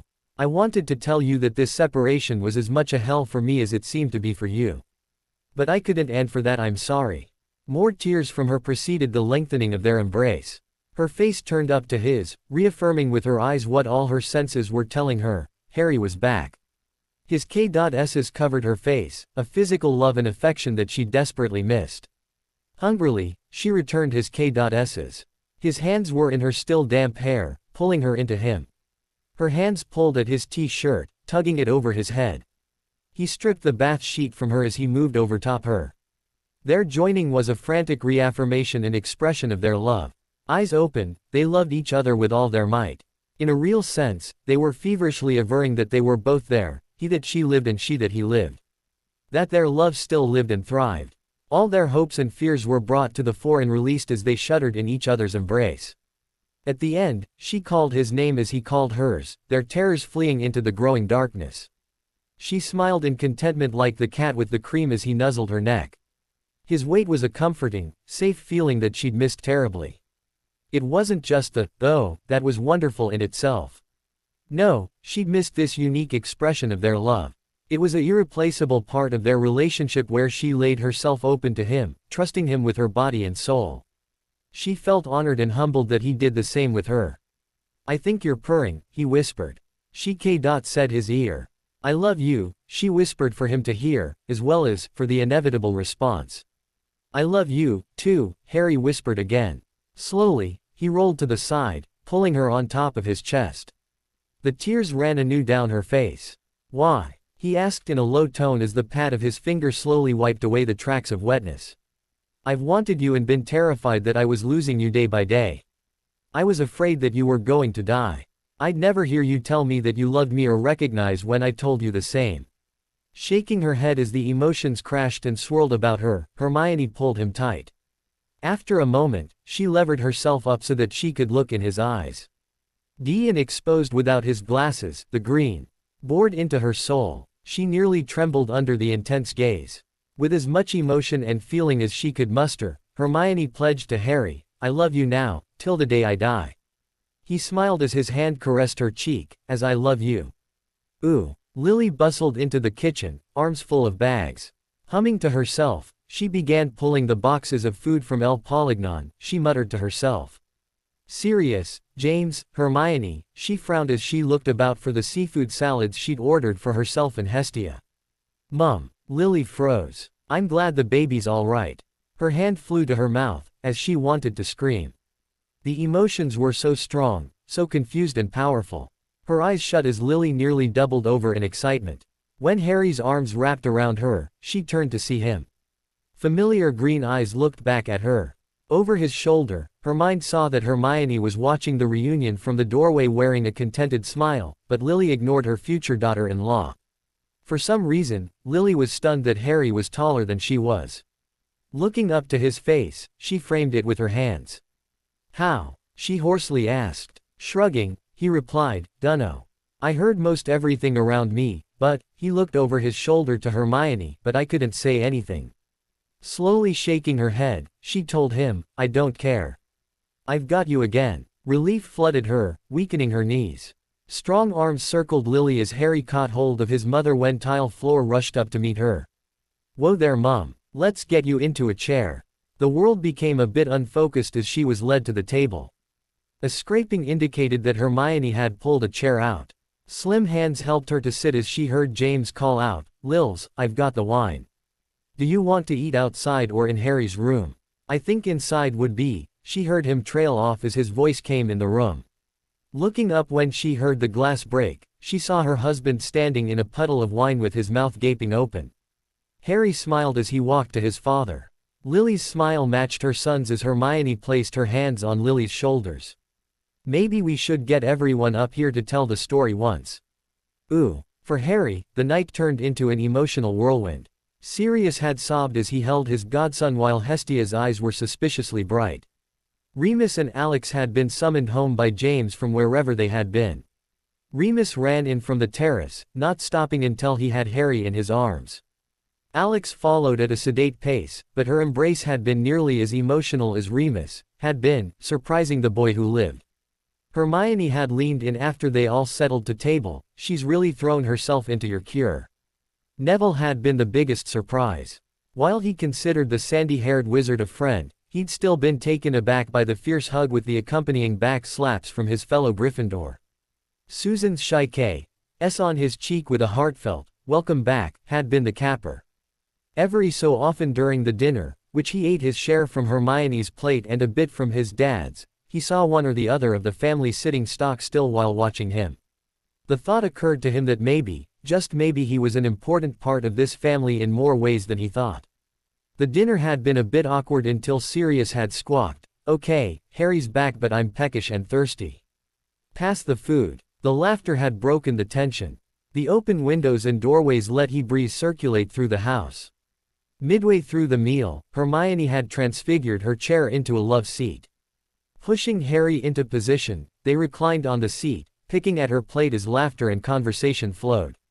It was full dark as they ate, the sconces casting a light that flickered and moved. Halfway through the meal, Harry felt a plucking on his elbow.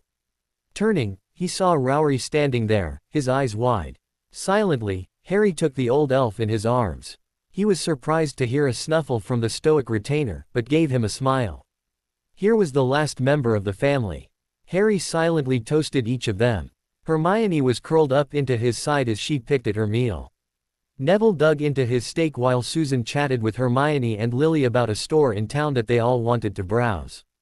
Harry turned to his silent father. James was watching his son with an intensity that was a bit intimidating. With a questioning glance, Harry asked his dad if everything was all right.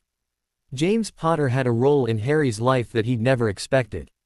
Father, dad, hero and role model had shown up as missing all his life until the previous Halloween. Now, he had this man who had bequeathed him so much. He needed his dad as much as he needed Hermione and his mum. James sniffled, telling Harry more than words. Nodding to his dad, Harry wordlessly told James that he not only understood, but also was in complete agreement. Once again, he lifted his glass, this time in his dad's direction. Softly, he told him, "I love you, Dad." With shining eyes, James told his son, "I love you, too, son." Ooh. The skies were partly cloudy, denying the young lovers the benefit of starlight or moonlight some of the time as they meandered down the beach.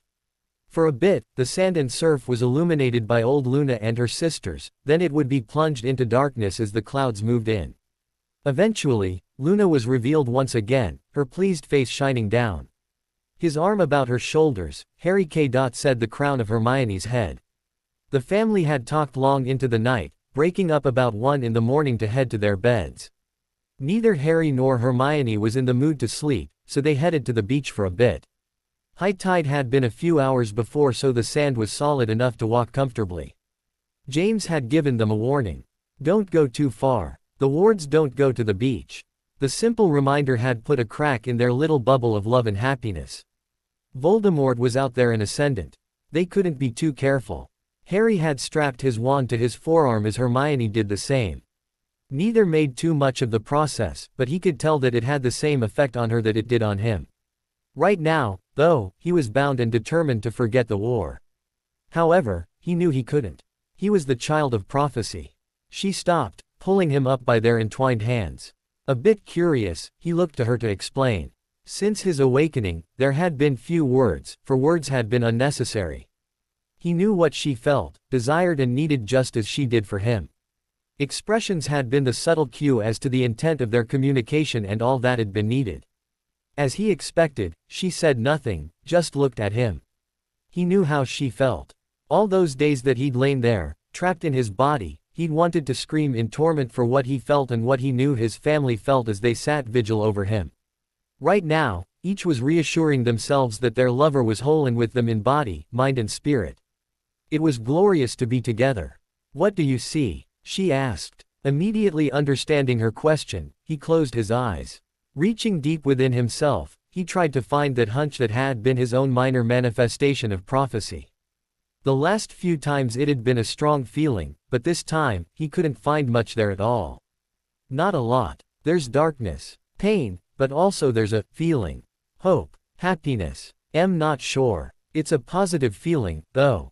It's like the future's a swirl of possibilities. Smiling, he caught her eye. That's a good thing. Returning his smile, she agreed. In a teasing tone, she told him, it is. I was wondering, though.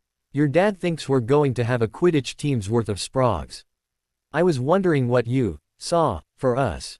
Wrapping his arm about her again, Harry laughed as he told her, well, I don't know. 7 kids sounds good, though. She snorted as she wrapped her arm about his waist, says the bloke. You don't have to birth them. True, he laughingly conceded.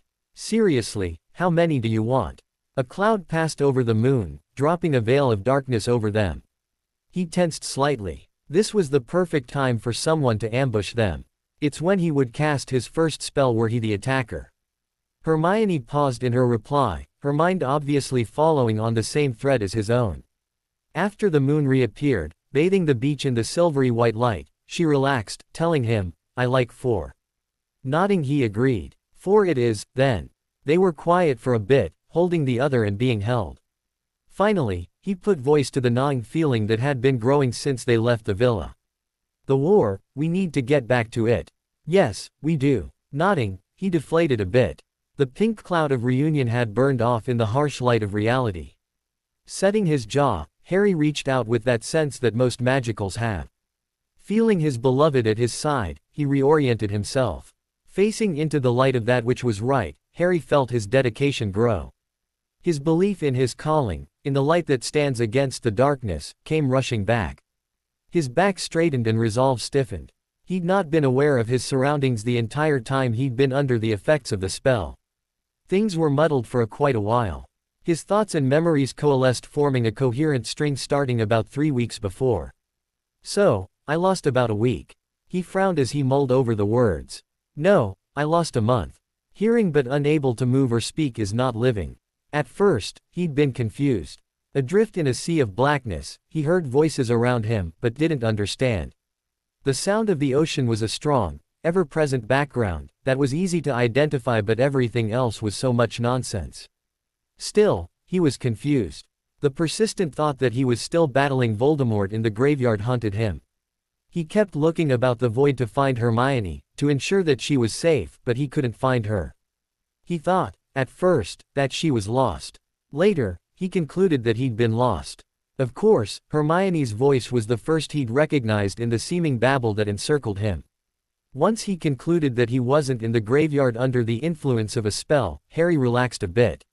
He'd also forced all thoughts of the confrontation in the graveyard far from his consciousness, focusing on the sounds of his surroundings. A flash of memory washed over him, causing his rediscovered resolve to waver. He had a distinct vision of Voldemort walking through flames. Body unhurt and malice sharpened, the Dark Lord had advanced on the boy who lived. In the graveyard, Harry had thrown some brutal magic at the resurrected wizard, yet Voldemort had shrugged it off like a spring rain. He remembered his fear, and it was a festering wound. Wrapping his arm around Hermione, he steadied. Taking a deep breath, he told her, "Come on, let's go to bed.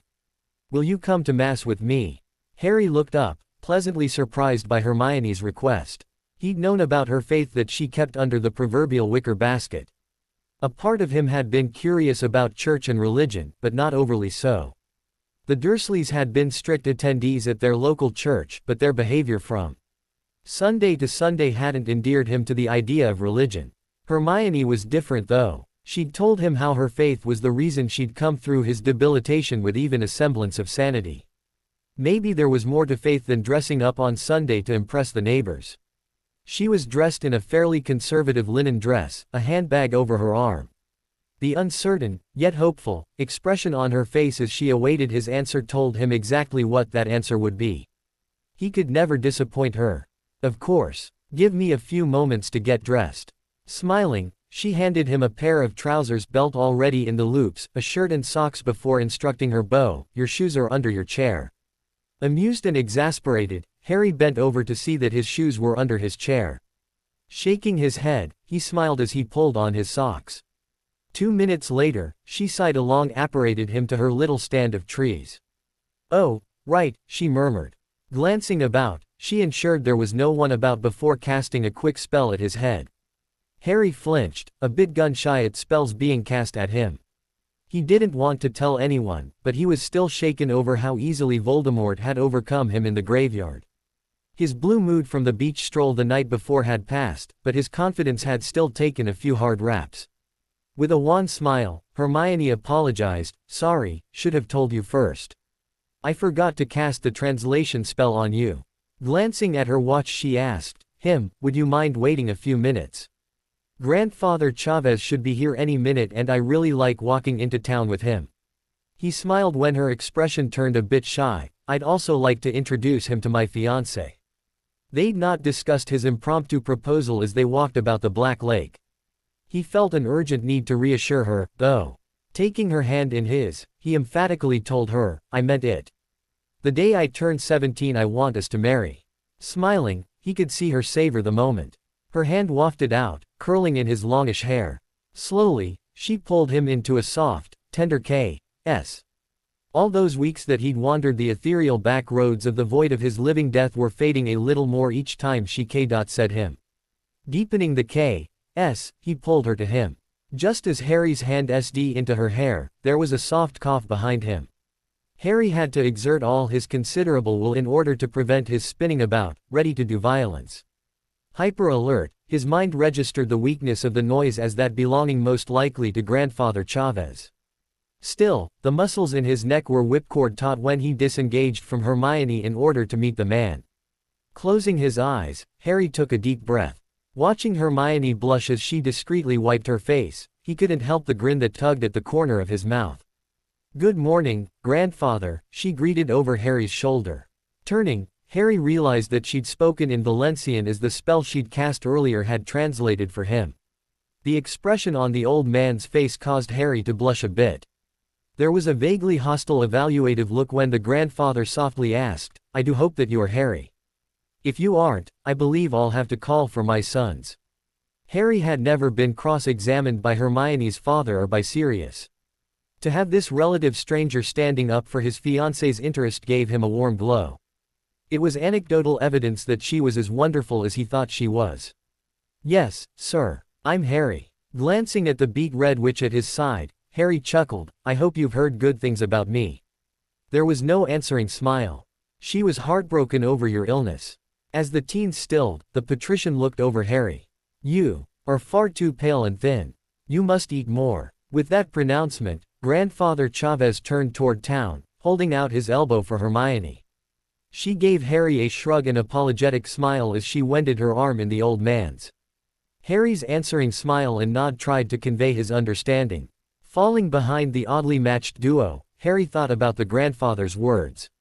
Hermione had been through quite a bit, as he lay there in that bed, unmoving and unresponsive. Nodding to himself, he had what he knew Hermione called a Harry moment. If he learned anything from his confrontation with Voldemort in the graveyard, it was that the wizard born as Tom Riddle was a foe unlike any he'd faced. The longer he contemplated the situation, he felt a pressing sensation as if a band of steel was wrapping itself about Harry's chest. It was a suffocating feeling that caused Harry to rebel. Nearly snarling, Harry pushed at it. In an instant, he identified this feeling as fear. Harry was no fool and his encounter with the Dark Lord had reinforced what he knew intellectually. The man was going to be very difficult to kill, but I'll be damned if I'm going to be afraid of him. Harry was afraid of no man any longer. He'd faced more challenges than most persons on the planet and emerged victorious from almost all. Vernon, the stone, the chamber, the Dementors, the dragon and the graveyard. All had tried to kill him, yet he still stood. Still he pressed forward, denying the darkness while scrabbling for the light. He's just a man, evil and talented, but in the end, he's a man. Back in the Caribbean, what seemed like a lifetime ago, he'd pledged to destroy Voldemort. Harry had told Hermione that he would walk through fire and battle the darkness in order to kill Voldemort. Now, he knew what that entailed. Frankly, it intimidated the holy hell right out of him, but his gaze lingered on her as he followed. Yes, Harry's jaw set. Even if it should kill me, I will destroy him. Even more, I'll live through it. For her, if for nothing else. He was willing to die, if needs be, in order to vanquish the man, but he would do even more to live. For Hermione, for his parents, for Sirius and Hestia, for Remus and Alex, and even Neville and Susan. The scratching of pebbles underfoot seemed to stand witness as he reaffirmed his pledge. The sun climbed the sky and the wind swirled her skirts as he picked up the pace. Striding next to his beloved, his heart warmed when she beamed at him. On her other side, Grandfather Chavez gave him a small nod of satisfaction. The squeezing sensation in his chest began to ease. He had no answers, only resolve. There was very little illumination for their path forward, just a desire to do that which was right, that which was necessary.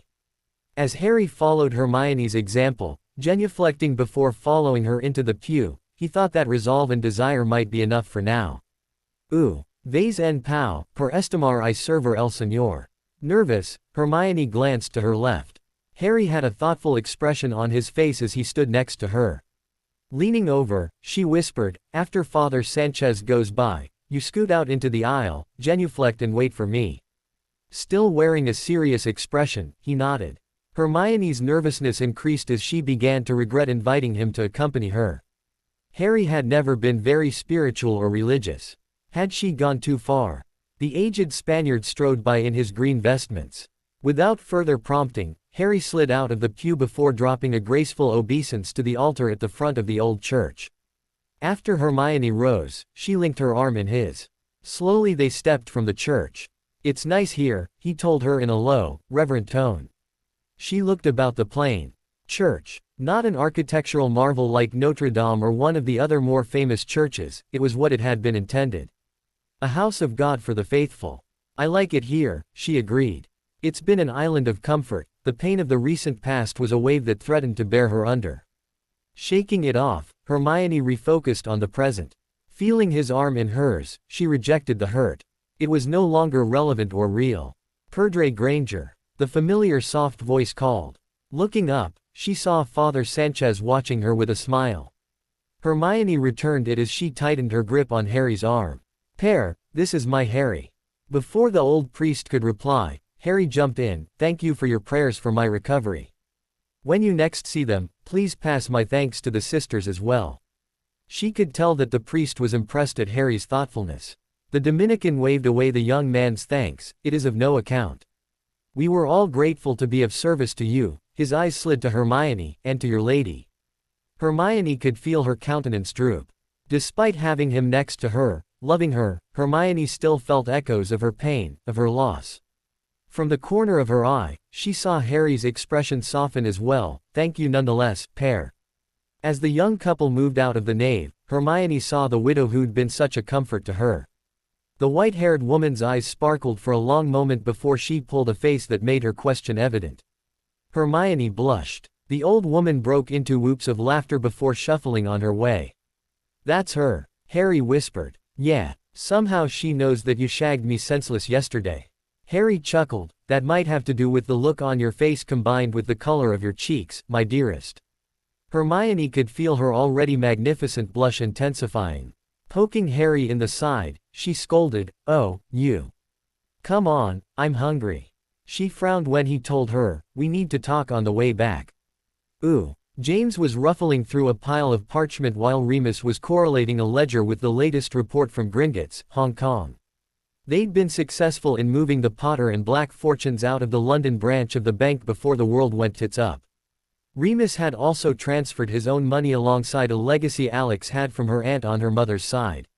Hestia had already combined her working account into the Greater Black accounts, so that wasn't an issue. When asked about her flat, she'd shrugged. "Not much there that I can't buy somewhere else." Not so with Rowan Hill, though. The warders from Of House Shuts Limited had reported success in their efforts. Rowan Hill no longer existed on this plane of reality. Turning back to the form in his hands, he tried to avoid the morose thoughts that always rose to the fore whenever he thought about his home. The trust fund enacted for the heir of the Lord Richmond was successfully transferred from Gringotts, London account number XWNGRD5 held in Vault 637 to account number MRA JDE1 held in Vault 733 at Gringotts, Hong Kong. The balance of said account was increased from 50.000 galleons to 1.000.000 galleons per the orders of Lord Richmond dated. Shaking his head, he muttered to Remus, "Harry's vault is good." Moving to Lily's. The goblins had insisted that James establish accounts for each member of the family. This way, any one of them would have access to significant funds. James had had a very frank discussion with Fogmather and Ashcrake a few days before the third task. Hopefully, the goblins had taken steps to protect themselves. Shaking his head at the ludicrous nature of his thoughts, James muttered, "We should have hired the goblins. They would have taken Voldemort down in 3 days. Remus sniffed in amusement. "James," Remus began with a hint of hesitation. When the dark-haired wizard turned to his lycanthropic friend, Remus asked, "What about the tenants?" James frowned. "There are no magicals on the lands." However, the lands were still Potter-owned, which was Remus' point. The immediate grounds of Rowan Hill comprised approximately 300 acres, but that was just the park about the house. The full extent of the estate was approximately 7,000 acres, most of it either under till or in one case, being mined for coal. If Voldemort found out, which he very well could, then the tenants and miners were dead men walking. We'll have to send them a note or maybe even visit. They'll need to go on an extended vacation. Turning on his desk, he pulled out a fresh sheet of paper. Uncapping the fountain pen, he began to write in a brilliant copperplate. 5 minutes later, he handed the letter to Remus to peruse. "This should do for starters," Remus murmured as he stroked his chin. Without looking away, he added, "You and I should visit each one to explain." Rolling his eyes, James flopped back in his chair. "And we'll do this how without violating the statute of secrecy?" "I have no idea," Remus replied in a soft tone. "Hestia maybe." "Maybe," Remus conceded. The door opened, distracting both men from the duties. Harry and Hermione walked in before Harry asked, "Dad, do you have a minute?" Waving to the sofa, he rose, "Sure. Have a seat." Sitting across from them, he noticed Remus shifting his seat also. "What's on your mind?" Harry paused, thinking. "Hermione and I have been talking." "So that's what they call it these days. Talking." James sniggered. "Damn, I'm funny." Hermione glared at James while Harry just cocked an eyebrow, waiting for Prong's mirth to subside. "Okay, maybe not so funny. Sorry. What's on your mind?" Harry paused again. James leaned forward, watching his son. He could tell that Harry was searching for the right words, which put James on his guard. Usually, Harry just let fly. If he was trying to be precise in his speech, it didn't bode well. "On the walk back from town, Hermione and I talked about the graveyard and our encounter with Voldemort." James sat back in his chair, serious and attentive. All traces of humor banished, he nodded in understanding. They needed to talk about what happened and it didn't surprise him that Harry had turned to Hermione first. He'd talk to Lily first. "Hold on, let me call your mum and Sirius," James began as he twisted his wrist, releasing his wand from its holster. "Actually, we'd prefer you not do that, just yet." James was surprised that it was the witch at Harry's side who'd spoken. James turned to Hermione, his expression closed. "Really? Why should we exclude my wife?" His temper flared slightly. He wasn't used to being given peremptory orders from anyone. Harry reinserted himself to the discussion. "It'll be clear. Just trust me." Nodding, James cooled off. With a hand gesture, he indicated to Harry to continue. "We're good fighters," Harry said as he looked to Hermione and gestured to indicate the two of them. "I think I say without arrogance that we could take almost any person on the planet. Except Voldemort," Moony finished with a deadly serious tone. "Yeah," Harry agreed. The muscle in the jaw of the boy who lived flexed as he stared at the ground in front of himself. With Professors Flitwick and McGonagall standing by to defend the castle from any attack by Voldemort, or without outside sources of instruction. Harry's eyes narrowed again as Hermione sniffed in obvious anger. "Except Albus," Remus whispered. Like a volcano erupting, James' wrath poured forth. "No, I forbid it. That bastard," just like a bomb, his fury spent itself quickly in the light of the harsh reality. Taking a deep breath, he leaned forward, running his fingers through his genetically messy hair. "Yeah, that was my reaction, too," Harry snarked. "And mine," Hermione agreed, her tone cold. "And yet, he's the only wizard alive who's not only successfully dueled Voldemort, but he beat Grindelwald, Remus observed. James turned to his old friend. The man's face was pale with anger, but his voice was detached, almost uncaring. He'd seen Remus do this a few times. He would become so enraged about a topic that he had to distance himself from the situation emotionally, else he'd lose complete control. It's never a good thing to be near a lycanthrope when they go on a rampage. Setting Remus' finer feelings to the side, James deflated. They were all correct. Only Albus possessed the knowledge, experience and possibly skills that Harry needed for his task. Based on her expression, it was also Hermione's task. He also agreed that it would have been much worse had Lily and Sirius been present. Both of them would just as soon kill the old man as work with him. Now it seemed that James had the unenviable task of trying to convince his wife that she needed to let her son and future daughter-in-law be tutored by a man whom she detested. For that matter, James wasn't too fond of the old man, either. Based on their expressions, neither were Harry and Hermione. Leaning forward again, James leaned on his hands as he let his mind wander. A comment by Hestia a month or so ago floated across his consciousness like a feather on the wind: politics is working with people you despise. Looks like he was going to be a politician, then. I think it'd be best if I broach the topic in private to Lily and Sirius. Separately, though. If we were all in the same room, they might band together to kill me, James joked to relieve a bit of tension. He loved his wife and respected the strides she'd made in controlling her formidable temper, but truth be told he could be a bit intimidated by her on occasion. I think the sooner we get started, the better, Harry observed, Hermione nodding her unhappy agreement. Gloomily, James nodded, bloody, buggering shite. Ooh. In the end, they decided that Remus would approach Sirius, ensuring that Hestia was with them when he had the discussion. Harry had laughed, teasing, hiding behind Hestia's skirts. Dead serious, Moony had snarked back, damn right. Shifting from his seat, Remus meandered to the potions laboratory. It was one of the first things Lily had done when they set up house here. She wanted to be ready to brew any potion required to cure Harry. It turned out not to be needed, but now she and Alex turned their formidable brains to his own situation. Dealing with the fact that Remus was suffering from progressive liver failure had been put on hold while Harry was incapacitated. Now that the boy who lived was seemingly cured, the family's attention was allowed to refocus. Knocking on the door, he smiled. The first time he'd come to fetch Lily for James, he'd just opened the door before sticking his head in to yell for his red-headed friend. The bollocking Lily had given him for violating safety protocols and scaring me half to death, you numbnuts, dim-witted, stain of humanity, had left Remus both amused and abashed.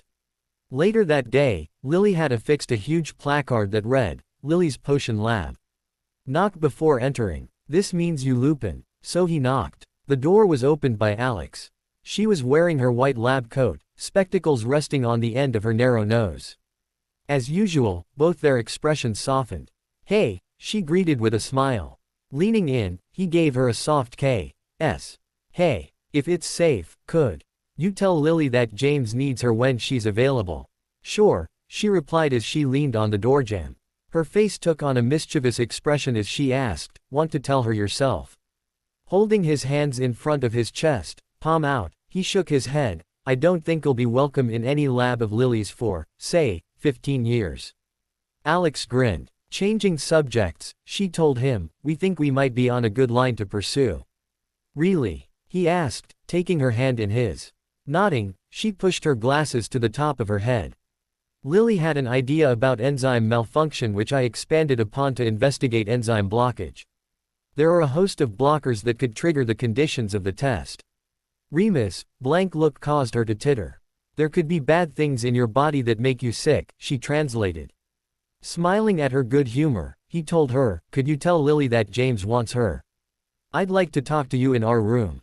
She waggled her eyebrows, her suggestion obvious. Remus' expression sobered. Sorry, love, not today. I really need to talk to you. Ooh. Lily's eyes were so narrow, if James didn't know her eye color, he'd never be able to tell. Based on his experience, he delved straight to the topic, no fussing about. She hated it when a person avoided the issue at hand, so he was direct. After relating Harry's desire to train with Dumbledore, James sat back in his chair, waiting for the wrath of his wife. Her lips drawn so tight that they were white and bloodless, Lily Potter stared out the window. Leaning his head back on the chair, James listened and waited. Her breath was low and even as the morning sea breeze wafted through the window. The sun was warm and bright, so radically different from his native Wales. Glancing over at her, he was distracted by the play of the sunlight in her hair. It glinted gold, brown, red and blonde. "I will kill him if he," Lily whispered. Narrowing his eyes, he waited. She didn't continue. "If he does what?" James asked in an equally low voice. She turned on him. "If he hurts Harry. If he fails him, I'll kill him."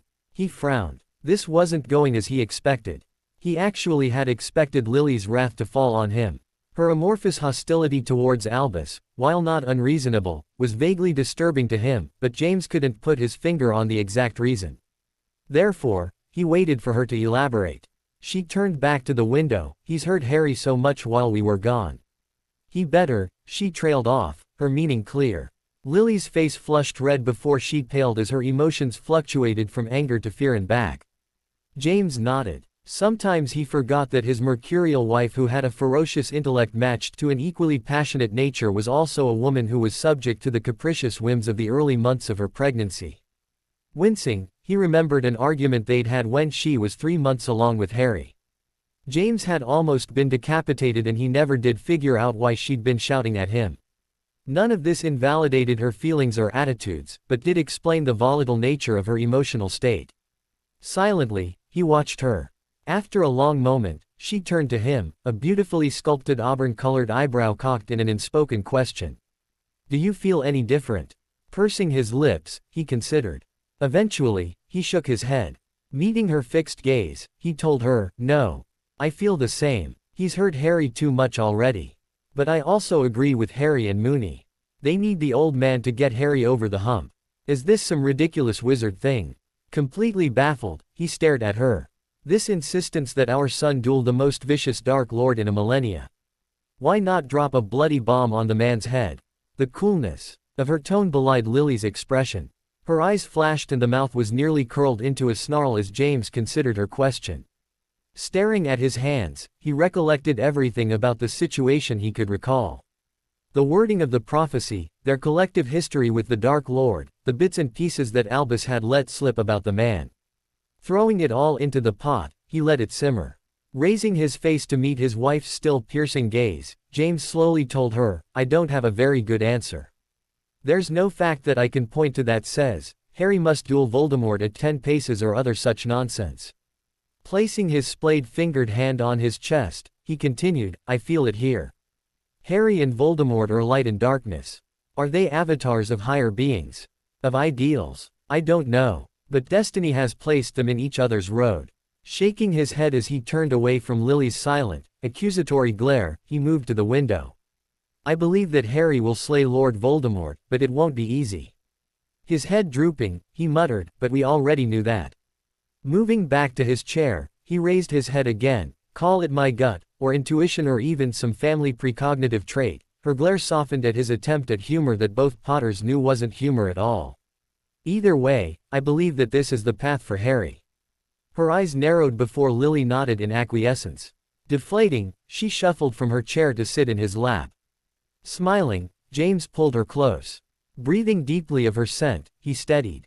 In the end, this was what it was all about. Love, life, family. Ooh. James left Lily asleep on the bed. She was becoming more tired as the pregnancy progressed. Fortunately, her morning sickness had been brief. It had been replaced with a general malaise that caused Lily to nap nearly every day.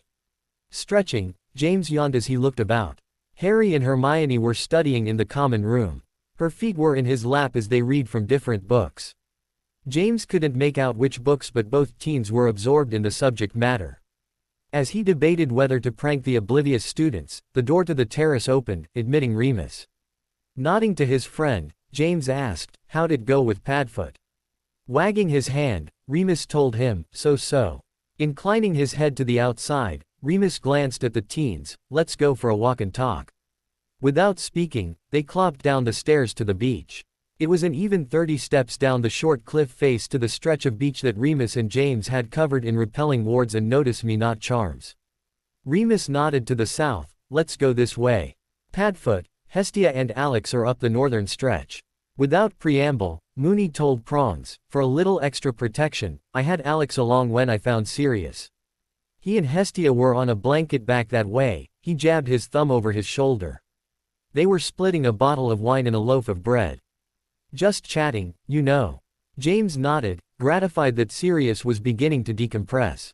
With the assistance of her healer friend in Paris, Alex had developed a short list of mind healers for Sirius to interview. Everyone who even had a slight acquaintance with Sirius Black knew that he would insist on making the final decision, so Alex had provided a list of 3 healers. He was to see the first one later this afternoon. We pulled up. Remus grinned. I was scared, so I sat opposite Padfoot, between the girls. James chortled as his friend continued. The discussion jumped into the deep end, reminding him of the graveyard skirmish. That set the tone, but his eyes got so empty. All the joviality that had been there just a minute before had gone.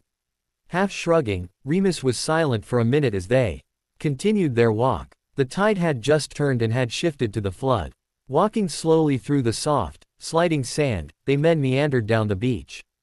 James squinted as he looked out over the sea. Fishing boats rolled and yawned as they pulled in their catch. He could see the tiny forms of the fishermen as they worked the winches that did the bulk of the heavy lifting. There was still plenty of manual labor to be done while pulling the nets aboard with their weighty burden. Shaking him out of his reverie, Remus went on with his recollections. He set his jaw. You know how he does that. But before he could explode, Hestia started rubbing his arm a bit. That cooled him off. Shaking his head, Remus added, Padfoot did not like the idea at all, but nodded once when I asked him if he would agree to Harry training with Albus. He did make one proviso, though. James turned to Mooney, who'd stopped walking. Raising his eyebrows in a, what? Expression, Prongs waited. He said that he wouldn't tell Albus the secret to this place. He said that he wanted a place that Harry could, and I quote, a place to escape from Albus when he crossed the line. A coldness settled over James as he considered serious words that Remus relayed. He'd not considered that Albus would actually attack Harry. Truth be told, it seemed quite far-fetched. Then again, their collective lives seemed to be a testimony to the far-fetched. With a jerky nod, James agreed with Sirius' decision to exclude Albus from their home. Upon further reflection, James decided that no one else ought to be added to the roster of those in the know about La Ritirata. A stray thought that he ought to procure rooms in Zurich occurred to him before he filed it away as later. Returning to the present, James blinked. Refocusing on Remus, he began in a hoarse voice. What else? Clearing his throat, he began again. What else did he say? Not much. He just kind of stared out to the surf for the rest of the time. Hestia brought up the logistics issue, but we put it off for later. After a pause, Remus offered, Sirius has a point. Harry and Hermione probably ought not to meet Albus in Spain, much less here. We can set up a place in the Italian Alps or somewhere else for them to work. Nodding, James agreed. Mooney's idea gelled with his own preferences. What do you say we go through the non-magical people to buy the place? That should help hide the purchase a bit more. Remus nodded. That's a great idea. Should I give an agent a bell? Yeah, a remote place, mountaintop is what I'm thinking. That way there won't be any snoopers and they can all let loose with some really nasty shite. The kinds of things that James thought that Albus would need to teach the teens would need some privacy. Ooh. Mind healer Georg Plummer was reading through the file of his newest patient. Granted, the file was very slim, as he'd not seen the man yet. Born in Germany during the post-war boom as the Allies poured economic aid into what would become West Germany, Plummer had a psychiatrist father and a devout Lutheran mother who was a homemaker. Dinner table discussion was always interesting growing up in the Plummer household. When he'd received an owl bearing a letter on his 11th birthday, it had been his mother who accepted the fact that her son was a wizard first.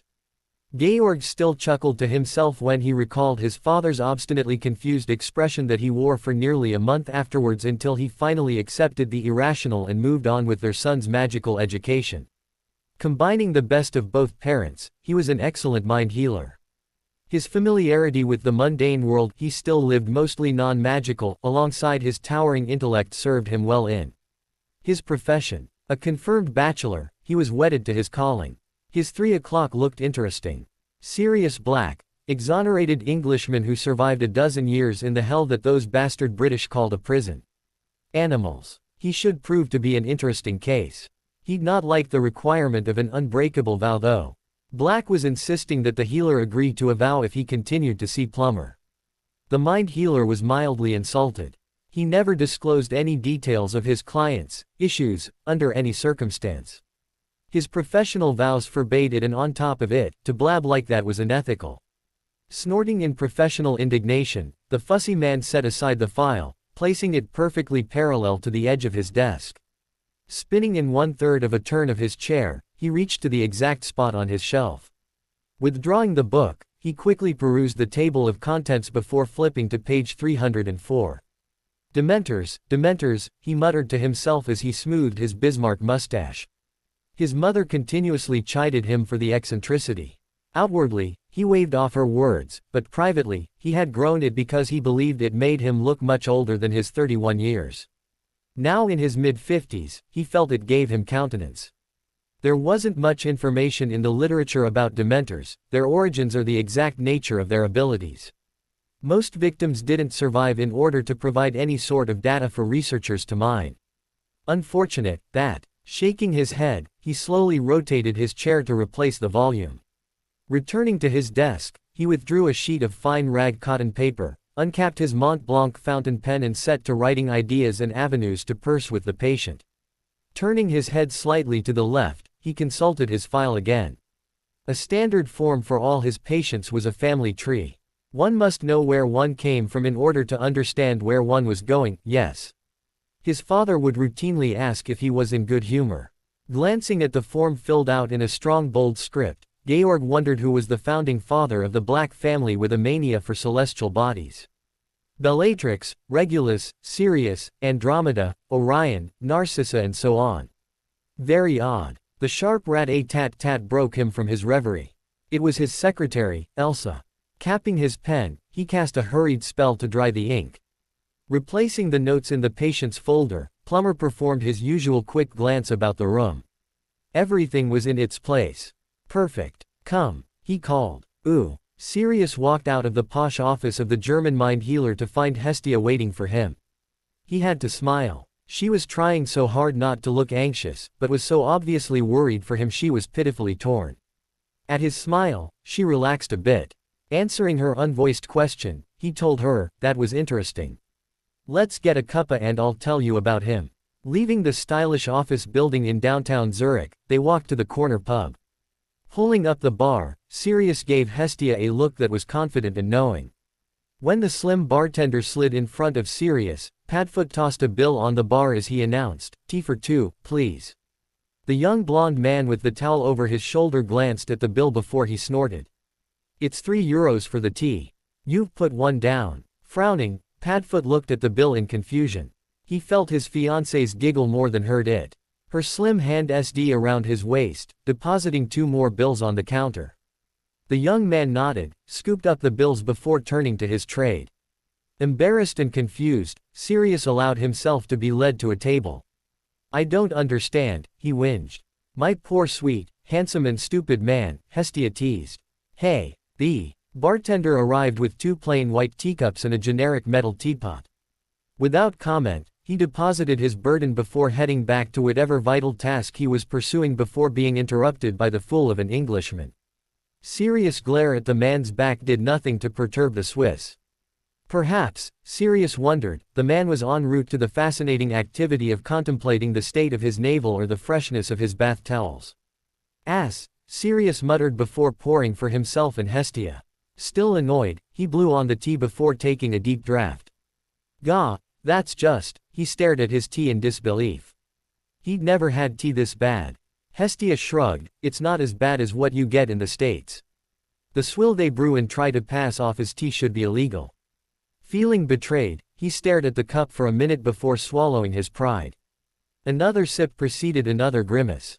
Shaking his head, Sirius thought of the Queen and country before finishing off the slops. He needed some fortification after that interview. "So?" she asked. He glanced at her from his cup in time to see a look of self-reproach steal over her features. "If you want to talk about it, I mean," Hestia backtracked. Smiling, he reassured her, "It's all right." Leaning back in his chair, he cradled his cup, the warmth of the tea feeling good in his palm. He's a bit of a fussy pants. Immaculately groomed with these enormous mustaches, he looks like something from a book, but what a brain. I tried to have a bit of fun, but he nipped that in the ass right quick. "Mr. Black," he says in this clipped Hun accent, "if you wish to waste my time, feel free to hand me my fee before leaving my rooms. I tell you, only Minerva ever went alongside my head like that." Shrugging in amusement, he continued, "I like him.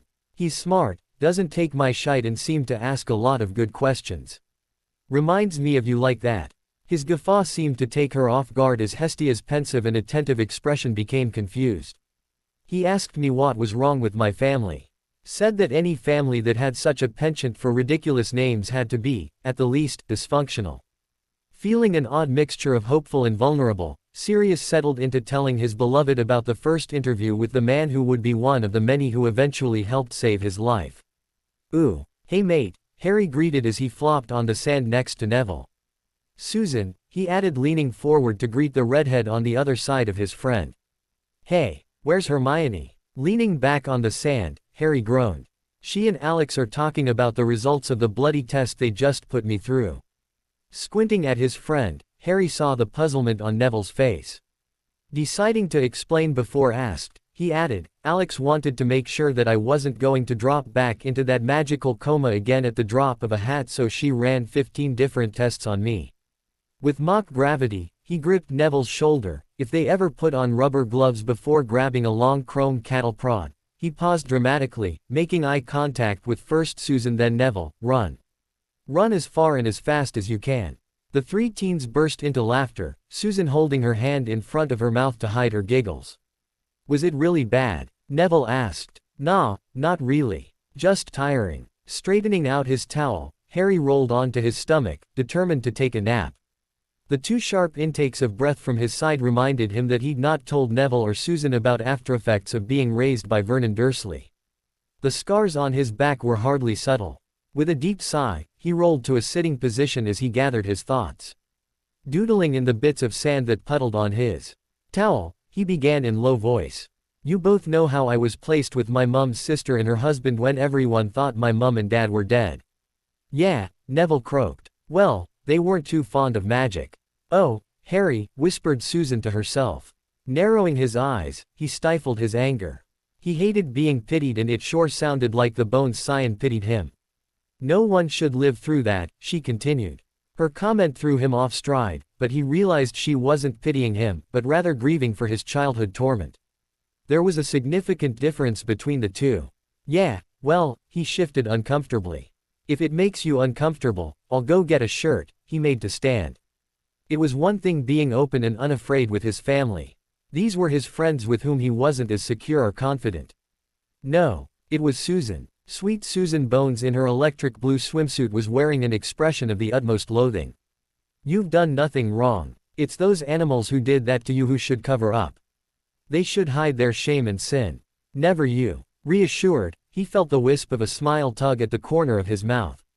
He met her piercing blue eyes for a long moment. Giving her a short nod, he sat down next to Neville. There was a long silence before Susan broke it. "I'm going to be a freckled monster tomorrow after all this sun."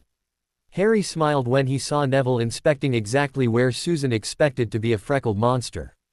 "Sue, I don't think that Nev minds over much. He might even volunteer to smooth some sun lotion on those hard-to-reach spots for you." Susan's expectant look coupled with Neville's bright blush caused Harry to burst into laughter. Flopping back on the sand, the three friends chatted the afternoon away. "Ooh, but why?" Hermione asked for the fourth time. Shaking her head, Alex shuffled through the test results. There was no reason whatsoever for Harry to have woken on his own. No medical reason, she amended to herself. Pursing her lips, she shook her head in response to Hermione's question. The younger witch stood, staring out the window. It was evident to Alex that the two of them shared a common trait. "We need to know why. His magical reserves are off the charts," she commented. "So, too, are yours for that matter. All his physical metrics are normal. Blood chemistry is normal. Biochemical readings are all within expected norms. His magical status is so far outside the norm that it's impossible to tell." Every reading is beyond the top end of the scale, so I can't tell if he's having a problem. That fact alone tells me that he's probably fine. There was a long pause as Alex shifted her glasses to the top of her head in a familiar gesture. Rubbing her eyes, she slowly exhaled. Between Remus' liver issue and Harry's spontaneous recovery, Remus' liver was a far easier problem to address. This was threatening to drive her round the twist. As the breeze sd about her ankles, Alex heard Hermione breathe out a long sigh. "You don't understand." Waiting for more, Alex didn't get it. After Hermione failed to continue her remark, Alex looked up. The other witch's expression was drawn with pain and fear. Her eyes faced the window, but saw nothing. "What don't I understand?" Alex queried with a soft voice. There was another long, deliberative silence. When Hermione turned to face the blonde healer, it was obvious she'd come to a conclusion. "There is a prophecy. The exact wording doesn't matter, but the thrust is that Harry is the only person who can stop Voldemort." She paused before adding, "And Voldemort is the only one who can stop Harry." Reeling, Alex stared. No wonder this is a bloody mess. She'd taken the required course in healer school regarding the interactions of prophecy with physical health. The course had been summed up in a simple phrase: "We have no idea how this works, it just does." Which is exactly what had happened with Harry. Her mind raced, recollecting the results of all the tests she'd subjected Harry. It all made sense in the manner that none of it made sense. Of course, he'd do the impossible. Suddenly the non-medical consequences of the prophecy flooded Alex, causing her to gasp in horror. Looking into Hermione's face, the blonde's mouth dropped open in dismay. Nodding, Hermione confirmed all that passed through Alex's mind. All the combat training, the equal status accorded Harry and Hermione by James, Lily, Sirius and Remus, all of it now became clear. Despite the age of their bodies, Harry and Hermione were both adults in most every sense of the word. Blinking, she tried to refocus. Finally, she stuttered, I have to. I have no." Frowning, she exerted her will to calm down. After a deep breath, which she held for a 5 count, Alex began again, "This explains much, yet nothing." At Hermione's frown, Alex explained about what she'd learned in healer school. Harry's extraordinary ability could be a function of fate, destiny or God if you will. It could be a side effect of surviving the killing curse. It could be, I'm not sure, but his unknown magical reservoirs could, most likely are, the reason for his sudden revival. In a voice so soft that Alex had to strain to hear it, Hermione reminded her friend, "I have very similar magical reservoirs." In sober contemplation, Alex nodded. True. Anecdotally, the fact that Harry and Hermione were together in an adult, loving relationship while already mages lent further credence to the burgeoning theory that Harry, and the extension Hermione, were under the aegis of fate and, therefore, not necessarily subject to the common experience. Once again, the sound of the surf and the gentle sea breeze was the only thing to disturb the room as both witches silently sat. After a soaring seabird called its pealing, almost laughing, call, Alex slowly began, "I don't know, Hermione. The only thing I can say with certainty is that Harry's situation is not the first where a person involved in prophecy has been subject to incredible happenings. Look at Voldemort. He too survived the killing curse that night so long ago. He too was under the umbrella of this prophecy. I have to admit defeat. Pointing to the prophecy I say, that's why." Slumping in her chair, Alex grumped. She hated now knowing why in this case in particular just bugged the shite out of her. Harry was such a likable young man and his Hermione reminded her so much of herself at that age that Alex wanted to be of service to the couple. This prophecy, whatever it said, was a wild card that threw the normal rules out the window. No wonder Harry survived the killing curse as a baby. Looking up, she found Hermione's brown eyes boring into her. They held each other's gaze for a long moment before Hermione asked, "What does this portend for Harry and a relapse into that magical coma?" "I have no idea if he'll relapse, but given the collective experience of persons involved in prophecy, I'd say that it's unlikely that Harry will suffer a setback." Slowly shaking her head in frustration, she amended, "I don't know this, mind. It's just the collective wisdom of the healer profession." Hermione turned back to the window. After a long moment, she heard the young woman murmur, "That'll have to be enough. For now. Ooh, here." Remus looked up to see a shirtless Padfoot handing him a beer. Nodding, he took the bottle. James was sleeping on his other side, sprawled in one of the many chaise lounges scattered about the huge patio. They'd come outside a half-hour ago to take a break from the finances of the Richmond estate. Slug that he was, Prongs fell asleep. Reluctantly, Remus had cast the sunscreen charm on his friend. Sirius had no compunction about respecting James's repose, though. "Wake up, you bloody wanker." The gout of water from Padfoot's wand placed punctuation on his request. Remus smiled at the sputtering Earl who moments before had been murmuring, "Lily," in his sleep. "You," James began. Remus was well aware that James knew exactly who'd woken him in such an unceremonious manner. Padfoot had first done it during third year and it became a favorite. Approximately every other week, James would be woken in such a manner. "Shut up," the Earl of Blackmore commanded as he dropped another bottle in his cousin's lap. That too was tradition. "Girls," Remus warned as he lifted his bottle. After a long draught, he let out a sigh. That's what was needful. On either side of him, Padfoot and Prongs lifted their own bottles, taking a long draught. First James, then Sirius let out their own sighs. Sirius added a belch for good measure. When Sirius scratched his scalp with his usual abandonment, James casually asked, "Fleas, Padfoot? Or is it lice this time?" "Too much," Padfoot replied deadpan. "I can't help myself. 8, 9 times a day and I still keep the train rolling down the tracks." Stretching, Padfoot sighed in satisfaction. There was a long silence. Remus swallowed noisily as he stared at the sun hoping to forestall the inevitable. No good, the pressure still built a bit higher. Sirius took another drink. Looking left, then right, he tried to find something to distract himself. Counting birds failed miserably. James gargled his beer for what had to be 30 seconds. Remus pressed his lips together as hard as he could muster, but failed. The inevitable happened. His guffaws of laughter brought the other two out as well. Soon they were hooting and screeching, spraying each other from their never-ending bottles. The mirth in Sirius' face was welcome. After he'd finally fled Britain, Remus had been fearful that Padfoot was too damaged to come back. However, come back, he had. Remus would later realize that he'd not even missed Peter during the horseplay. Wormtail was dead. They'd just not found his body to bury. Yet. Usually, there's a bit of magic involved in protecting non-magical people in this type of situation, Hestia had explained when James asked her about how to help the tenants of the Richmond lands. You give them a watered-down version of the truth. Something along the lines of, "A terrorist is threatening this area," or the like. Pairing that with a few compulsion charms does the trick. James had been insistent upon compensating these people for their lost time and likely lost crops. They live one harvest to the next, many times. I'll not have them lose everything because of Voldemort. I'll not let him win that fight. Hestia had nodded her understanding and agreement. James could tell that there was something bothering her, so he prompted, "What's bothering you?" Sighing, she slumped in her chair. "I talked to Amelia about this after you asked. It's not really my area of expertise, see. She gave me the answer I was looking for, but, well, Albus was there. He'd like to speak to you."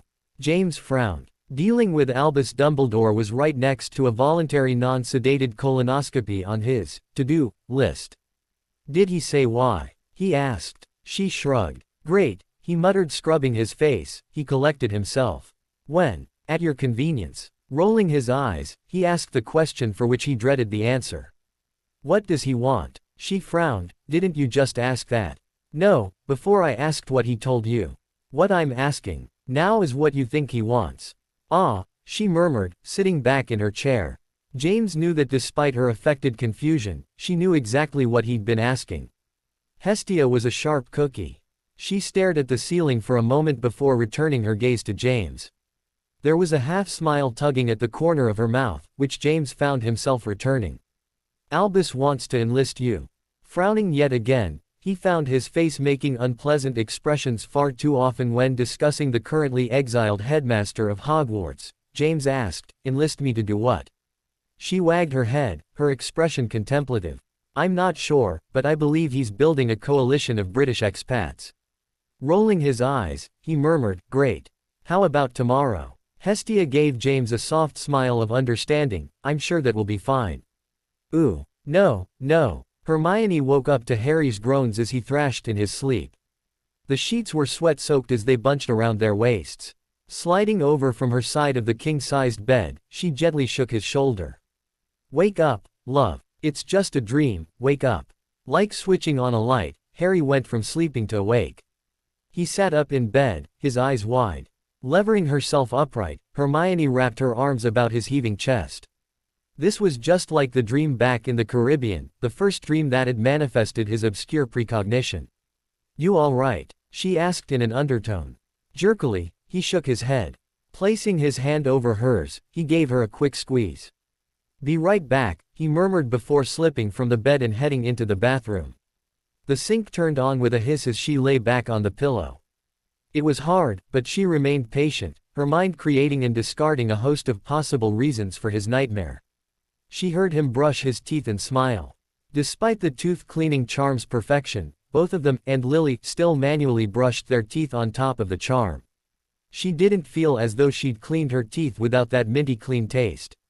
The water cut off after Harry spat into the sink. A moment later, he rejoined her. "Bad?" she asked without preamble. He nodded as he pulled her into his arms.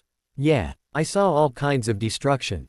Big Ben burning, the Houses of Parliament exploding, even Buckingham Palace in flames." It was confused and out of focus but definitely recognizable. She was silent, contemplating the scenes.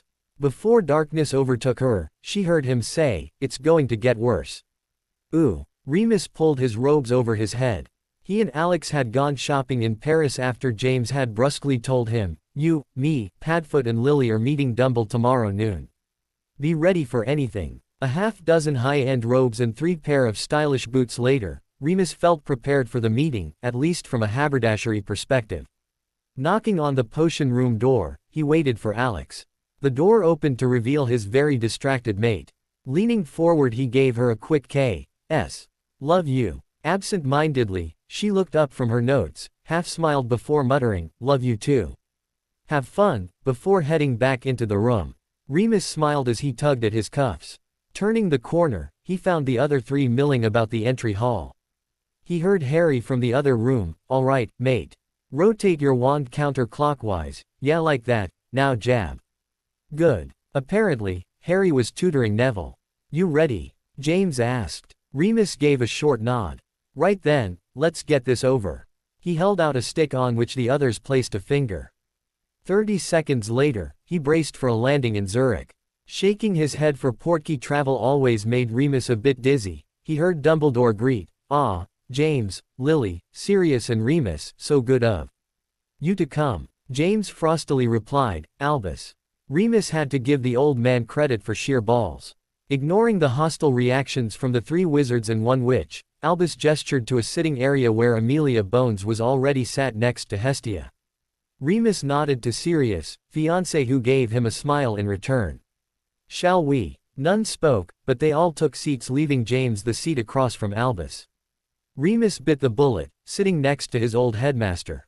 He didn't trust Sirius or James to keep their hands to themselves. Lily was doing her level best to rein in her temper, but her mouth was closed so tightly that he could barely make out the hint of rosiness that was her lips. "Tea?" the old man asked. This forced the first words from the Remus, Sirius and Lily. Remus was surprised at the anger which ran up his throat, forcing out a hostile, "No, thank you," to the old man. Can one ever get over what Albus had allowed to happen to Harry? It didn't seem that it was possible. He felt Lily tense on his other side as she folded her hands in her lap. It was a slow, deliberate movement, the motion of a rose closing at nightfall. "She's furious just being in his presence." There was another long silence as Albus poured for him and Amelia. After an eternity, he spoke again, "Britain has need of you, James." "Cut to the chase much." "Really? Do tell," James replied in a smooth voice. In a somber tone, Dumbledore explained, "Voldemort's government hasn't yet presented their credentials to the ICW. As such, the body still officially recognizes the Fudge government as the ruling body of magical Britain. George Cavendish was the ambassador for Britain." Albus glanced to his cup. He was standing next to Cornelius during the melee after the 3rd task. Taking sip to remember the dead, Albus returned the cup to its saucer before gently placing the set on the table. Amelia, as the director of the MLE, is the ranking surviving government official from the Fudge government. As such, she has the authority to issue credentials for ambassadors. He let the last word hang in the air, knowing that everyone about the table was smart enough to connect the dots. Remus sat back in his chair, evaluating Albus' proposition. On the surface, it was a stroke of genius. James would be the ambassador for Britain to the ICW, reporting to Amelia as the de facto minister. Should the ICW recognize and accept James as the ambassador for Great Britain, it would force the body to accept the nascent government in exile. Voldemort's puppet government would be unable to recall him to issue new credentials to a Death Eater because James reported to Amelia. It was a magnificent parliamentary maneuver that would further the general cause of retaking their homeland. However, it would mean that James would be forced to work with a man he hated above most others on a day-to-day basis. There was a long silence. Remus turned to see how his friend was reacting to the news. The neutral, considering expression the Earl of Richmond wore was expected.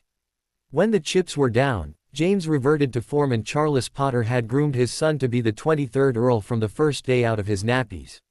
Knowing James the way he did, Remus knew that Prongs was considering all the angles, especially the aspect where he'd have to work with Albus on a recurring basis.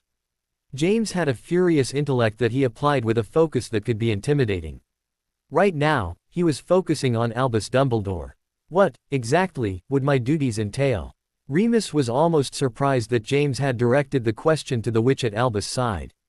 Then again, Amelia was to be the acting minister until Britain could be re-established. Your duties are your tasking, Amelia countered. James smiled as he acknowledged the point. Your duties shall be minimal. There are assemblies that last for 3 months at a time. As the British ambassador and, therefore, one of the founding countries of the ICW, you shall also be one of the permanent members of the Security Council. James nodded. This was all known. During this time of unrest at home, I believe that we shall have to work closely to align ourselves with certain countries, Amelia said in a musing voice. France, Germany, Spain and the United States, with the Japanese and Chinese being wild cards, James said aloud. Remus smothered a smile. James had spent an entire day quizzing Hestia about the state of the world in order to prepare for this interview. The tired-looking witch gave James a half-smile.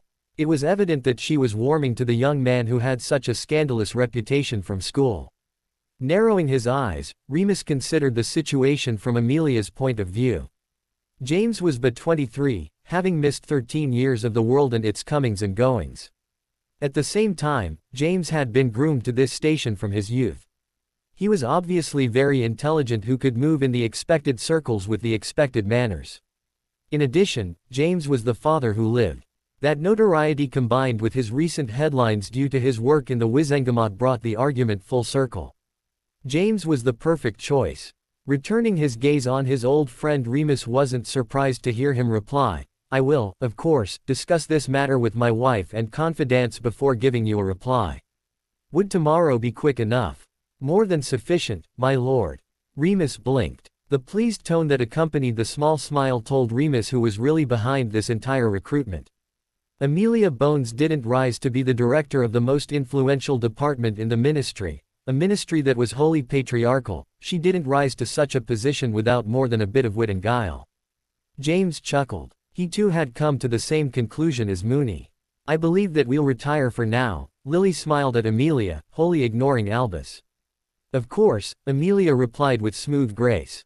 Remus moved with Sirius and Lily to Amelia's side. They all began chatting about the inconsequential weather, Zurich life as opposed to London, and of course the news from home. Or lack thereof. With Remus' acute hearing, he heard James corner Albus. I'll get to the point, Albus. Harry needs help that only you can provide, the meaning behind the words clear. Glancing over, Remus saw Albus' face become grave. Can you see your way clear? James asked. I am completely at your disposal, Albus replied with a gentle solemnity. Nodding, James told the old man, we're establishing a facility in the Italian Alps. Remus will contact you when it's ready. We'll provide you with a portkey when the wards are in place. There was a long silence before James added in a deceptively light tone, Albus, if you are less than helpful with Harry, I do believe that I'll have to kill you. There was a long silence. When Augusta Longbottom had threatened Albus after Neville's participation in the second task, it had been laughable. Now, though, there was steel in James's words that gave his threat veracity and potency that no one could doubt.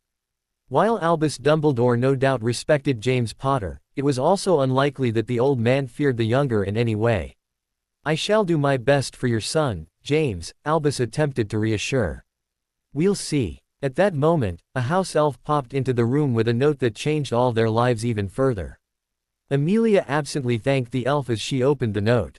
Remus was alarmed at the shocking change in color of the witch. First, a healthy, pleased pink that drained to a linen white, then to a florid red. Amelia's expression cycled disturbingly. "The Muggle government has fallen. The Prime Minister is dead, the Queen is in Paris, and Voldemort is on the throne." "Ooh." James and Lily exchange a look. With his eyes, he asked if she was amenable to the proposed post. He knew it would take him away from the family much more than he'd like, but this was important. Especially now with Harry on the mend and the baby on the way. James wanted to give his children a life of safety and security. While Harry hadn't had that so far, James was willing to work his fingers raw to give him that security for the balance of his son's life. Her face softened for a second, showing him her reluctant acceptance. His heart fell a bit when she gave a short nod. He really didn't want this position, but he was a Potter and Potters stand for the light. Richmond turned to Amelia. "Director Bones, given the situation, I shall immediately accept your offer and the posting." This seemed to shake the older witch free from her shock. Out of the corner of his eye, James saw a serious smile when Amelia reasserted herself over the situation. "Very good, my lord. I believe we are needed in Paris." Forthwith, she held up the note in her hand. James nodded and was glad they'd all dressed for the meeting. Lily discreetly hooked her arm in James's, giving Amelia a smile as they disengaged from the group. When they were on the opposite side of the room, affording a modicum of privacy, Lily told her husband, "I'll go tomorrow." Eyes widening, he'd forgotten about the trip back to Britain to warn off the tenants from possible depredations by the Death Eaters. "Lily," he began. The last thing that James Potter wanted was his headstrong, pregnant wife running around in a Voldemort-controlled Britain. "James, shut it. I'm the Lady Richmond as much as you're the Lord. I care about these people too, and it's as much my duty to take care of them as it's yours." He slumped forward. Kissing her brow. "Be careful, my love." The smile on her face was clearly forced. "It'll be fine." James placed a soft kiss on his wife's lips. A promise of love and life. Turning back to the group who was studiously ignoring them, James told Amelia, "I'm ready when you are." When she held out a cord that was evidently a portkey, James went to touch it alongside Albus. His heart broke just a little bit when Lily and the others used their own portkey to return home. The last he saw of the rooms in Zurich vanished when he heard Amelia intone, "Regnum." "Ooh." James sent a message to Lily around dinner time, "We'll overnight in Paris. Godspeed your journey. All my love." Lily, Harry, Hermione and Remus would apparate to Calais, where they'd board a ferry for England. From there, they'd hire a car before driving to the tenant lands in western England, primarily Shropshire and Wales. "I need to go," Harry had told his mum. "I'm the heir and," well, he trailed off, not wanting to put name to his fear. In short, he wanted to protect his mum and Uncle Moony. "And I'm coming as well," Hermione piped up from her fiancé's side. Harry nodded in agreement. Hermione would be a help should the worst occur and they would need to fight their way out of Britain. Frowning, Lily looked to Remus for an opinion. She really didn't like her newly recovered son accompanying them on this effort. Then again, it must have been what James was feeling when she told him that she was going in his stead. Moony shrugged. Lily knew that he'd seen both the teens in action, so there was no disputing their abilities. "We'll use the non-magical means of travel as much as possible. Amelia says that with some adjustments, the Death Eaters could modify some ministry equipment to monitor apparition and portkeys. We'll only use the emergency portkey only if we're all evacuating. Anyone left behind will have a lot of unpleasant company within a few moments." Hermione hefted the map case while Remus ensured that he had all the addresses and directions for their stops. There were an even dozen farms to visit along with the manager for the mine. They were to start first thing in the morning. None of them wanted to sleep overnight in a Britain ruled by Voldemort without magical protection more times than was absolutely necessary. "Ooh." The first leg of the expedition proceeded smoothly. They apparated to Calais where they rode the ferry to Dover so that Remus could hire a car. Piling into the Bentley, they headed west, the rising sun at their backs. Remus had justified the luxury car as they'd need it to lend credence to their actual positions. Most of the farmers wouldn't believe that they were who they said should they arrive at their doorstep in a Fiat. Hermione laid her head on Harry's shoulder. She'd not slept well the night before as she worried about the expedition, so Harry had encouraged her to take a nap. "I'll wake you if something important happens," he told her with a smile. Rolling her eyes, she took his proffered jumper, wrapping it about her shoulders before cuddling into him. Harry sat in the back of the car, half his attention listening to his mum and Remus chatting, the other half of his attention on the scenery as it sped by. He mused that it didn't look like Voldemort had taken control of the government. It just looked like England. Scowling, he admitted to himself that the pristine countryside wouldn't last like that for long. He'd foreseen it. Skirting south of London, Remus stayed on the back roads into Hampton before cutting northwest through the Cotswolds and into Shropshire. They'd stopped for luncheon at a roadside pub where Harry had woken Hermione to a partly sunny day. By the time they pulled into the Shrewsbury environs, all four were tired and tense. There was an inn near the ruins of the ancient Benedictine monastery, the Battered Monk, where they got a room with 2 double beds. None wanted the party to separate for the evening. Harry and Hermione took to the streets looking for some takeaway. Remus was the only driver of the party, so he was wiped out after a long day behind the wheel on the less than cooperative back roads of southern England. He'd flopped on the bed a portion for him and Harry. When Harry suggested food, Remus had waved a hand and a muffled, whatever, had been heard. Lily was reviewing the list of tenants and refreshing her memory. The last time she'd seen many of them was nearly 14 years before. Even if she'd not changed much, they had. Before they'd left Spain, Hermione had cast a long-lasting glamour on the time-displaced lady, aging Lily to her mid-30s. Glancing up and down the street, Harry pointed. "What about here?" he asked. Crinkling her face in negation, Hermione replied, "We had fish and chips for lunch. I want something a little less greasy." Shrugging, Harry plodded on down the lane. Continuously scanning the surroundings, he had his wand palmed in case a situation was thrust upon them. He was fully confident that should any Death Eater short of Voldemort attack them, he and Hermione could easily defeat them. The harder task was to find food that suited his fiancée. Smiling to himself, he remembered the hushed discussion he'd had with his mother this morning as Hermione slept. "So, when were you planning on telling me?" Lily had asked in an undertone. Wide-eyed, Harry paused for a second as he tried to remember what he'd forgotten. Lily jumped back in, "About you and Hermione." The wide smile had been unbidden and unaffected. "Yeah, that. Well, what's there to say?" I asked. She said, "Yes, and on my 17th birthday we'll wed." Harry could nearly hear his mum roll his eyes. Harry, listen and learn." Half turning in his seat, Lily caught her son's eye. "Your father is gravid with excitement. He wants to celebrate in some way. Maybe a low-key party, maybe some sky writing, I don't know. You need to get a ring. You need to get the business aspect started." Harry didn't like that. His and Hermione's marriage was going to be about love and happiness, not about galleons changing hands.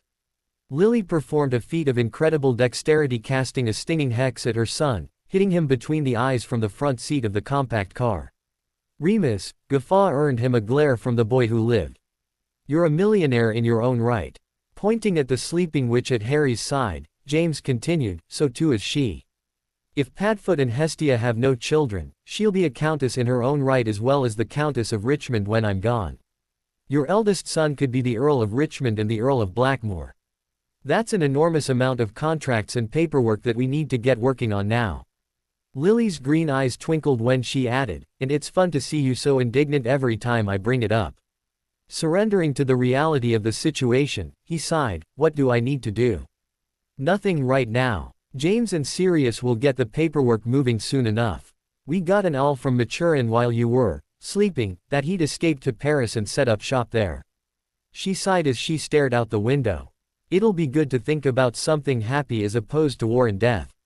Returning to the present, Harry noticed the sign. "How about Indian food? Feel up to some curry." Hermione smiled, "Sounds delicious." Tugging at their entwined hands, she urged him to the shop door. Ooh. Stevie Greenfoot had inherited his father's lands just 3 years before. Well, they weren't really his lands, but he had a 99-year lease that had been renewed for God knew how long. So it was fair to say that he'd inherited the use of the lands. He and his wife, Powys, had 2 beautiful girls, one dark the other light, who brought immeasurable joy to his heart. Between his farm and his family, Stevie was a well-contented man. The first year that he managed the farm after his dad passed on, Stevie did fairly well. Raised there, he was still a bit tentative now that he was flying solo. The next year had been far better, clearing over 10% on his crops, which was nearly unheard of in this day and age. Yesterday had been a bugger. Spraying his corn for pests had been followed by late-night repairs to the hayloft, and it all had worn him out. Powys kept the house, milked the cow and tended the chickens between scurrying after the little ones. The other night, as they bedded down, she'd told him that, "I swear that I need a leash for them sometimes. I turn around and they could be halfway to Oswestry before I took a breath." The rain was coming down in sheets, so he was taking a day in, mending and cleaning some tools.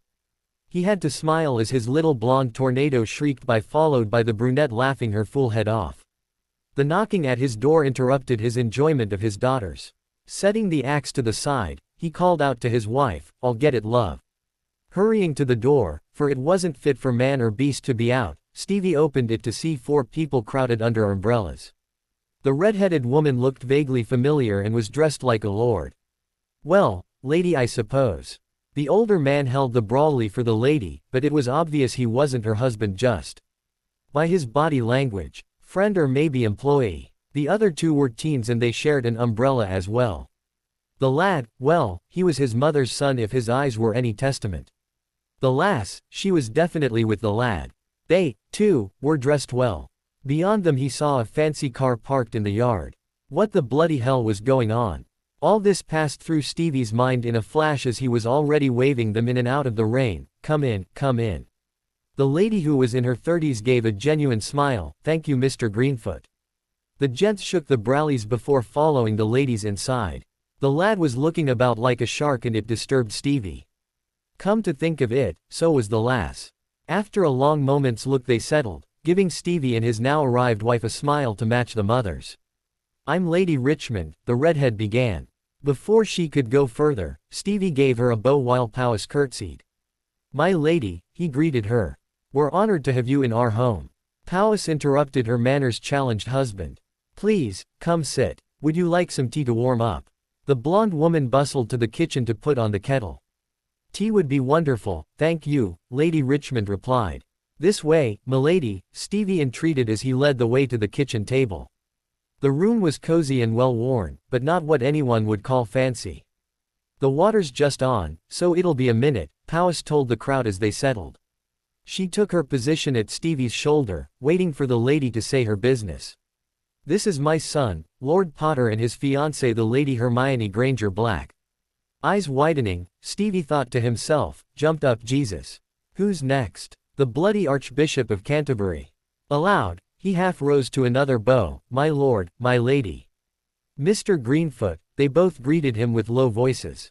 Once again, Stevie was struck by the fact that the younger pair was acting more like bodyguards than lords and ladies. "And this gentleman is Mr. Remus Lupin, our steward." "Ah, now we're getting somewhere," Stevie mused. Nodding to the gray-haired man, the farmer greeted, "Sir." "Mr. Greenfoot, I come with rather unpleasant news," the Countess began. Alarmed, Stevie tensed, his back straightening. Powys' hand on his shoulder kept him in his seat, though. "As a superior steward of the lands entrusted to your family time out of mind by my husband's forebears, I felt it necessary to bring you news." This immediately put him at ease. No one saying nice things like this was going to kick him off his land. It may only be 300 acres, but they were his. There is a terrorist who has taken a dislike to the House of Richmond. Like those Arab heathens. Powys interrupted. Realizing her faux pas, she immediately blushed while apologizing. "I'm terribly sorry, milady. Please do go on and forgive me." The redhead seemed to be right sort. "Of course, Mrs. Greenfoot," she smiled. "This individual and his group aren't motivated by religion or anything resembling logic. They hate the House of Richmond. They've already tried to kill his lordship and myself 4 times and our son. She nodded her head to the cool-eyed lad, at least 5 times. Lord, Stevie breathed. We're here with unpleasant news that we believe this person and his followers may try to hurt you and your family because they've been unable to hurt us. Stevie's heart stopped. Barely able to breathe, he stared. Duh, who's that pretty lady? Unable to process anything, he turned to the little voice. There were his girls, dark and light, staring at the lady. His precious girls. Unthinkingly, he swept them into his arms, holding them close lest they be taken away. Mr. Greenfoot, his lordship and I are prepared to help you protect yourself and your family. What's the bill doing about all this? He croaked. Regaining a semblance of control, he set the girls on his knees. The lady frowned. Bloody hell. Quite, she replied, insinuating that his conclusion that the police were doing nothing or that they could do nothing. But what Lord Richmond and I will do for you is twofold. First, we shall provide you 3 years' income in cash for you to take an extended holiday abroad. Go to France, Spain, Ireland, somewhere that isn't the UK. Second, your lease shall be automatically renewed for another 99 years. Any costs you incur in restarting your efforts here will be compensated through Mr. Lupin. Stunned, Stevie gaped. The pretty lady leaned over the table, her red hair shining. Take your family to a place of safety until we tell you to come home. If it takes longer than 3 years, we'll provide. You are part of the greater Richmond family and we take care of our own. Completely nonplussed, he turned to see his wife. Powys was just as surprised as he was. Shrugging at her, he nodded. Well, okay, she whispered. Turning back to his landlord's wife, Stevie asked, how long do we have to pack? Ooh, goodbye and Godspeed your travels, Lily said one last time as they hiked to the Bentley. Harry held the umbrella over Hermione for the last time that day. 15 Smallhold farms and 15 visits. 15 cups of tea drunk with cheery expressions. Most of them were really good, though.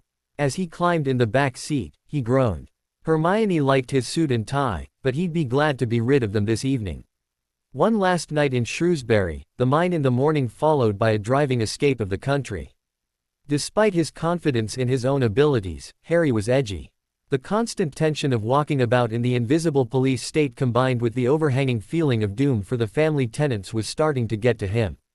My feet are killing me, Hermione said. Not feeling too compassionate, Harry grunted in her general direction. Turning his head, he saw her crack an eyelid at him, the glare generating enough heat to warm the car. You wear 2-inch heels for a full day while walking about farms and whatnot, bucko. Bucko. He smiled. Bucko, she said with finality. His laugh caused her to smile and in turn, Lily and Remus joined in on the joke. Some part of Harry realized that they were all letting off some steam from the day. They'd had 14 successful visits. The rain had worked in their favor, keeping the man of the house inside for the day. The 15th had been a crotchety old widower of about 70. If those bloomin' Irish bastards want to kill me then they're welcome to it. My bloody wife couldn't kill me with that horrible cookin' of hers so they're welcome to try. But you tell them that William Kinney don't kill too easy. Lily had been taken aback. She glanced at Remus for help but the werewolf was too busy smothering his own smiles. Hermione was giggling into her hand while Harry gaped at the man, a smile tugging his mouth upward. Good on ya, he had breathed to the old man. No matter what Lily tried to tell him, the terrorists weren't Irish, but rather English. It took a good 20 minutes before he'd listen. Harry had not expected even more vehemence. Just as bad. Bastards have. The rant that followed caused even Lily to blush. Mr. Kinney had been Welsh and proud of it.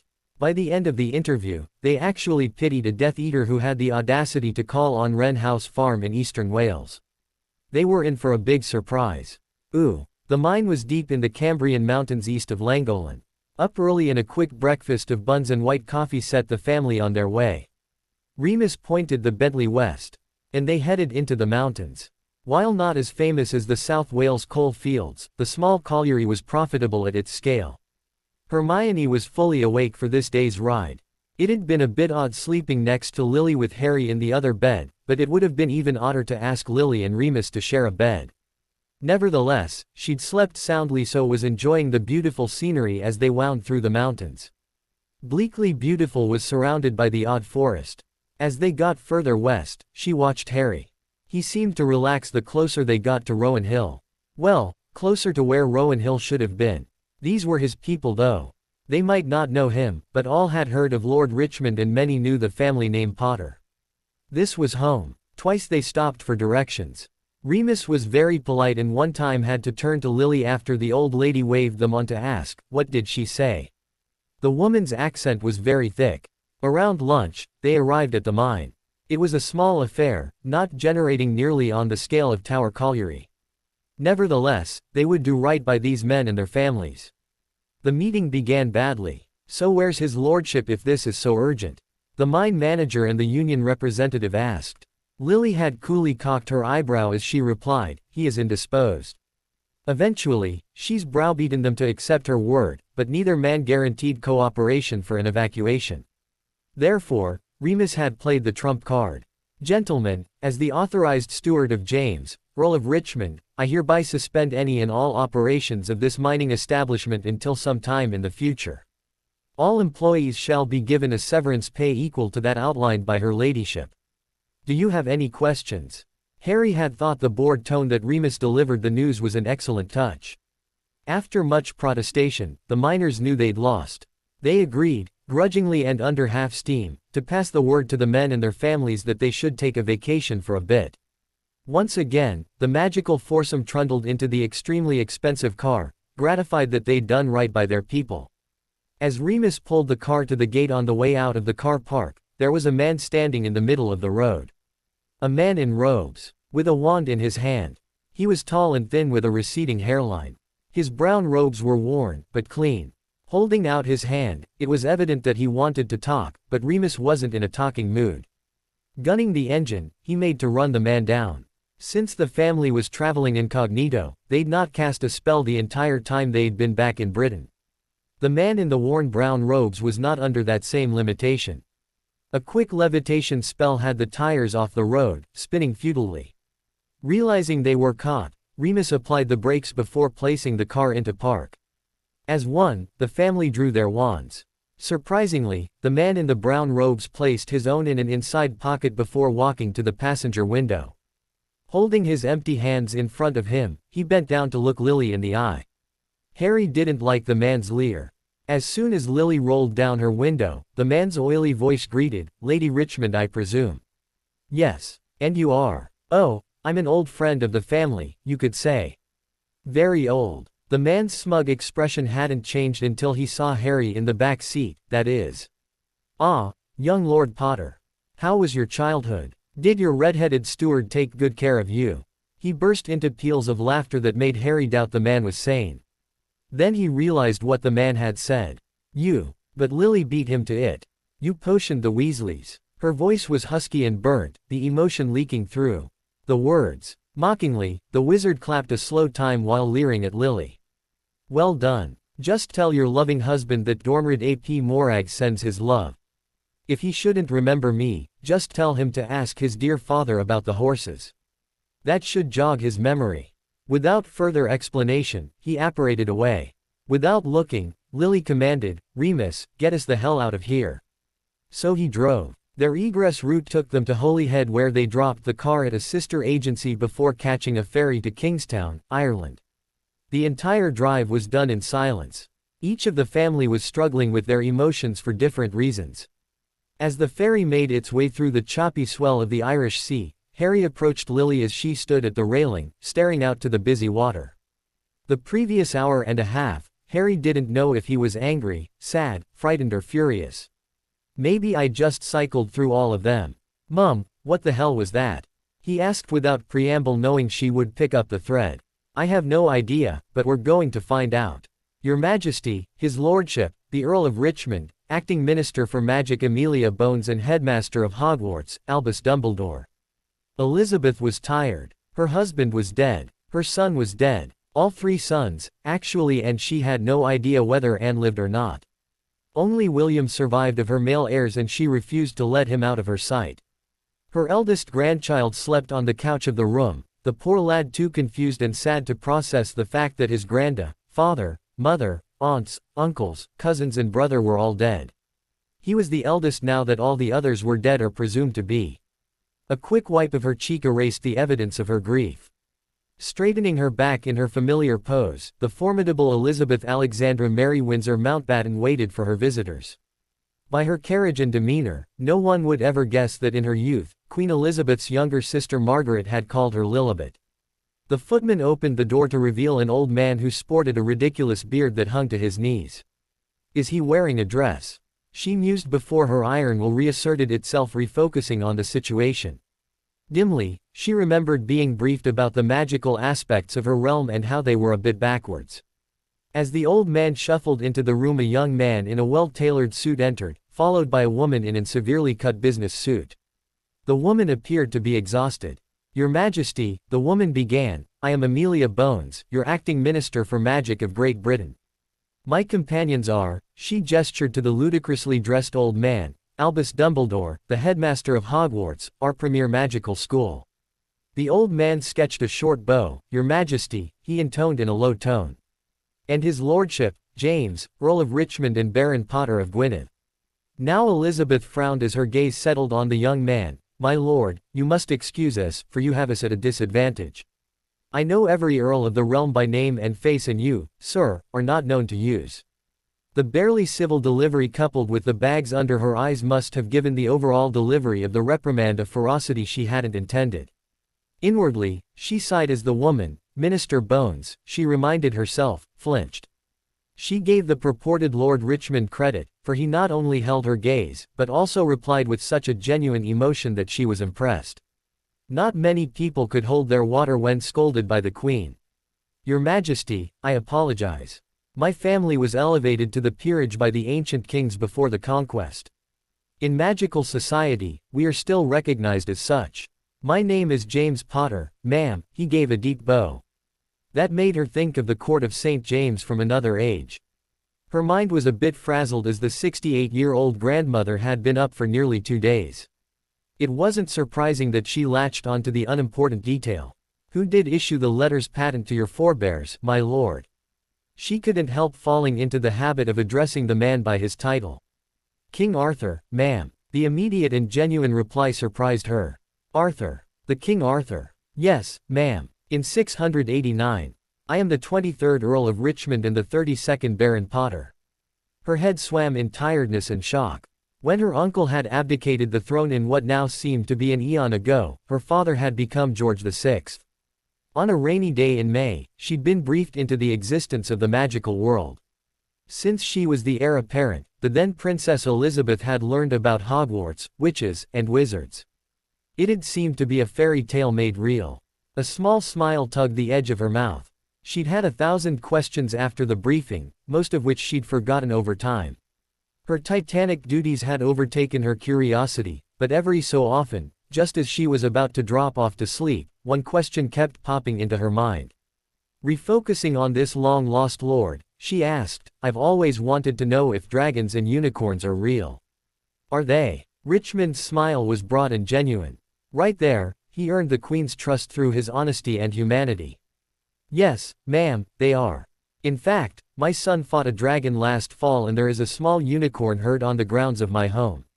Returning her gaze to her lap, the Queen murmured, I should like to see them.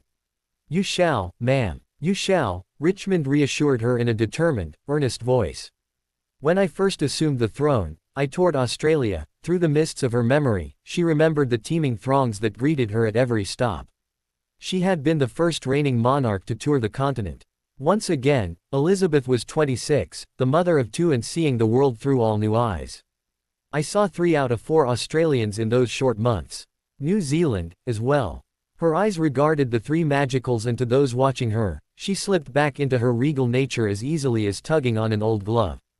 But now, because a one of your kind, we can no longer sleep in our own bed, our family is murdered and the realm that we have vowed to serve for all of our life has been taken away from us. Explain. The frostiness of the room was palpable. The ridiculous old man spoke, Ma'am, the wizard who styles himself as Lord Voldemort is the leader of those who've seized control of the country. He was born Tom Riddle in the non-magical world and raised in an orphanage in London until he attended my school. To be plain, ma'am, Tom Riddle is a sociopathic genius the like I doubt the world has ever seen. He's as much a sociopath as Hitler or the worst of the Third Reich, but a genius on the scale of Albert Einstein. In addition, his magical might is nearly unmatched. Trying to keep control, Elizabeth took a breath. This is all well and good, but you have not answered our question, headmaster. Was he truly prevaricating? At this juncture, the hairy old man nodded. Tom Riddle has taken away your country because in his insanity, he lashes out at those he hates. He loathes the non-magical world because he deems it base, vulgar and weak compared to the magical world. Concurrently, in the non-magical world, he saw himself as inferior due to his orphan status and lack of real family. In the magical world, he must hide his true origins lest he be rejected as inferior. He despises those who revere him as simpletons led by the nose and those who oppose him as fools too. Stand before his justifiable, significant magical might. In short, ma'am, he hates everything and everyone for different reasons. Understanding flooded the Queen. He would either rule that which he hates or tear it down. This man, Dumbledore, did her the courtesy of merely bobbing his head in agreement. Ma'am, the acting minster began in a soft tone. I've been talking with the head of your security detail. He was very confused, but there are some simple, magical answers to the situation. Now, Elizabeth narrowed her eyes again. Bones continued, a person who looks like Prime Minister Major, a woman who looks like you, and men resembling your sons have all been on the television over the last 48 hours. I suppose that this maniac Riddle has a magical capability to give persons the appearance of someone else. The Queen asked bitterly. Yes, ma'am. So the realm doesn't know that her leaders are either dead or fled. That a monster has wrested control of their lives. Her dead, flat delivery turned what could have been a question into statements. Who does know? She asked as the despair flooded her. All her life, Elizabeth had been strong. Through wars and crises, loved ones' failings and pains, she'd always been strong. Even after the Annus Horribilis, she'd not felt this level of helplessness. The Americans have been informed for quite some time that Voldemort had seized control of the magical government. They've been helping us in the magical United Nations that we call the International Confederation of Wizards, the acting minister outlined. And, nodding her head, Bones acknowledged the prompt. Actually, the entire magical world knows of Voldemort's rise. I know for certain that Secretary of Magic Noonan has told President Clinton of the situation. Beyond that, I'm unaware of non-magical government's knowledge. The odd old man interrupted again. They are being very smart, ma'am. When Voldemort attempted to usurp the government in the 1970s, he acted as a brute, a thug with a large stick. This time, he's been crafty, cunning and intelligent. Closing her eyes, she sighed. I understand that this person is a formidable foe. What do you suggest we do? There was a silence in the room so pervasive it seemed alive. You don't know, she answered for them. Silent until now, Richmond spoke up. Ma'am, I don't believe we know enough in order to move forward. Nodding, she saw the wisdom of his words. True. There was a long pause until she looked up at them. Find out. Work with whomever, buy whatever you need and take what you can't buy. We will have this usurper hang from the Tower of London as in the olden days where the crows will feast on him. The steel in all three's expression gave her hope. Bones moved to the door first, followed by the old man. Richmond lingered for a moment before beginning. Your Majesty, I am concerned for your physical safety. We are well guarded here, James, she nodded to her grandson, slipping from the royal. Now that the matters of state were done. She didn't realize it, but it was the first time she'd addressed any of the visitors by their Christian name. Try not to scream, ma'am, Richmond warned with a little boy's smile on his face. He gave a twist before disappearing with a soft pop. Shocked, the Queen stared. A voice behind her prompted, please don't scream, ma'am. With wide eyes, she turned about to see the apologetic smile of the young Earl. This is one of many reasons why I worry. Very well, she began with a shaken voice, his point made. You shall stay, my lord, until we can arrange proper magical guards. Looking to the acting minister, she asked, can you arrange for guardians, Minister Bones? Yes, ma'am. We're regrouping the expatriates of the magical government as we speak. Very well, the Queen murmured, the exhaustion taking over. I must retire. My lord, she asked turning to Richmond, will you watch over William as he sleeps? I shall be within, she gestured to the boudoir beyond. Bowing from the neck, James replied, of course your majesty. Reaching into his suit coat, he withdrew what she could only call a stick. With a flick and a wave, the couch that William slept on became a plush king-sized bed and the young teen's rumpled trousers and shirt to a set of nightclothes. Drawing up a chair to a desk, Richmond turned back to the Queen. "I shall be here all night, ma'am. If you require anything, please call and I shall be at your side momentarily. If you don't mind, I would like to place a minor spell on your person that will notify me should anyone come closer than 15 feet to you. I will, of course, cancel the spell in the morning." Impressed with the idea, Elizabeth asked, "Are there any side effects?" "No, ma'am. There's a slight sensation of being immersed in water for a moment after the spell is cast, but other than that, nothing. My wife designed the spell to monitor our son when he was a toddler." Nodding, she ignored the immediate question as to why James and his wife would need to monitor their son in such a manner. The race over for the moment, the grandmother gave over to her grief and exhaustion.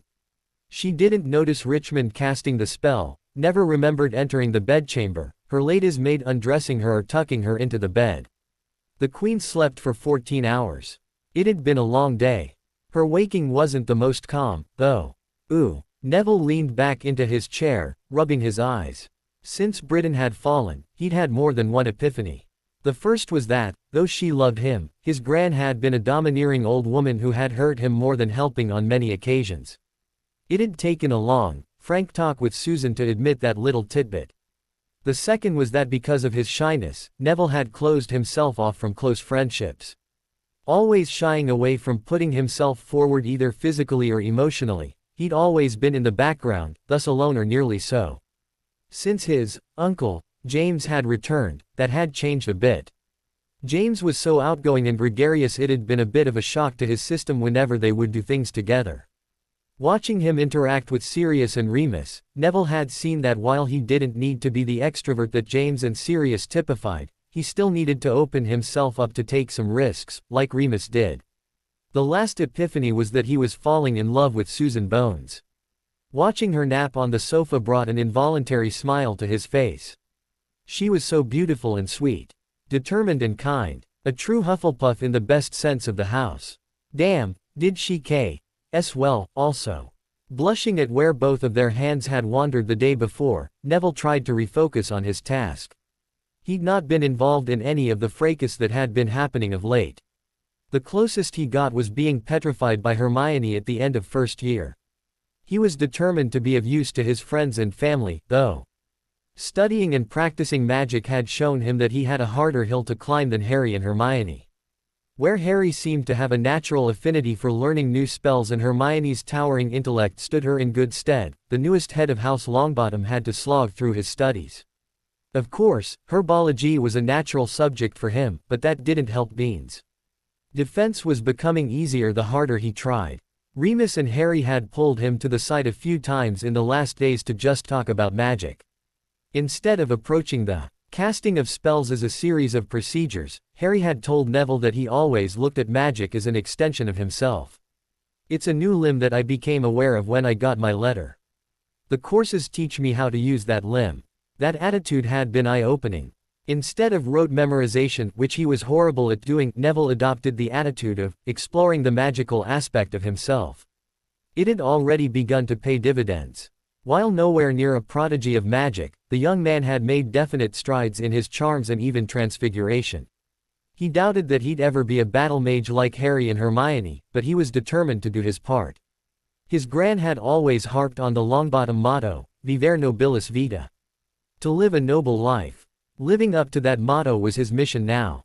"What are you thinking about there, handsome?" Smiling before he even met her gaze, he looked to his girlfriend. "Thinking about how wonderful you are."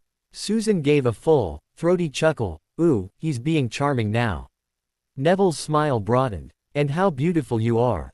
Dramatically sweeping her hand to her forehead, Susan mock-whimpered, "Heaven help me, I'm about to swoon." They both laughed as she rolled to her feet. Plopping down in his lap, she toyed with his hair. "Joking aside, what had you so serious?" He gave a quick shrug before stealing a kiss. "I was just thinking about my role now." The good humor fled from her expression as Susan regarded him. "And," he gave a big sigh, as he nodded, "I don't know. I do know that I have to help." Had she not been sitting in his lap, he would have missed the minuscule flaring of her eyes. He attributed the action to concern or even fear. I'm no warrior, Sue. I'm not running off to fight the Death Eaters. Yet, she countered with a hint of ferocity. He held her gaze, the bright blue of her eyes melting into the soft blue of his own. Yet, true enough, she kept looking into his face for a long moment before looking away. As she stared out the window into the bright mid-afternoon sun, she began to fidget. Frowning, he waited. Susan never fidgeted unless she was nervous. Finally, he prompted, Sue. Curling into his shoulder, she gave him a small kiss on the neck. I worry. He thought he knew but asked, about you. The warm feeling stole through him, reinforcing his latest epiphany. He loved this red-headed wonder who lay across his increasingly numb lap. Kissing the crown of her head, he enjoyed the immediacy of her presence. As if stealing the thought from his head, Susan whispered. It was so soft that he wondered if she meant him to hear it all. I think I love you, Neville. Closing his eyes, he smiled. Pulling her tighter, the sandy-haired wizard whispered in reply, I believe I love you as well. Ooh, who are you? James roused out of his doze with a start. His wand up and tracking, he noted the teenager with the dark blonde hair, but ignored him as non-threatening. Turning to the door and all the way about the room, he found no one else in the room. Oh, you meant me. Rolling his eyes at himself, James readdressed the prince. I am James, Earl Richmond, your highness. Glancing at the clock, he saw that it was nearly 9 in the morning. The sleep-addled teen nodded without comprehension before frowning. But who are you and why are you here? Smiling, James replied, I'm here to help keep you safe, your highness. From whom? The young man persisted. James felt his face tightening. He wasn't about to delve into the personal losses this young man had suffered. Keeping to a business perspective, Prongs replied, I am here to protect you from the wizards and witches who may desire to hurt you and your grandmother. Are you a wizard? The awe in the heir to the throne's voice was more boy than man. James smiled. Harry just 2 years older than this young man, but the difference was a chasm. Harry had grown up before he reached his 10th birthday. Unfortunately, it seemed that this young man was going to grow up in the next few weeks. War makes warriors of us all whether we want it or not. Yes, sir, I am a wizard. Really? William asked with an eagerness that showed his age more than anything else he might do. Feeling a bit mischievous, James stood. Shall I show you a bit of magic? Please. The only Prince of Britain replied, all sleep banished as he sat up straight on his bed. Holding out his hands to show they were empty, James rolled up his cuffs to reveal bare arms. Nothing up my sleeve, as you see. An eager nod was the reply. Watch carefully, James intoned with a forced gravity, mocking the magician he'd seen on the television when visiting Rose and Joe just before he and Lily married. Concentrating for a moment, James became Prongs. Balls, the prince whispered, his eyes round and mouth wide open. Clack, clack clack went Prongs' hooves as he pranced about the room, first showing this flank then the other so his audience would be sure that he was indeed real. The boisterous laughter accompanying the loud clapping caused Prongs to give an energetic leap over a divan to land directly in front of the amazed prince. This is brilliant. Can you teach me how to do this? The teen began before he was interrupted. William, what's going? The queen's question died in her mouth as she stared at the enormous stag standing in front of her grandson. Absently, she cinched a belt on her dressing gown. Realizing that his mirth might have overflowed a bit too much, James quickly reverted to his human form. Good morning, Your Majesty. Good morning, the stately woman replied automatically. She stared a long moment, her gaze flicking from the red-faced earl, from embarrassment, to the red-faced prince, from humor. Without further comment, she returned to her bedroom. I've never seen grandmother speechless. Never. James shrugged. Sorry about that. Sometimes I get a bit carried away. That was brilliant, the teen whispered. I suppose I can't do it. Sorry, no. Breakfast was brought in by a maid, a ragged security person in tow. Where are we? James asked the prince as he magically locked the door behind the departing pair. Looking at him strangely, William replied, we're at a house outside Paris that belongs to a friend of Dad's. How could you not know? Rolling his eyes, James repeated his apparition demonstration from the previous night. Arriving next to the sideboard, he quickly cast a series of poison detection charms on the food. All returned negative. It's not fair, William complained as he dished up his breakfast from the tray. James ignored the comment. This jealousy was a direct byproduct of the young man having just turned 13 but could lead to something far uglier. That would be a most unfortunate attitude in the heir to the throne. Ah, well. Yum, the teen muttered as he dug into the food. When James looked to the Queen's door meaningfully, William shook his head. She'll be out when she's dressed. I think earlier was the only time I've ever seen her in a dressing gown. Shrugging, James conjured a pad and pencil. Making a list of things to do, the first was to get relieved here so he could get back to Zurich. He had a host of calls to make when presenting his credentials and time was not his friend. Amelia had given him the basic flow of events the evening before as they waited for the Queen, but there was still a pile of work to be done. Then he could get on with the work at hand. Those thoughts made him muse on the situation. He needed a deputy who he could trust inherently. Someone whose judgment he'd never doubt and whose character was beyond reproach. The last thing he wrote on his pad was, "Ask Lily to be deputy." Serious. Remus is too busy. Could he work with his wife and still stay sane and married? Was his cousin able to take up this responsibility? As he finished his meal, the Queen reappeared, fully clothed. After a mild, "Good morning," she helped herself to a plate. Catching the prince's eye, he waggled his eyebrows while tilting his head at the older woman. William's definitive shake of the head told James to leave the Queen alone as she ate her breakfast. Elizabeth ate in silence. When she finished, she looked to her grandson. "William, I need to speak with his lordship. Please excuse us." "Of course, grandmother," the young man replied as he popped to his feet. When the young man bussed her cheek before bouncing out of the room, it seemed to James that he was used to being excused when his presence was neither requested nor required. Keeping silent, James waited. "My grandson is all I have left, James. He must be protected." Nodding his head, he waited. Based on her raw, emotional reaction the night before, he'd expected a conversation like this. Her red, tired eyes met his. "Can you protect him?"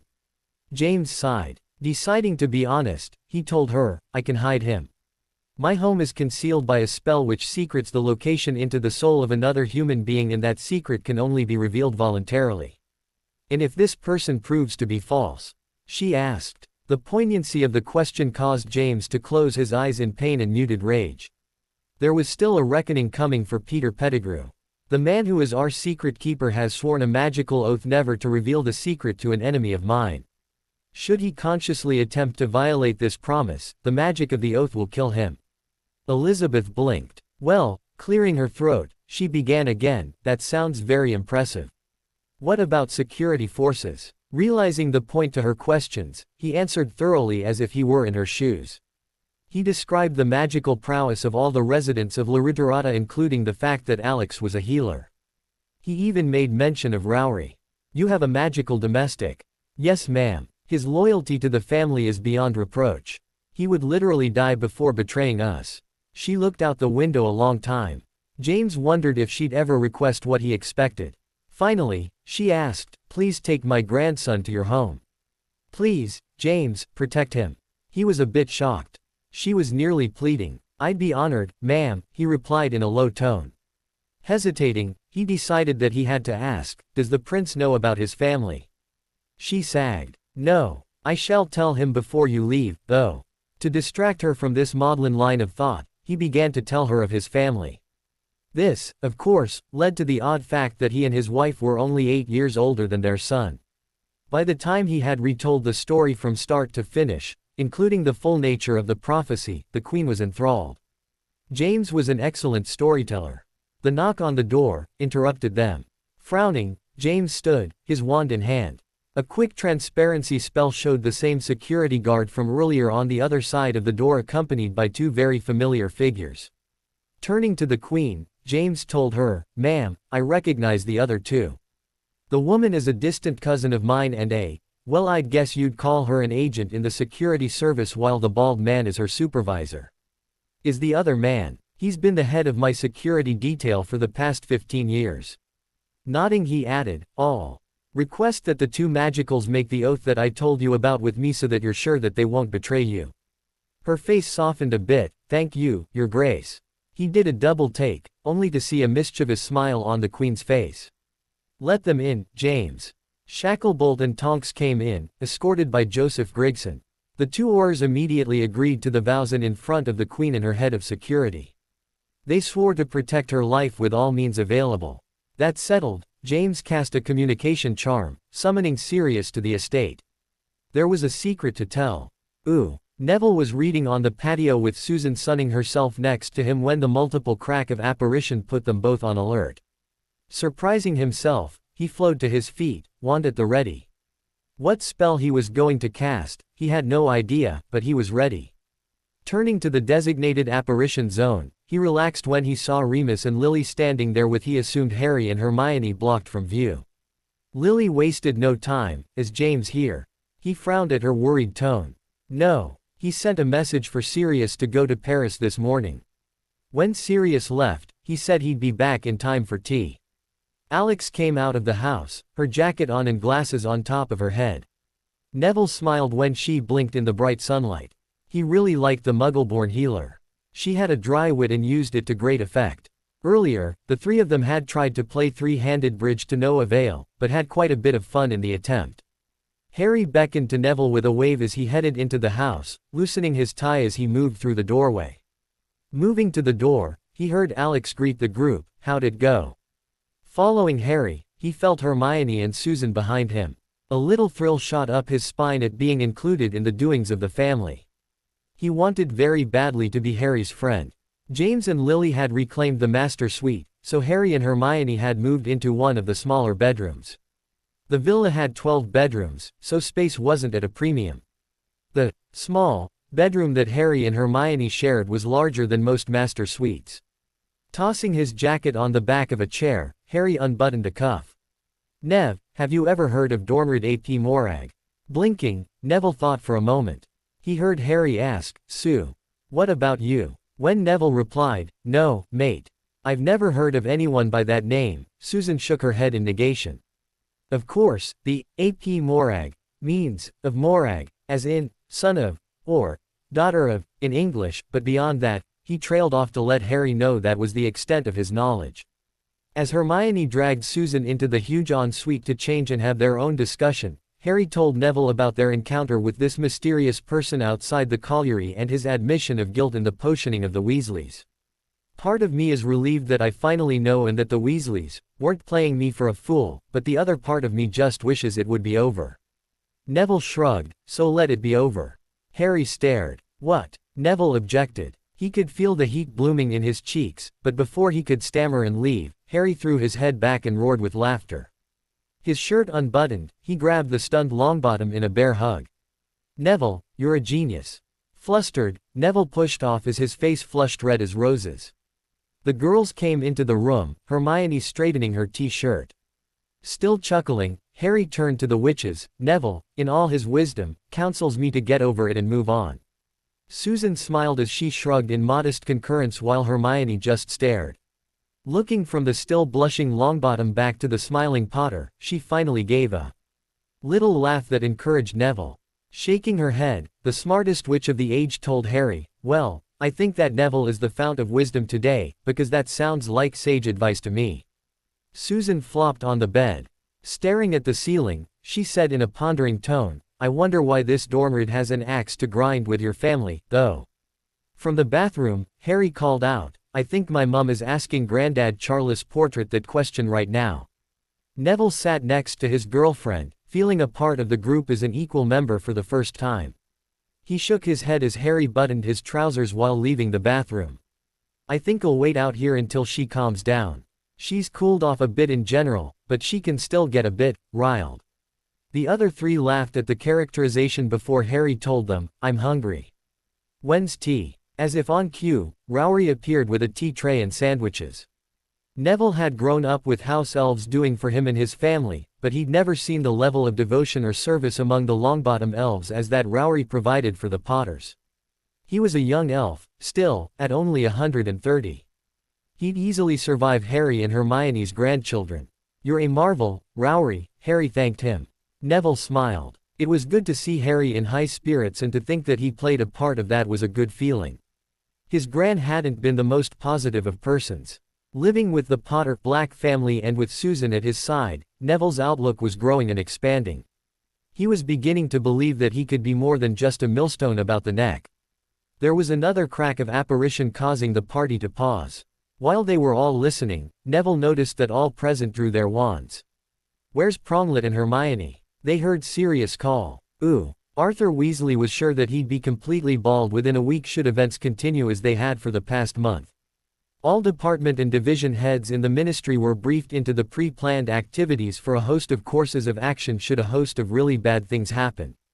A really bad thing like a revolution had been one of the many topics covered. Amelia had sent out the message the night of the third task, Fall of the Realm. Burying his initial emotional reaction, Arthur had overridden Molly's protestations probably for the first time ever, as he packed everything in the burrow that he could fit into 5 magical satchels. After the children were assembled, he used the emergency portkey provided by the ministry. By the time the family arrived in the outskirts of Zurich, the Weasleys were fairly traumatized. The initial portkey had dropped them into a field south of Manchester that had been ringed with Death Eaters.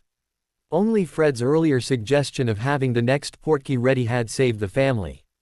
3 other portkeys between 8 hours of walking across the western Irish Burren, the lowland fens and eventually the French Alps left the family exhausted and looking over their shoulder for more Death Eaters. Fred and George were wide-eyed while Ron whispered, "Dad, what's going on?" Ginny had silently wrapped her hand in his while Molly had just fretted. He knew that he was going to catch hell later, but for now, his family was safe. What else really mattered? Handing one of the satchels to each of his sons, he hoisted the remaining 2 over his shoulders. "Come on, we've a long walk. If I remember right, there's a train at the bottom of this hill that will take us to the rendezvous point." The train station had been where he'd hoped and it had taken them directly into downtown Zurich. Rummaging through the storehouse of his memory, he led the family of very tired redheads through the darkened night-time streets of the Swiss city. Eventually, they found the townhouse that they needed. The twins were bantering back and forth over which of them would look better in lederhosen. Ron was uncharacteristically quiet while Ginny and Molly talked about this and that in low tones. Loud knocks led to the door being opened by a very tired Amelia Bones. "Arthur," she breathed. Blinking owlishly, the director of the MLE stepped back to allow the travelers entrance. When the door closed, Amelia cleared her throat. "You're the first to make it."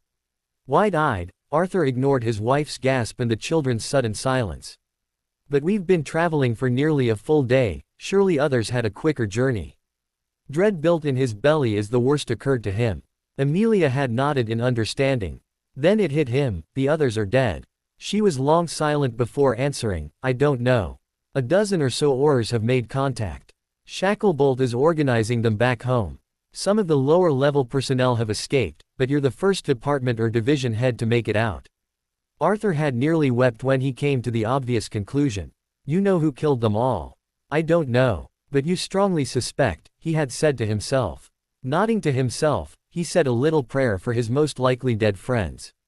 "What now?" he asked, a bit dizzy from the news and his long journey. "Now, you go to the townhouse next door. Your family can stay there as long as necessary. We need to begin organizing." Despite the late hour, the hard tones of her command demanded obedience while at the same time, conveying a similar desperation to that which Arthur felt. That had been a month ago. Since then he'd made 7 trips back to Britain and had become very familiar with the train and ferry schedules. His old winsome fascination for all things Muggle was nearly burnt away. He was using public transportation to avoid detection and capture leading to an inevitably painful death. There was no time to wonder at the mechanical marvels about him. He also became very proficient in casting glamour charms over himself. There had been 2 close SCS that he'd not told Molly. The first had been when he accidentally bumped into Lucius Malfoy of all people, as he walked down the sidewalk in London. Arthur had been consumed with the image he'd just seen, a mass grave outside Leeds. It wasn't a large grave, per se, but it had been more than a few bodies, none of which he looked at too closely. The 4 or so on the top looked fresh, but the odor that assaulted his nose told Arthur that the poor souls on the bottom had been dead for quite some time. All this had preoccupied him, when he'd bumped into the blonde wizard. "Watch where you're walking, scum," the wizard had snarled without looking back. Stooping, Arthur had pulled at his non-existent forelock while mumbling, "Pardon, Governor." There had been no threat, but Arthur had still nearly shit his pants. The second occasion had been far worse. While shuttling supplies to the fledgling resistance, he'd planned to use the train to exit the country via the Holyhead to Dublin ferry. From Dublin, he'd portkey directly to Switzerland. It was a pattern that many had used, and would use in the future. However, this time the perfect storm formed. It seemed that an inquisitive soul among the Death Eaters had thought to ruin-ward the turnstiles at the ferry landing with a ward that dispelled glamour charms. That in and of itself wouldn't have been too horrible, but the fact that Electo Caro was watching the passengers as they streamed through the unseen magical screening was the key to making this a horrible day for Arthur Weasley. Afterwards, he realized that Electo hadn't been looking for a particular person, just a person whose features changed as they exited the turnstiles. That person was a magical beak trying to disguise him or herself and seek trying to escape the country. All those things put together warranted death as far as the surviving Caro sibling was concerned. When Arthur's glamour of an old man faded, Electo hadn't hesitated. Her entrail-expelling curse was poorly aimed, though. The teenaged student behind Arthur stared in shock when his intestines suddenly exploded from his body, spattering on the pavement. As the screaming about him began, Arthur ducked only to fall flat next to the dying young man. "Why?" were his last words. He was about Percy's age. Through his own tears and terror, Arthur saw the witch who was standing on top of a table, trying to find her quarry amid the panicked and screaming crowd. Using his feelings of terror to fuel his muscles, Arthur hunched over and began to run for the ferry, shouting like the rest of the passengers. Only when he was halfway across the Irish Sea did his heartbeat calm. Arthur's job was to coordinate the resistance that struggled to stay alive back home. Supplies were the bane of his existence, though. Healing potions, food and ward stones were the most needed items. It seemed that they consumed Veritaserum by the bucketful as they screened candidates for joining the effort. Fortunately, the European markets were still open to him, if he had enough gold. For now, he did. Amelia and James had negotiated a deal with the Gringotts branch in Paris. The goblins would earn a 10% processing fee upon transfer of all the British Ministry for Magic's gold to the Swiss branch. 3 days later, Voldemort's coffers were empty and Amelia had millions of galleons at her disposal. Now, Arthur was trying to make heads or tails out of this last communiqué from Terry Sheehan, the supply chief for all the Aurors in occupied Britain. Sheehan was a good man, but his handwriting left a bit to be desired. Holding the parchment, Arthur muttered, 7 casks of pickled murtlap or 7 crates of fresh picked knotgrass. The door opened to reveal Amelia Bones. Looking up, he was alarmed. Hurrying around his desk, he conjured a straight-back chair. "Amelia, sit down before you fall down." The red-headed minister nodded as she slumped into the chair. Holding her head in her hands, she muttered, "The Muggle government has fallen, but no one knows it yet." Jaded now, Arthur nodded in understanding. "Polyjuice and glamours." Settling on the edge of his desk, he saw her nod. Sighing, he asked, "Did anyone get out?" "The Queen and the Prince of Wales's oldest son." Closing his eyes, Arthur fought off the waves of hopelessness that threatened to drag him down. What else is going to go wrong? Without changing her position, Amelia directed, "I left James with the Queen. I need you to summon Shacklebolt and Tonks back to be the Queen's guard so he can get to work in the ICW." Now Arthur frowned. "Amelia, Kingsley and Tonks are our 2 most effective agents. And the Queen is more important." Bones barked. Looking at him through red-rimmed eyes, she snarled, "We need her to win back our country." Pursing his lips, he finally acquiesced with a nod. "I'll send the message right now." Turning back to his desk, he picked up a square piece of slate that had a gold band running across its midsection. On the top half he wrote, "Chameleon and Lion to home base soonest." Arthur and Amelia sat in silence as they waited. When there was no immediate response, in a low voice, she asked, "Are they running an op tonight?" Silent, he shook his head. They should have answered by now. Finally, on the bottom half of the slate, the words, "Understood. Expect in 12 hours. Sighing, he followed protocol. Erasing the original message, he checked his desktop code table. Authenticate K3F. A moment later, he saw U7S. Sighing, he double-checked himself. Yes, that was the correct countersign. Erasing one more time, he wrote, Godspeed. The reply surprised him, Rule Britannia. Out. Someone was feeling patriotic on the other end. Looking up, he saw Amelia asleep in the chair. Checking the clock on his desk, he saw it was 11 at night. No wonder the team didn't reply very quickly. A quick transfiguration turned Amelia's chair into a twin bed. Dousing the lights, he stuffed the slate into his pocket before locking his office as he made his way out. As a rule, they minimized the usage of magic. At home, before the fall, Arthur would have apparated across the street to the house his family occupied. In Switzerland, he walked. As a rule, the British expatriates were doing their level best to avoid drawing attention to themselves. Switzerland, as a country, would be outraged if they knew about their activities, for they violated the traditional Swiss neutrality. Amelia had a team working with Spain, France and Denmark to attempt to establish more permanent facilities. It was a nice night, but Arthur had long ago decided that city life was not for him. He missed the quiet nights deep in the countryside of Devon. Ottery Street Catchpole was not but a village of 500 and he longed for it. For now, though, his family was safe. Turning the key on the lock to keep the night out of doors, the balding redhead turned when he saw the glow of a candle behind him. Arthur. He heard Molly whisper. Hello, love, he greeted her. With a weary smile, he said her. How was your day? He asked. The twins are still too quiet, she told him. Shortly after their arrival in Switzerland, Fred and George had a frank discussion with their father about the goings-on back in Britain. Since then, they had been unobtrusive and focused, the antithesis of their usual boisterous selves. And Ron and Ginny, he prompted as he followed her to the kitchen. Ronald is still withdrawn. It's like when he was little and had done something wrong.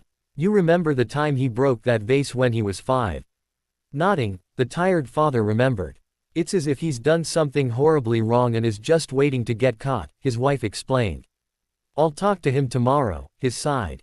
Ginny. Molly shrugged. She and her brothers study and do the assignments that Albus provided, but Arthur nodded again. Ever since Ginevra's horrible first year, the happy bubbly girl who dreamed of being a princess had been extinguished.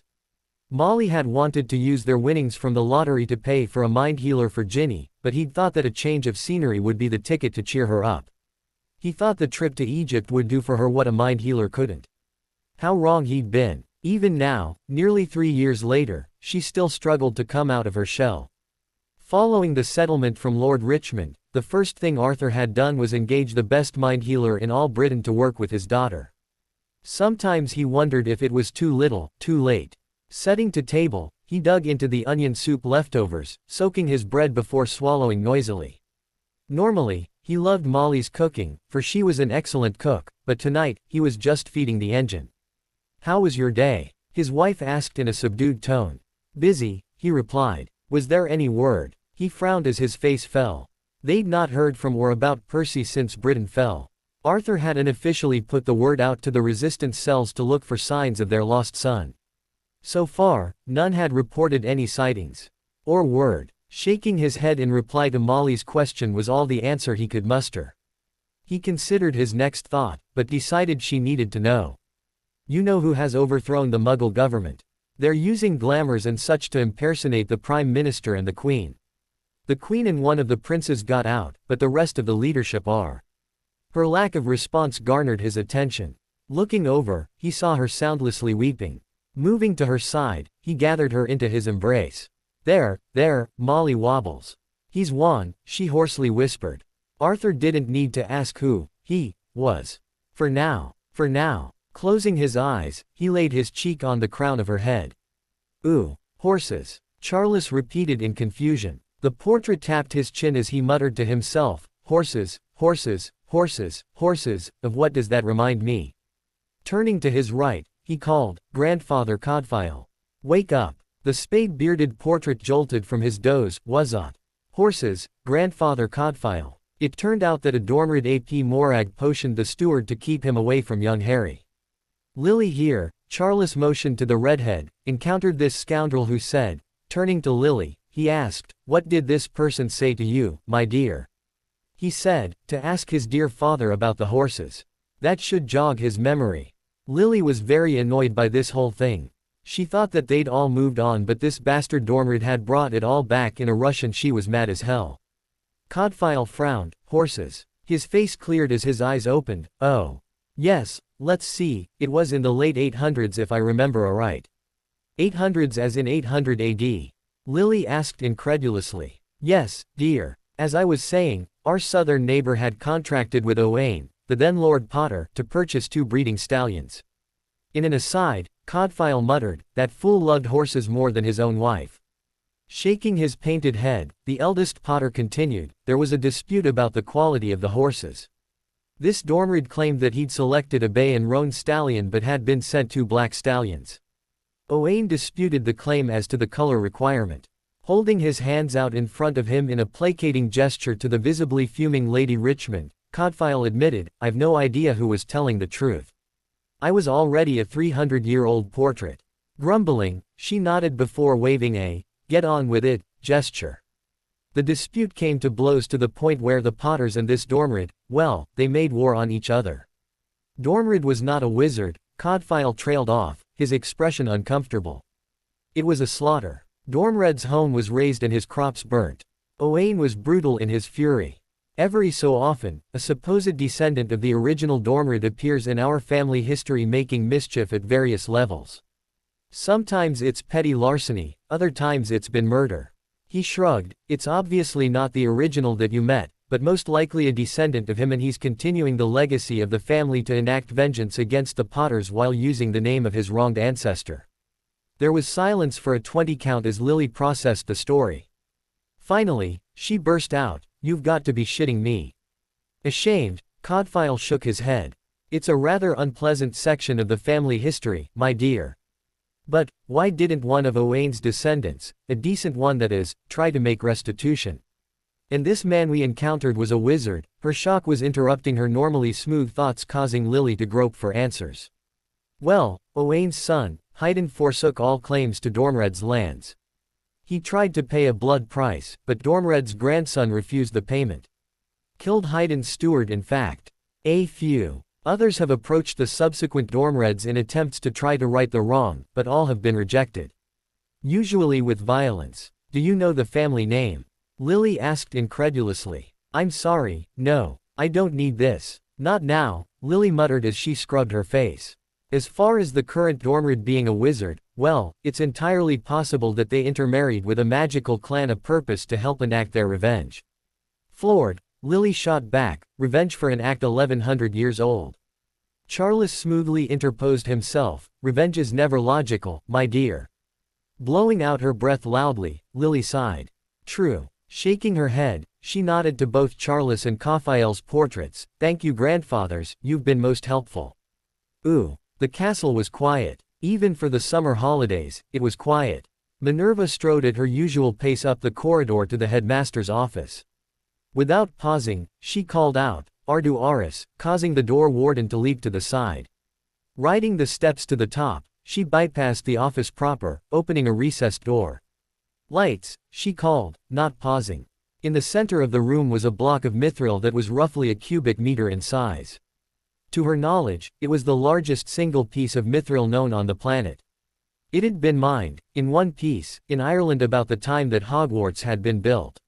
Somehow, Salazar Slytherin had obtained the magnificent specimen so as to serve as the master ward stone for the school. The unique ward stone was the only thing that was keeping Voldemort and his minions at bay. Over the centuries, the magical metal had absorbed the ambient magic in the castle to the point where it was nearly a magical being unto itself. It was not a boast to say that Hogwarts' wards were impenetrable, because they were. Minerva did her usual inspection of the stone. Nodding, she was gratified to see that the wards hadn't flickered, despite the nearly continuous assault by the Dark Lord's forces. Since the third task of the thrice-bedamned tournament, there had been between a dozen and 24 cursebreakers attempting to bring down the Hogwarts wards. To her knowledge, the attributes of the unique ward stone of Hogwarts had never been written down, so even the knowledgeable Voldemort didn't know that his efforts were for naught.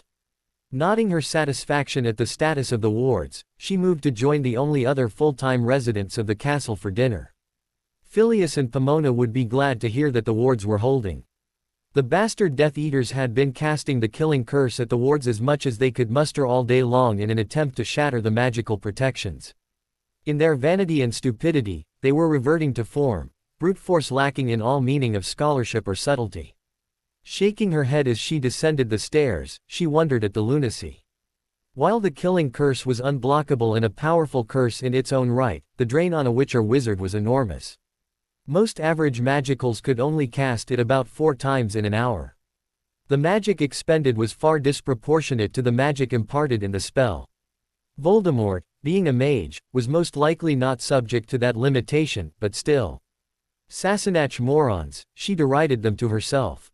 Pausing at the window, Minerva could just barely see the flashes of green impacting on the faraway ward line. Shaking her head, she moved off to the teachers' quarters where they all ate these days. She'd not seen Severus since the end of the school year, and to be frank, it's no great loss there. In his communiques, Albus had insinuated that Severus had been tasked to do some great deed to undermine the new Voldemort regime.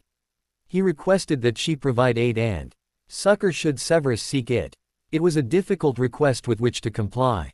The former head of Slytherin House was an odious man who had the manners of a troll and the compassion of a shark. His personality, despite his own assertions, was brutish and petulant. He was a model Death Eater, if truth were told. Despite Albus' reassurances, Minerva seriously doubted that Severus was her ally. There wasn't much she could do about the Death Eater coup, but she was keeping the castle ready for whatever purpose that might be needed in the future. Her eyes narrowed as she contemplated what all the purposes might be. "Ooh, where's Pronglet and Hermione?" Sirius called as he and Billy the Fish walked in the back door. The young man was reeling from the multiple shocks he'd experienced. Sirius had immediately responded to James's call, apparating to France. The introduction to the Queen had been a bit odd. James was in his suit that Lily had purchased for him, but Sirius was wearing bright yellow shorts and a purple tank top. Shrugging, he returned James's horrified stare. "I was exercising like the Hun doctor wants." "You said it was urgent." "Quite right, my Lord Blackmore," the Queen had demurred after a pause. James then filled Padfoot in on the details of the situation, nodding to the blotchy-faced teen who sat on a far-off chair. Sirius nodded. "Poor kid. Parents, brother, aunts and uncles. Tough break." Working out a communication system with the Queen so she and her grandson could exchange letters was easy. "I'll purchase you an owl, Your Majesty," James had cheekily told her. The dry reply of, "Wonderful," had Sirius smothering a guffaw. Moving to the young man, Sirius nodded to his cousin, Tonks, and the big Auror, Shacklefoot. "No Shacklebolt." Clapping his hand on the young man's shoulder, he greeted him in his usual Padfoot manner. "Hey kiddo, I'm serious." Through tear-stained eyes, the prince regarded him with a puzzled expression. "What are you serious about?" The dark-haired wizard roared with laughter. Turning about, he called, "Prongs. This kid is a keeper."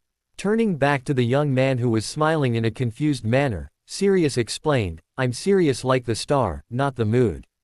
Come on, you'll be staying with us," he nodded to James, "for a bit. There's some kids your own age." Nodding, the distraught teen replied, with a shaky voice, "Of course. Let me pack my things and, well." In a moment of compassion for the young man, Sirius softly told him, "Don't worry. I'll let Hestia take you shopping. She's my fiancée and loves to shop. Maybe we can get Hermione and Susan to help." The young man stood, nodding absently. "What's your name?" Sirius asked. "Really?" the prince replied. "You don't know my name." Shrugging, Sirius replied, "Nope. Never heard of you before 10 minutes ago." With what appeared to be relieved satisfaction, the prince nodded. "I am William, Prince of Wales." He teared up a bit as he announced his new title. Deciding to go for it, Sirius gave him a devilish smile. "I'll call you Billy the Fish then." There was a choking noise behind him, but Sirius didn't look to see if it was James, the security forces or the Queen herself. It didn't matter, because the prince started laughing, as was Sirius' intent. "Come on, kiddo. Let's get out of here. Hold on tight." Nodding to his cousin, Sirius apparated back to Spain. "You hungry?" Sirius asked when the teen had caught his breath. "No, thank you. I believe that I'd like to lie down for a bit, though. It's been a trying morning." The last was barely a whisper. "I'm really sorry for your losses. All of us here," he waved his hand at the villa, "have lost loved ones. Most have lost their parents. Others have lost all. James is an orphan, as are Remus, Neville and Susan. Alex lost her brother. His expression somber, he met the young man's eye.